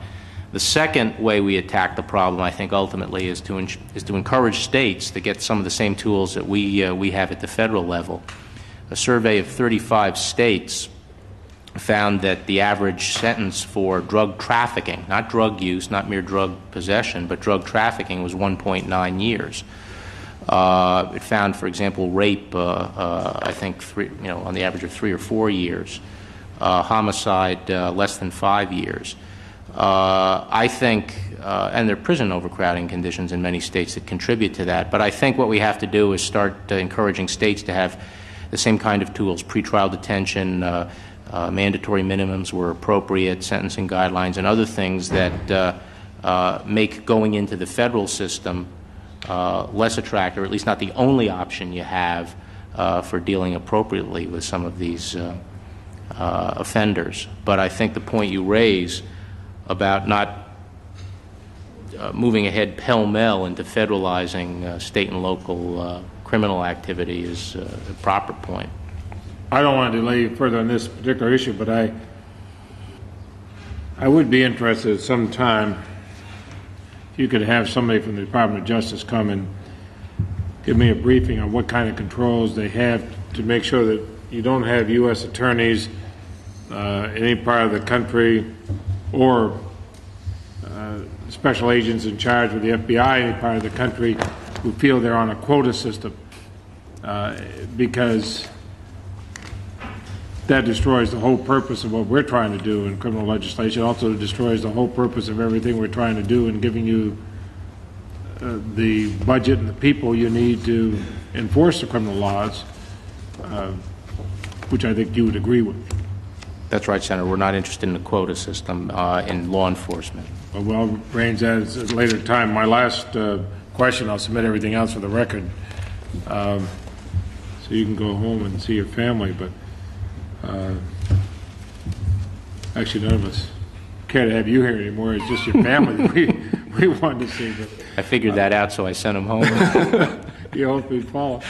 Mr. Barr, a recent GAO investigation revealed as an investigation of computer security lapse that the Department of Justice may have compromised highly sensitive information when the U.S. Attorney's Office in Lexington, Kentucky sold surplus computers without first erasing information from their memory.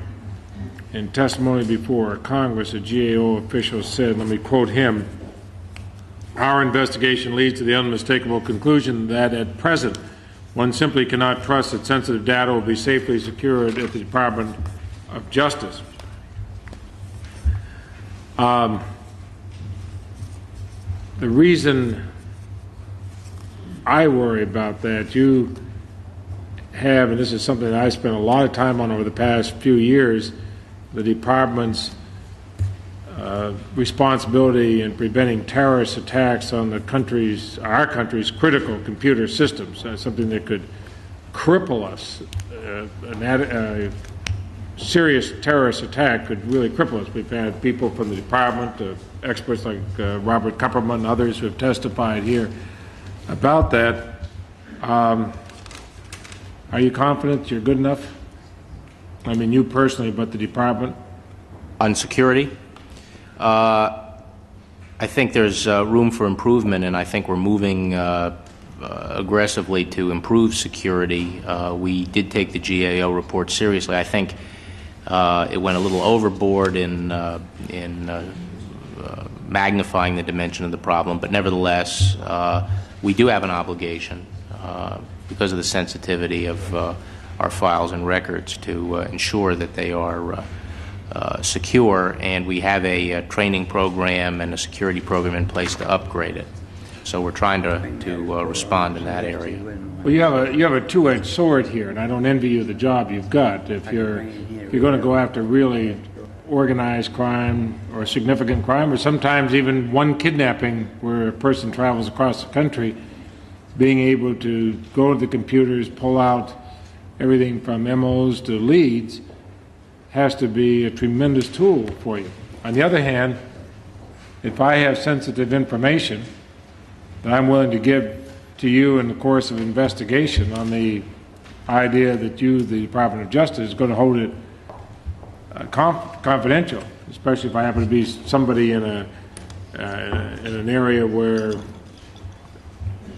like organized crime, where you might get killed for giving the information, you've obviously also got to have the real concern that that's not going to go floating out there somewhere. Absolutely, Senator. We can't operate unless people have confidence that we can keep the information secure. So that is a high priority for us. Mr. Chairman, you've given me a great deal of time on this, and I do appreciate it, but these are matters, as the chairman knows, a number of these are areas that I've covered in hearings earlier in years past. They are things that require an ongoing, continuous monitoring by the Attorney General, and many of them are areas that the Attorney General personally would have to make the final decision. So I did not want to simply submit them for the record, although I will have other questions for the record, and I appreciate the Chairman's courtesy, as always, in giving me the time to do that, and the ranking members' courtesy, as always. I know how much he appreciates having me take time asking questions, and I... Thank you, Senator. Do you have any questions? Always glad to stand in because we can. I appreciate that. Do you have any questions? Not right now. We play tennis. Well, hopefully we can finish up now. As I indicated to you, Mr. Barr, I have several areas I want to touch on, and I'll try to do them as quickly as possible. Would you like to, I'm going to take anywhere from a half hour to 45 minutes. I told you I think we get you out of here by 6. I think we'll meet that. Would you like to take a break now, or do you want to just head on out? Anything you want to ahead. do? All right, let's do that then. Look, one of the things that came up during the Thomas hearing, the real hearing, the first hearing, the hearing on the substance matter of his views, and I don't want to rehash that. But one of the subjects related to the takings clause and the interpretation of the takings clause. When I raised it, I think all but maybe you and a half a dozen other people in America knew what I was talking about, and everybody kind of wondered, but now I'm reading in the New York Times and the Washington Post and other places, this takings clause things is an important issue, and it's a big deal. And I want to pick up where the senator left off when he asked you about the highway bill. The real concern is not whether or not we'll have open liability. The real concern is the government will have to pay. The intention of, maybe not you, but the intention of Senator Sims was very explicit. He's not looking to save the government from potential exposure to liability. This is to make it more difficult for the government to exercise powers as traditionally exercised over the past 100 years, particularly under the exercise of authority granted by what has been known generally as police power. When you take somebody's property under the Fifth Amendment, as long as you're taking it for the general welfare, I can't take it from me and give it to Senator Thurmond, but if you take it for the general welfare, you got to generally pay for it. The government has to pay. Come back and take my backyard and put a highway through it. Well, I can do that. They got to pay me the value of the property they took from the backyard. But if they take my property in the sense they tell me I can't build a 5-story building on my property, it costs me money. I want to build a 5-story building. My property's going to be worth a lot more money with a 5-story, maybe not in this economy, but generally speaking, with a 5-story building on it than with a 2-story dwelling. But the county or the city comes along and says you can't do that. Zoning violation. Now, they took my property. It's exempted out, if you will, of the takings clause because it's an exercise of the police power. Now, what Senator Sims explicitly wants to do is change that. Just as Mr. Macedo does, and just as Mr. Epstein does, and just as the people referred to by the former Solicitor General, not by name, want to do. And the question is, are you one of those guys? And it's real simple. And just so you and I don't play games with one another, we never have, and you never have with me. But it has nothing to do with saving the government money. It has everything to do with costing the government money and elevating private property to a status it does not now have. Case in point, under the takings clause, you could prevent me from building a 5-story building under the Sims Amendment as long as you paid me for the 3 stories I didn't build. You, the government, paid me. Now, we have an old expression where I come from, never kid a kidder. You know what it's about, and I know what it's about. It doesn't have a darn thing to do with saving the government from liability. Zero. Don't you agree? Senator, if you want to know whether I'm one of them, No, not when you're one of them. Let's agree on the premise here. The premise has nothing to do with saving the government money. It's a very artful, lawyerly answer that you gave, and that's why you're going to be a good attorney general. You're sharp, you're smart, but it has nothing to do with saving the government money. Does it? I think it does, but this is not an area that, when you started asking the question, I said, uh-oh, I haven't looked in this area in 2 or 3 years. This is not an area that I'm... That's reassuring to me. Because if you haven't looked in 2 or 3 years, you're, quote, not one of them. But seriously, I just want you to know ahead of time, I have a great concern that what is happening is that there is an attempt. I think there's been a basic judgment made, and this is the only editorial comment I'll make and then I'll ask questions. There's been a basic judgment made. And that is, the Democrats have basically sat back until very recently and said, we're probably not going to have the presidency for another decade. And the Republicans have sat back and said, we're not going to get the House and the Congress for another decade. So, how do we make sure that we get what we want done? Well, the Republicans have figured out a way, and the Democrats haven't figured it out yet. And the way is real simple, and you know it and I know it. And that's the more power that can be accrued to the executive branch, the safer the issues, concerns, legitimate issues and concerns of the conservative Republicans and conservatives in America are. And that's what this battle going on is all about. So, that's what the Takings Clause is about. Takings Clause says you don't want these congressmen in there meddling around, passing these rules on the environment and on people passing these rules on zoning and, and those kinds of things. Because that takes people's property and doesn't pay them for it. That allows us to regulate companies and not pay them for the cost of that regulation. And as you know, taking doesn't just mean physically taking your property. I take your property if I cause you to have to spend $1 million to put a scrubber on top of a smokestack. I'm taking your money. So, it leads me to this. You said in a much earlier response to one of my colleagues, when they asked you about administrative agencies making judgments that arguably are at odds with congressional intent, you said, well, it's not, you implied, that's not that big a problem, at least as I understand it. I'll ask you to comment. That's not that big a problem because, I believe this is a quote, the Congress can always pass a law to change that ruling. We pass a law saying to a regulatory agency, you can't do X. We don't want the public being able to do X. And the regulatory agency looks at it and says, well, it looks to me like they really meant they can't do X minus 7. But they can do X. So they go ahead and they do not regulate it as intended, and they do not prohibit X. We can come along and say, wait, we want to clarify this. We mean X, and here's the definition of X. We can pass that law.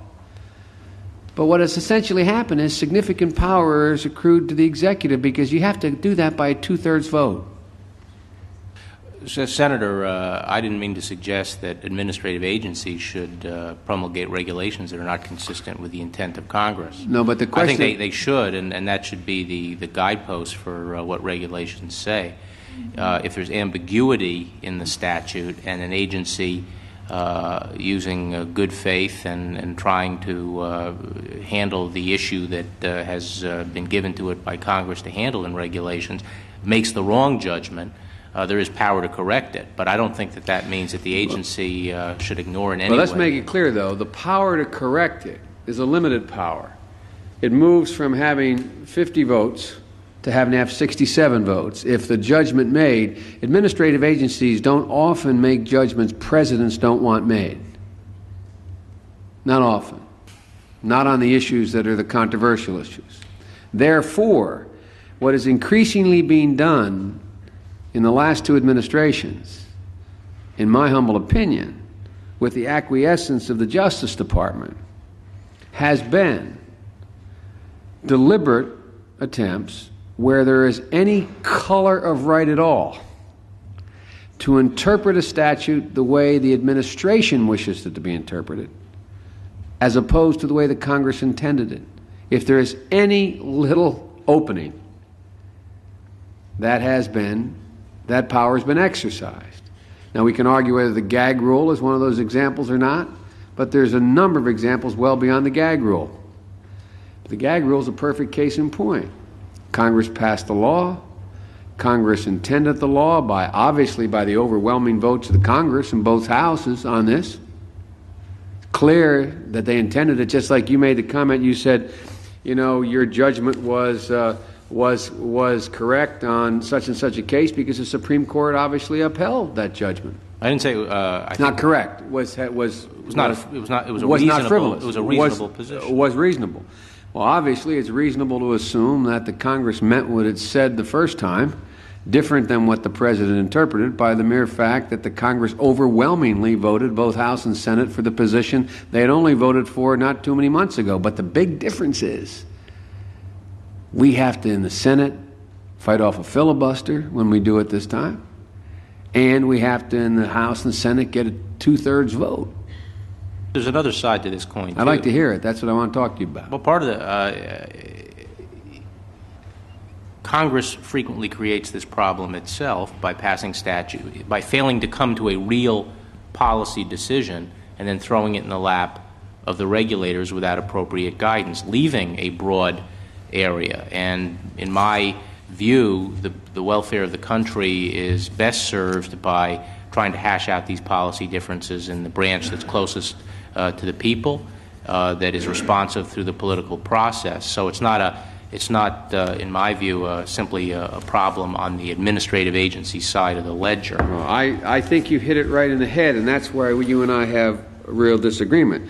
It is Congress's responsibility in areas that are of intrinsic complexity, the environment, matters relating to the Food and Drug Administration, matters relating to the FDA, the FAA, matters that are extremely complex, for us to make policy judgments, but not to make specific case-by-case and/or specific analyses of how every case under such a policy would be handled.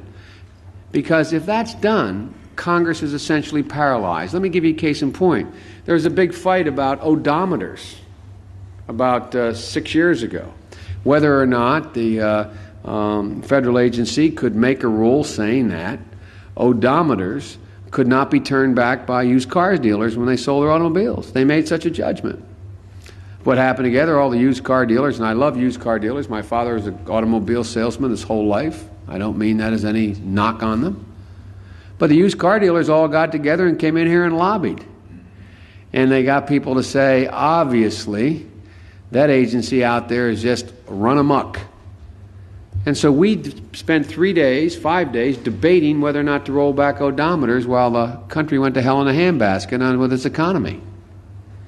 We are not capable of determining whether or not there should be 0.005 parts per billion of a carcinogenic substance in the effluent of a factory.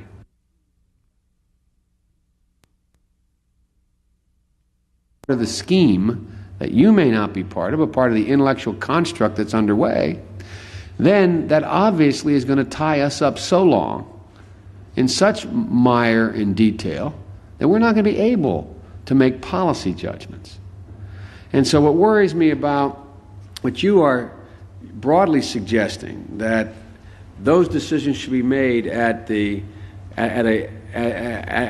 that body closest to the people, then I think we've really tied the hands of the legislative body to be able to function. Well, I think it's a matter of degree. Obviously, Congress can't get into the business of legislating in detail where there's an ongoing regulatory program that has to be adaptable, that has to make case-by-case decisions. It's a question of degree, and I think, frankly, that people would have to acknowledge that there are cases where not enough guidance is given, and terms are deliberately used that are vague in order to reach a deal here and sort of leave the battle to another day.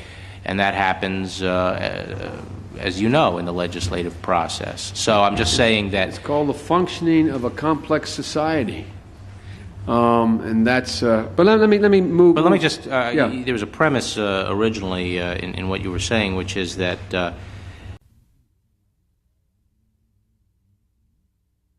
But the used car dealers all got together and came in here and lobbied. And they got people to say, obviously, that agency out there is just run amok. And so we spent 3 days, 5 days, debating whether or not to roll back odometers while the country went to hell in a handbasket on with its economy. We are not capable of determining whether or not there should be 0.005 parts per billion of a carcinogenic substance in the effluent of a factory, coming out of the wall of a factory. Because if we are held to that, which is part of the scheme that you may not be part of, but part of the intellectual construct that's underway, then that obviously is going to tie us up so long in such mire and detail that we're not going to be able to make policy judgments. And so what worries me about what you are broadly suggesting, that those decisions should be made at that body closest to the people, then I think we've really tied the hands of the legislative body to be able to function. well, I think it's a matter of degree. Obviously, Congress can't get into the business of legislating in detail where there's an ongoing regulatory program that has to be adaptable, that has to make case-by-case decisions. It's a question of degree, and I think, frankly, that people would have to acknowledge that there are cases where not enough guidance is given, and terms are deliberately used that are vague in order to reach a deal here and sort of leave the battle to another day. And that happens, as you know, in the legislative process. So I'm just saying that it's called the functioning of a complex society. And that's, but let me move. But let me just, yeah. there was a premise originally in what you were saying, which is that the fact that the Republicans control the executive, or have for some time, and that the Democratic Party has controlled the legislative branch, is leading to argument. I mean, the premise seems to be sort of ingenious lawyers' arguments made to expand the power of the executive. There's no question about that. I'll tell you. Maybe not by you, but in the literature, I mean, just pick up the literature of the Heritage Foundation. It's explicit. It's not implicit. It's explicit. Well, I want to make clear what my position is, and that is that my loyalty is to the separation of powers and the system. And when an issue is brought to me, an argument that the power is here, the power is not there, the first thing I do analytically is say, let's take the politics out of it. Let's say the shoe was on the other foot. Is this a good rule? I mean, is this a rule that was intended by the framers? Is this a rule that over the long time is going to result in the system that they intended to go forward? Let's take the line item veto, for example. You know that there was a lot of writing in the literature among some scholars that there's an inherent line item veto. That would have shifted a tremendous amount of power just by interpretation to the executive. It's one, as a matter of policy, I think the executive should have. Personally, I think the president should have a line item veto. But I looked at that issue, and I looked at it hard, and spent a lot of time having people research. In fact, we went back to ancient English and Scottish constitutions and precedents and so forth. I found no basis for an inherent line item veto in the Constitution. So I think that what we have to look for here in separation of powers arguments is, let's not have bad precedents come out of the fact that we do have a divided government, and have for a period of time, where one branch, where partisan politics may infect the other, you know, the tensions that naturally exist in our separation of powers government between two branches. And let's not have bad rules over the long haul come from that. That's my major concern. Well, let's talk about separation of powers. As you know from your research, there is no reference to separation of powers in the Constitution. The phrase is never used. The only person who probably read Montesquieu was in France at the time, Thomas Jefferson, when they wrote it. You know, up to now, it's functioned based on a relatively loose examination of what constitutes separation of powers. There's only three parts of the Constitution, Article 1, 2, and 3, which are the basis for any argument of separation of powers. And there's not a great deal of precision in each of those. There's no definition of what's a purely legislative, what's a purely executive, what's a purely judicial function, except that there is a school of thought, and I questioned you on this before in your last incarnation before the committee, in Morrison v. Olson, Scalia's dissent. And Scalia is a purist when it comes to separation of powers, and as he applied his rationale to the independent prosecutor case, he concluded that because it is a uniquely, the prosecutorial capability is a uniquely executive function, any impingement upon the independence of determination when to do that is a violation of the doctrine of separation of powers. Therefore, the independent counsel falls. I'm not doing full justice to the argument, but in the interest of time, I hope you'd agree that's the essence of his argument. Now, you said, when you were before us last time, and I asked you about, what page am I? Page 8. I better put my glasses on. You said, I asked you about upholding the statute of the independent counsel. You said, quote, that you entertained doubts about the constitutionality of the independent you had entertained doubts about the constitutionality of the independent counsel statute. This is still a quote from you. I had thought that the statute might violate the doctrine of separation of powers by impinging upon the president's control over prosecutorial functions. I also had thought that the statute might violate the requirements of the Appointments Clause. These issues were addressed in Morrison, and of course I fully accept the Supreme Court's ruling. Constitutional issues will undoubtedly continue to arise in other applications of the statute in particular cases. Should such issues arise, I would attempt to resolve them in a manner consistent with the Morrison decision. Now, do you still subscribe to that position? Yes. Yeah, good. Now, with regard to the phrase you use, which is as I said, I realize this is fairly esoteric for anybody who may be even hanging around this long listening, but it's fairly important. I think it's very important. You use the phrase that the statute might violate the doctrine of separation of powers by impinging upon the president's control.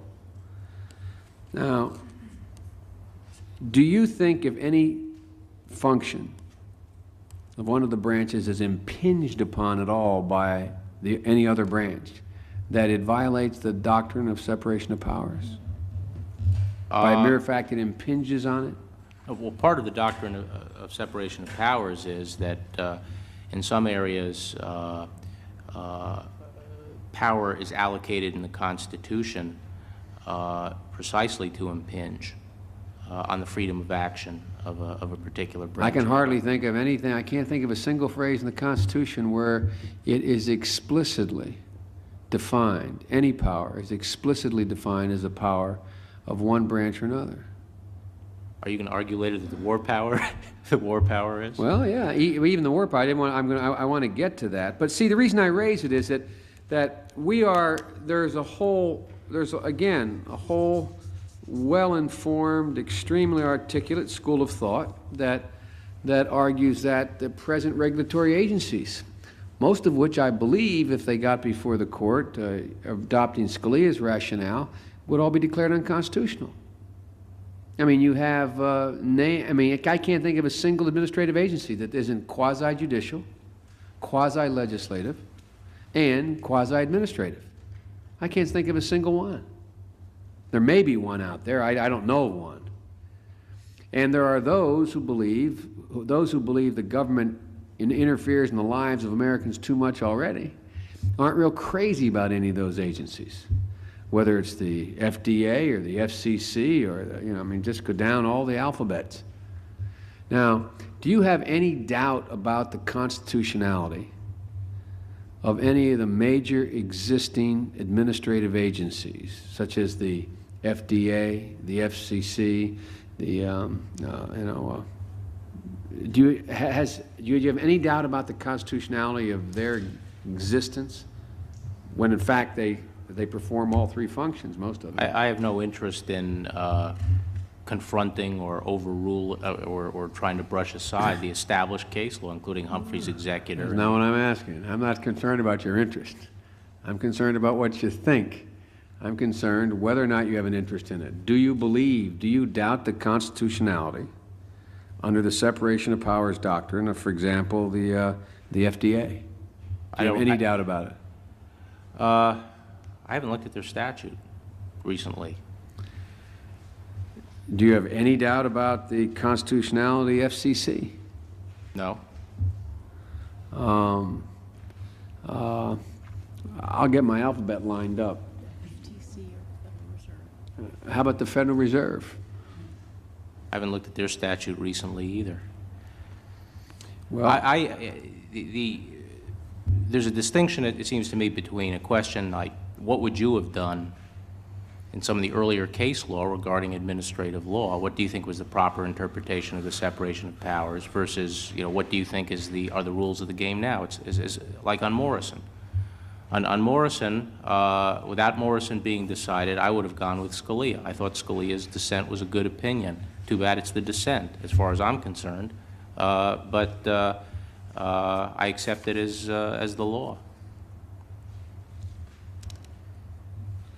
Well, if the President asked you to pursue a litigation strategy that would challenge the constitutionality of independent agencies, how would you respond? I'd have to see if we could make reasonable good faith arguments. Well, if you accept the dissent in Morrison as a good faith argument, not necessarily the law, but a good faith argument, then I can assure you you could make a good faith argument. As your lawyer, I can tell you, you'd be able to do that.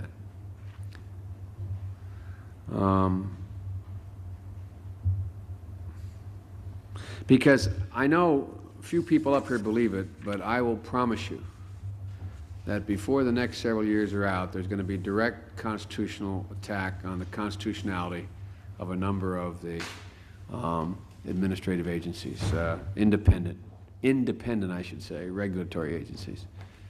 And if they fail, obviously a great deal of power is moved to the executive branch as a practical matter. Let me ask you about the War Powers Act. Not War Powers Act, strike that. About war power. Do you believe that the President, I'm not asking what you advised or didn't advise, I'm asking you, do you believe that the Constitution required that the President seek the constitutional equivalent of a declaration of war, which he did, in order to be able to use the 500,000 troops or any portion of them in the Persian Gulf as he used them?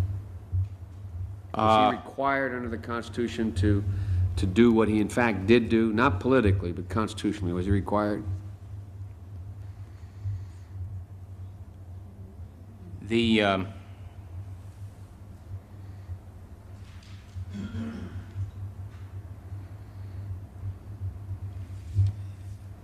issue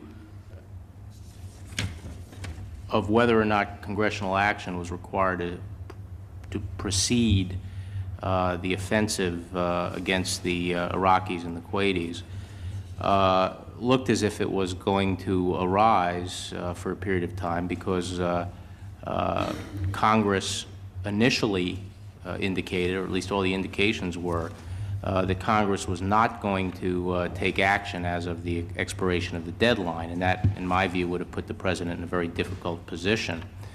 But prior to the expiration of the deadline, I think it was early on in January, the leadership, and during that period, it was my view that it was very important for Congress to act so that we had both the executive and the legislative branch working together and whose views were consistent. And I was very concerned about the situation and potential constitutional crisis that could result if we reached January 15th and Congress hadn't acted. But as I say, the leadership in Congress determined to take up the issue, and it was my view that the best thing to do would be to seek the most explicit authorization. There were some people on all different sides of the issue suggesting that leave it ambiguous, have different resolutions suggesting different things, dancing around the issue, and so forth. And my view was that we needed to seek from the Congress the most explicit authorization. So fortunately, we never got to the point. But you're there now. In a hypothetical?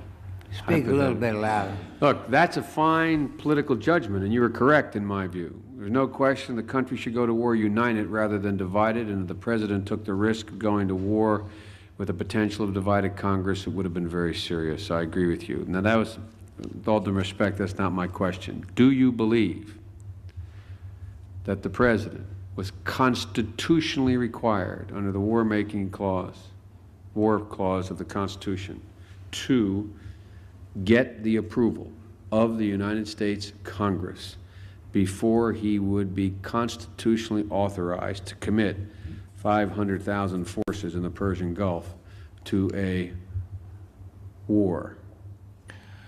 My view was, let me describe my thinking. Sure. Because I did think about this during the period where it appeared that Congress was not going to take any action whatsoever. And looking ahead, I saw that the President might be standing there with all the world supporting what we were doing collectively, and the only body that hadn't been heard from is Congress. So I tried to put myself in that position, and I did do some thinking about it. My conclusion was that this is the ultimate law school exam question on separation of powers. It's been debated for 200 years, and it will probably be debated for another 200 years as to exact parameters of the power of Congress versus the power of the President in the war area. I thought it was a gray zone, that the framers had allocated substantial powers to both branches, the President as the chief executive and as the commander-in-chief, and Congress having the power to raise armies, to make rules, armies and navies make rules, and fund, and that ultimately Congress, in my view, had most of the cards in the area because of those specific powers in Article 1. I think there were basically, in my mind, there were two fairly clear points of reference. One was that the war power, the Declaration Clause, I left that out, but obviously the Declaration Clause was assigned to the legislative branch. I thought it was clear that the President did have the power, without any preliminary congressional authorization, to respond to a sudden attack. Clearly, if that attack was on the United States, he could repel attack if anything was clear. On the other pole, I felt it was clear that the President could not launch a purely offensive war from a cold start. He couldn't say, today I feel like taking over Canada, and make America the belligerent that started the hostilities. But in between there, I felt there was a gray zone. I think the question of to what extent can the President use force to repel an attack,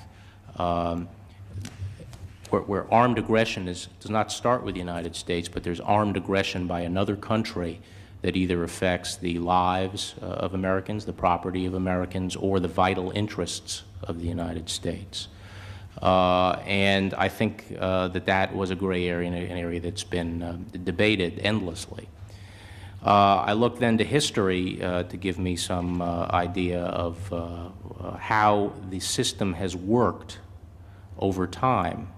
And in my review of it, I felt that sort of a modus operandi had been worked out over 200 years of practice, where there is latitude for the President if he believes that the vital interests of the United States are threatened by foreign military attack.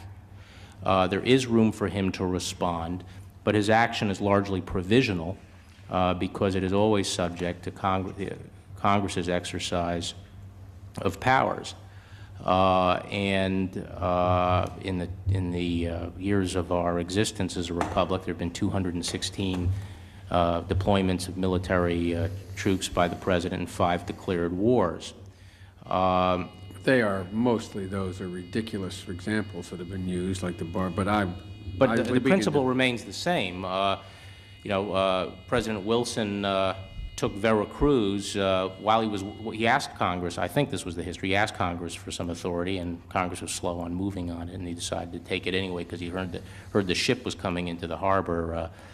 But in any event, there have been Roosevelt didn't need a declaration of war then, did he? Excuse me? Roosevelt did not need a declaration of war, did he? Then? No, he didn't. To repel that attack, we were attacked. Would he need a declaration of war prior to the attack? He didn't need a declaration of war then to send troops to Europe to enter the war. Well, he took Iceland.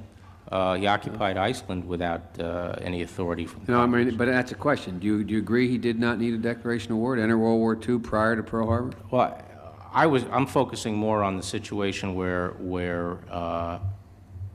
we had hostile military action by another country that affected the vital interests of the United States. Now, I there's can't debate. think of anything more than Europe having affected the interests of the vital interests of the United States. I mean, Well, there's debate as to what is the vital interest of the United States and how much exigency is there to warrant presidential action. But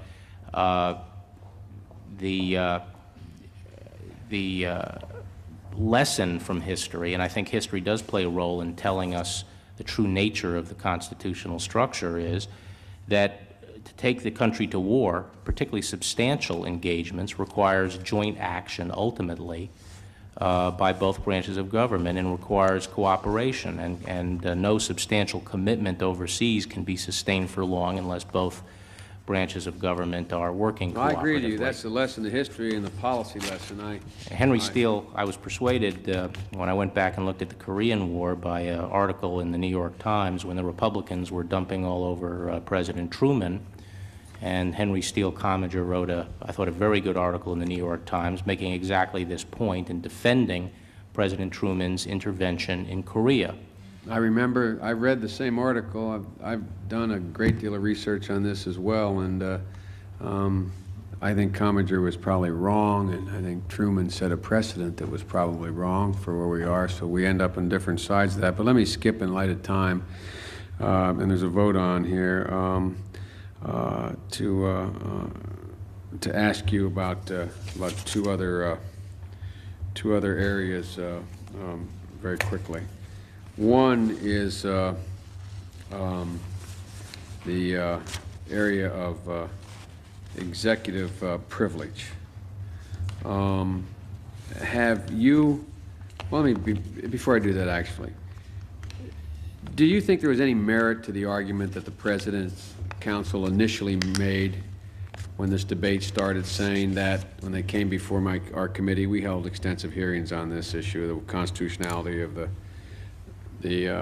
what was required of the President to use force in the Gulf.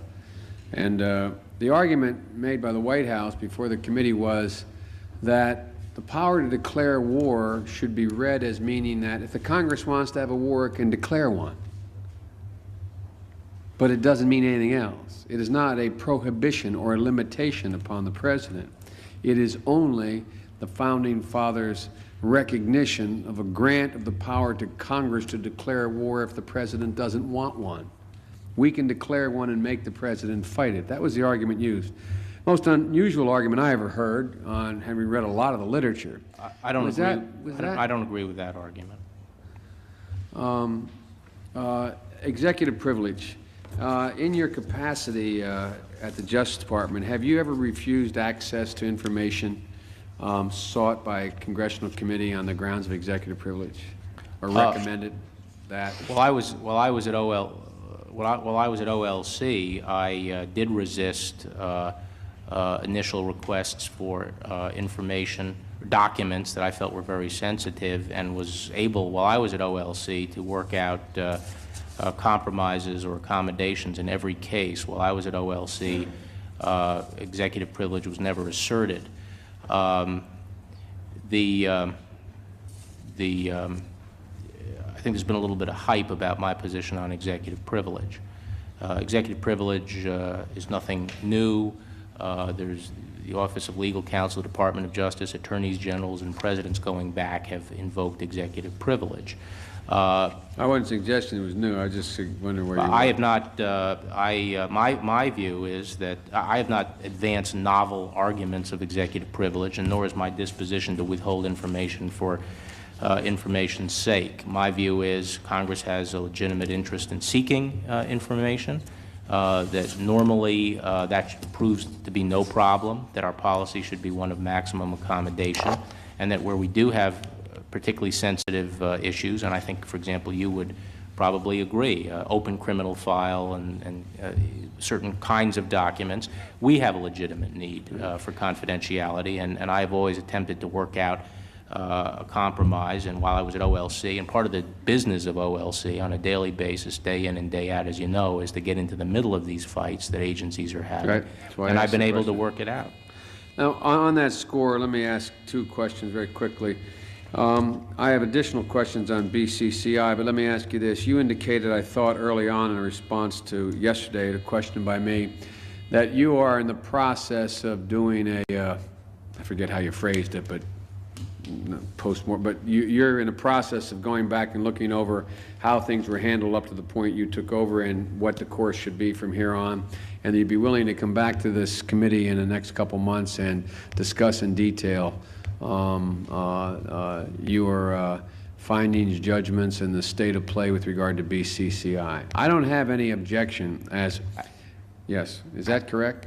That's not how I remember what I said. Okay, why don't you tell me what, that's what I want to clarify. Okay, I said I was taking responsibility since I Yes. became involved, and I'll Correct. be held personally accountable for performance. And if you want to hold hearings down the road, I hope I didn't say a couple of months, several months from now, to assess the progress we are making to the extent consistent with grand jury rules and so Right. forth, I'd be fine. I'd be pleased. Well, I can tell you we're going to kind of have to do that at some point, because as you know, well, obviously by the questions, there's a lot of concern. I don't know of anybody who said, Bill Barr has withheld, Bill Barr has not done, Bill Barr is, I don't know anybody who has said that, nor has it been asserted. But there is an assertion of at least, as one of my colleagues in the House who spent a lot of time looking at the department, the way it was characterized, I cannot attest to this veracity, but there is found little malfeasance, if not you, the department, but a good deal of nonfeasance. So I'm going to want to be able to do that with you after you're there. And the other thing I want to ask you about in terms of the Congress, the refusal of the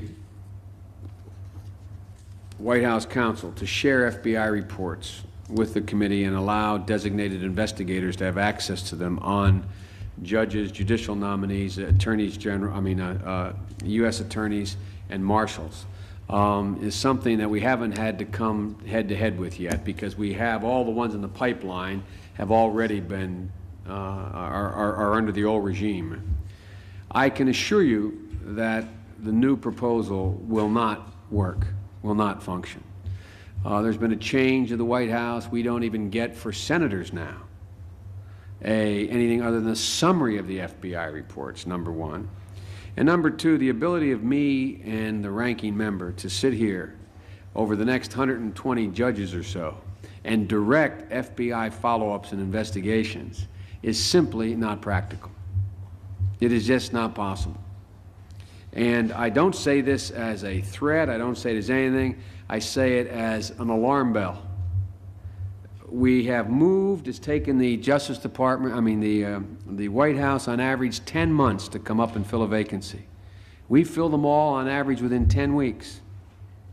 I would hope we can fill 100 new judges' vacancies next year.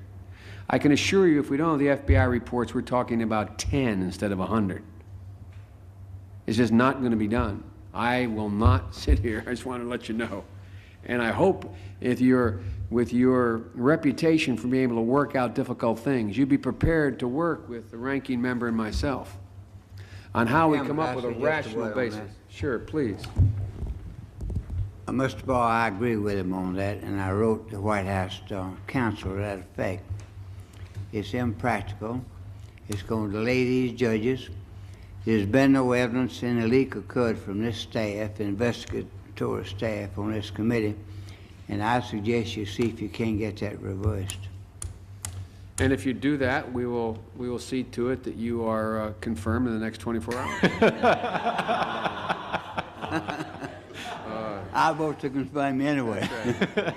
And if you don't, we'll look at your FBI report when we get it. All right. I also want to raise with you, I don't want to hold you, but I've got other things. I'm going to submit to you in writing several more questions about executive power.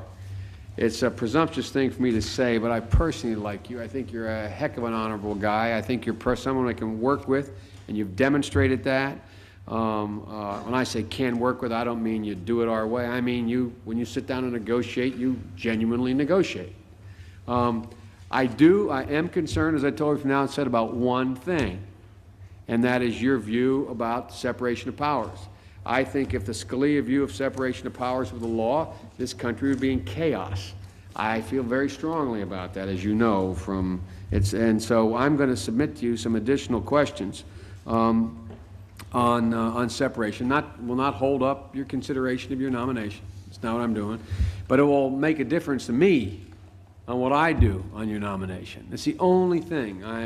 I found no evidence, and I've done a good deal of looking to determine whether or not you had direct responsibility on what I consider to be incompetence in the way some of the BCCI matters were handled thus far. I don't see any place to use the expression where your fingerprints are on any of that. I see neither malfeasance or nonfeasance, so the best that I can determine with regard to you personally, or any reason why that should be sufficient reason to, quote, hold you up, as some have suggested, until, quote, BCCI is settled. But I do have real concern about the separations arguments, but I'll submit those to you in writing. Let me just double check before I let you go, because I hope, if you're confirmed, and I expect you will be, that we're going to see you more than once every 10 months like the last Attorney General, although maybe, any rate. But at any rate, let me, just in case we won't see you for another 10 months, let me make sure I got everything covered.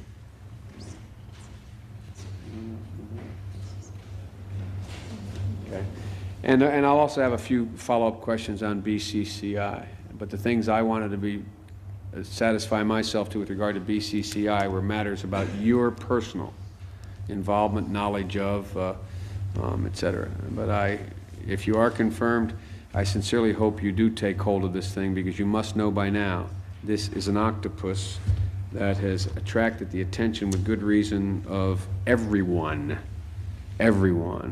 and it needs more than the usual business as usual way to handle it. And I don't mean imply business as usual does not mean things are taken seriously.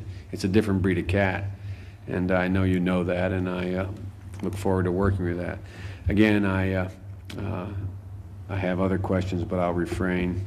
Thank you very much for your cooperation, for being here. Thank you, If Senator. confirmed, I look forward to working with you, and I would hope that I still haven't given up hope on a crime bill before we leave here. I know that sounds strange.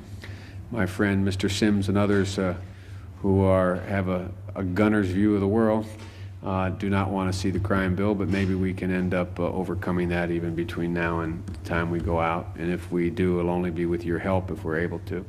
I'm not making you responsible for any senator. I don't mean that. I mean in terms of us reaching compromises on what's out there. Again, thank you for your cooperation. Thank you very much, Senator. It's been Here he is.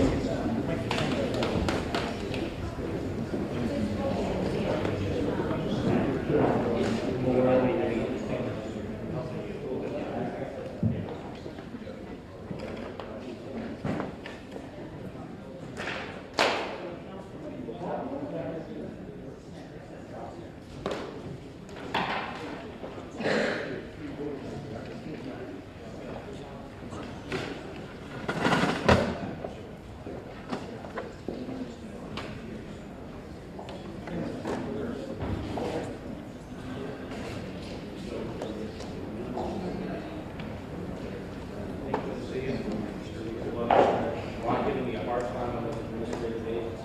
Yeah, so I can get sorted out there.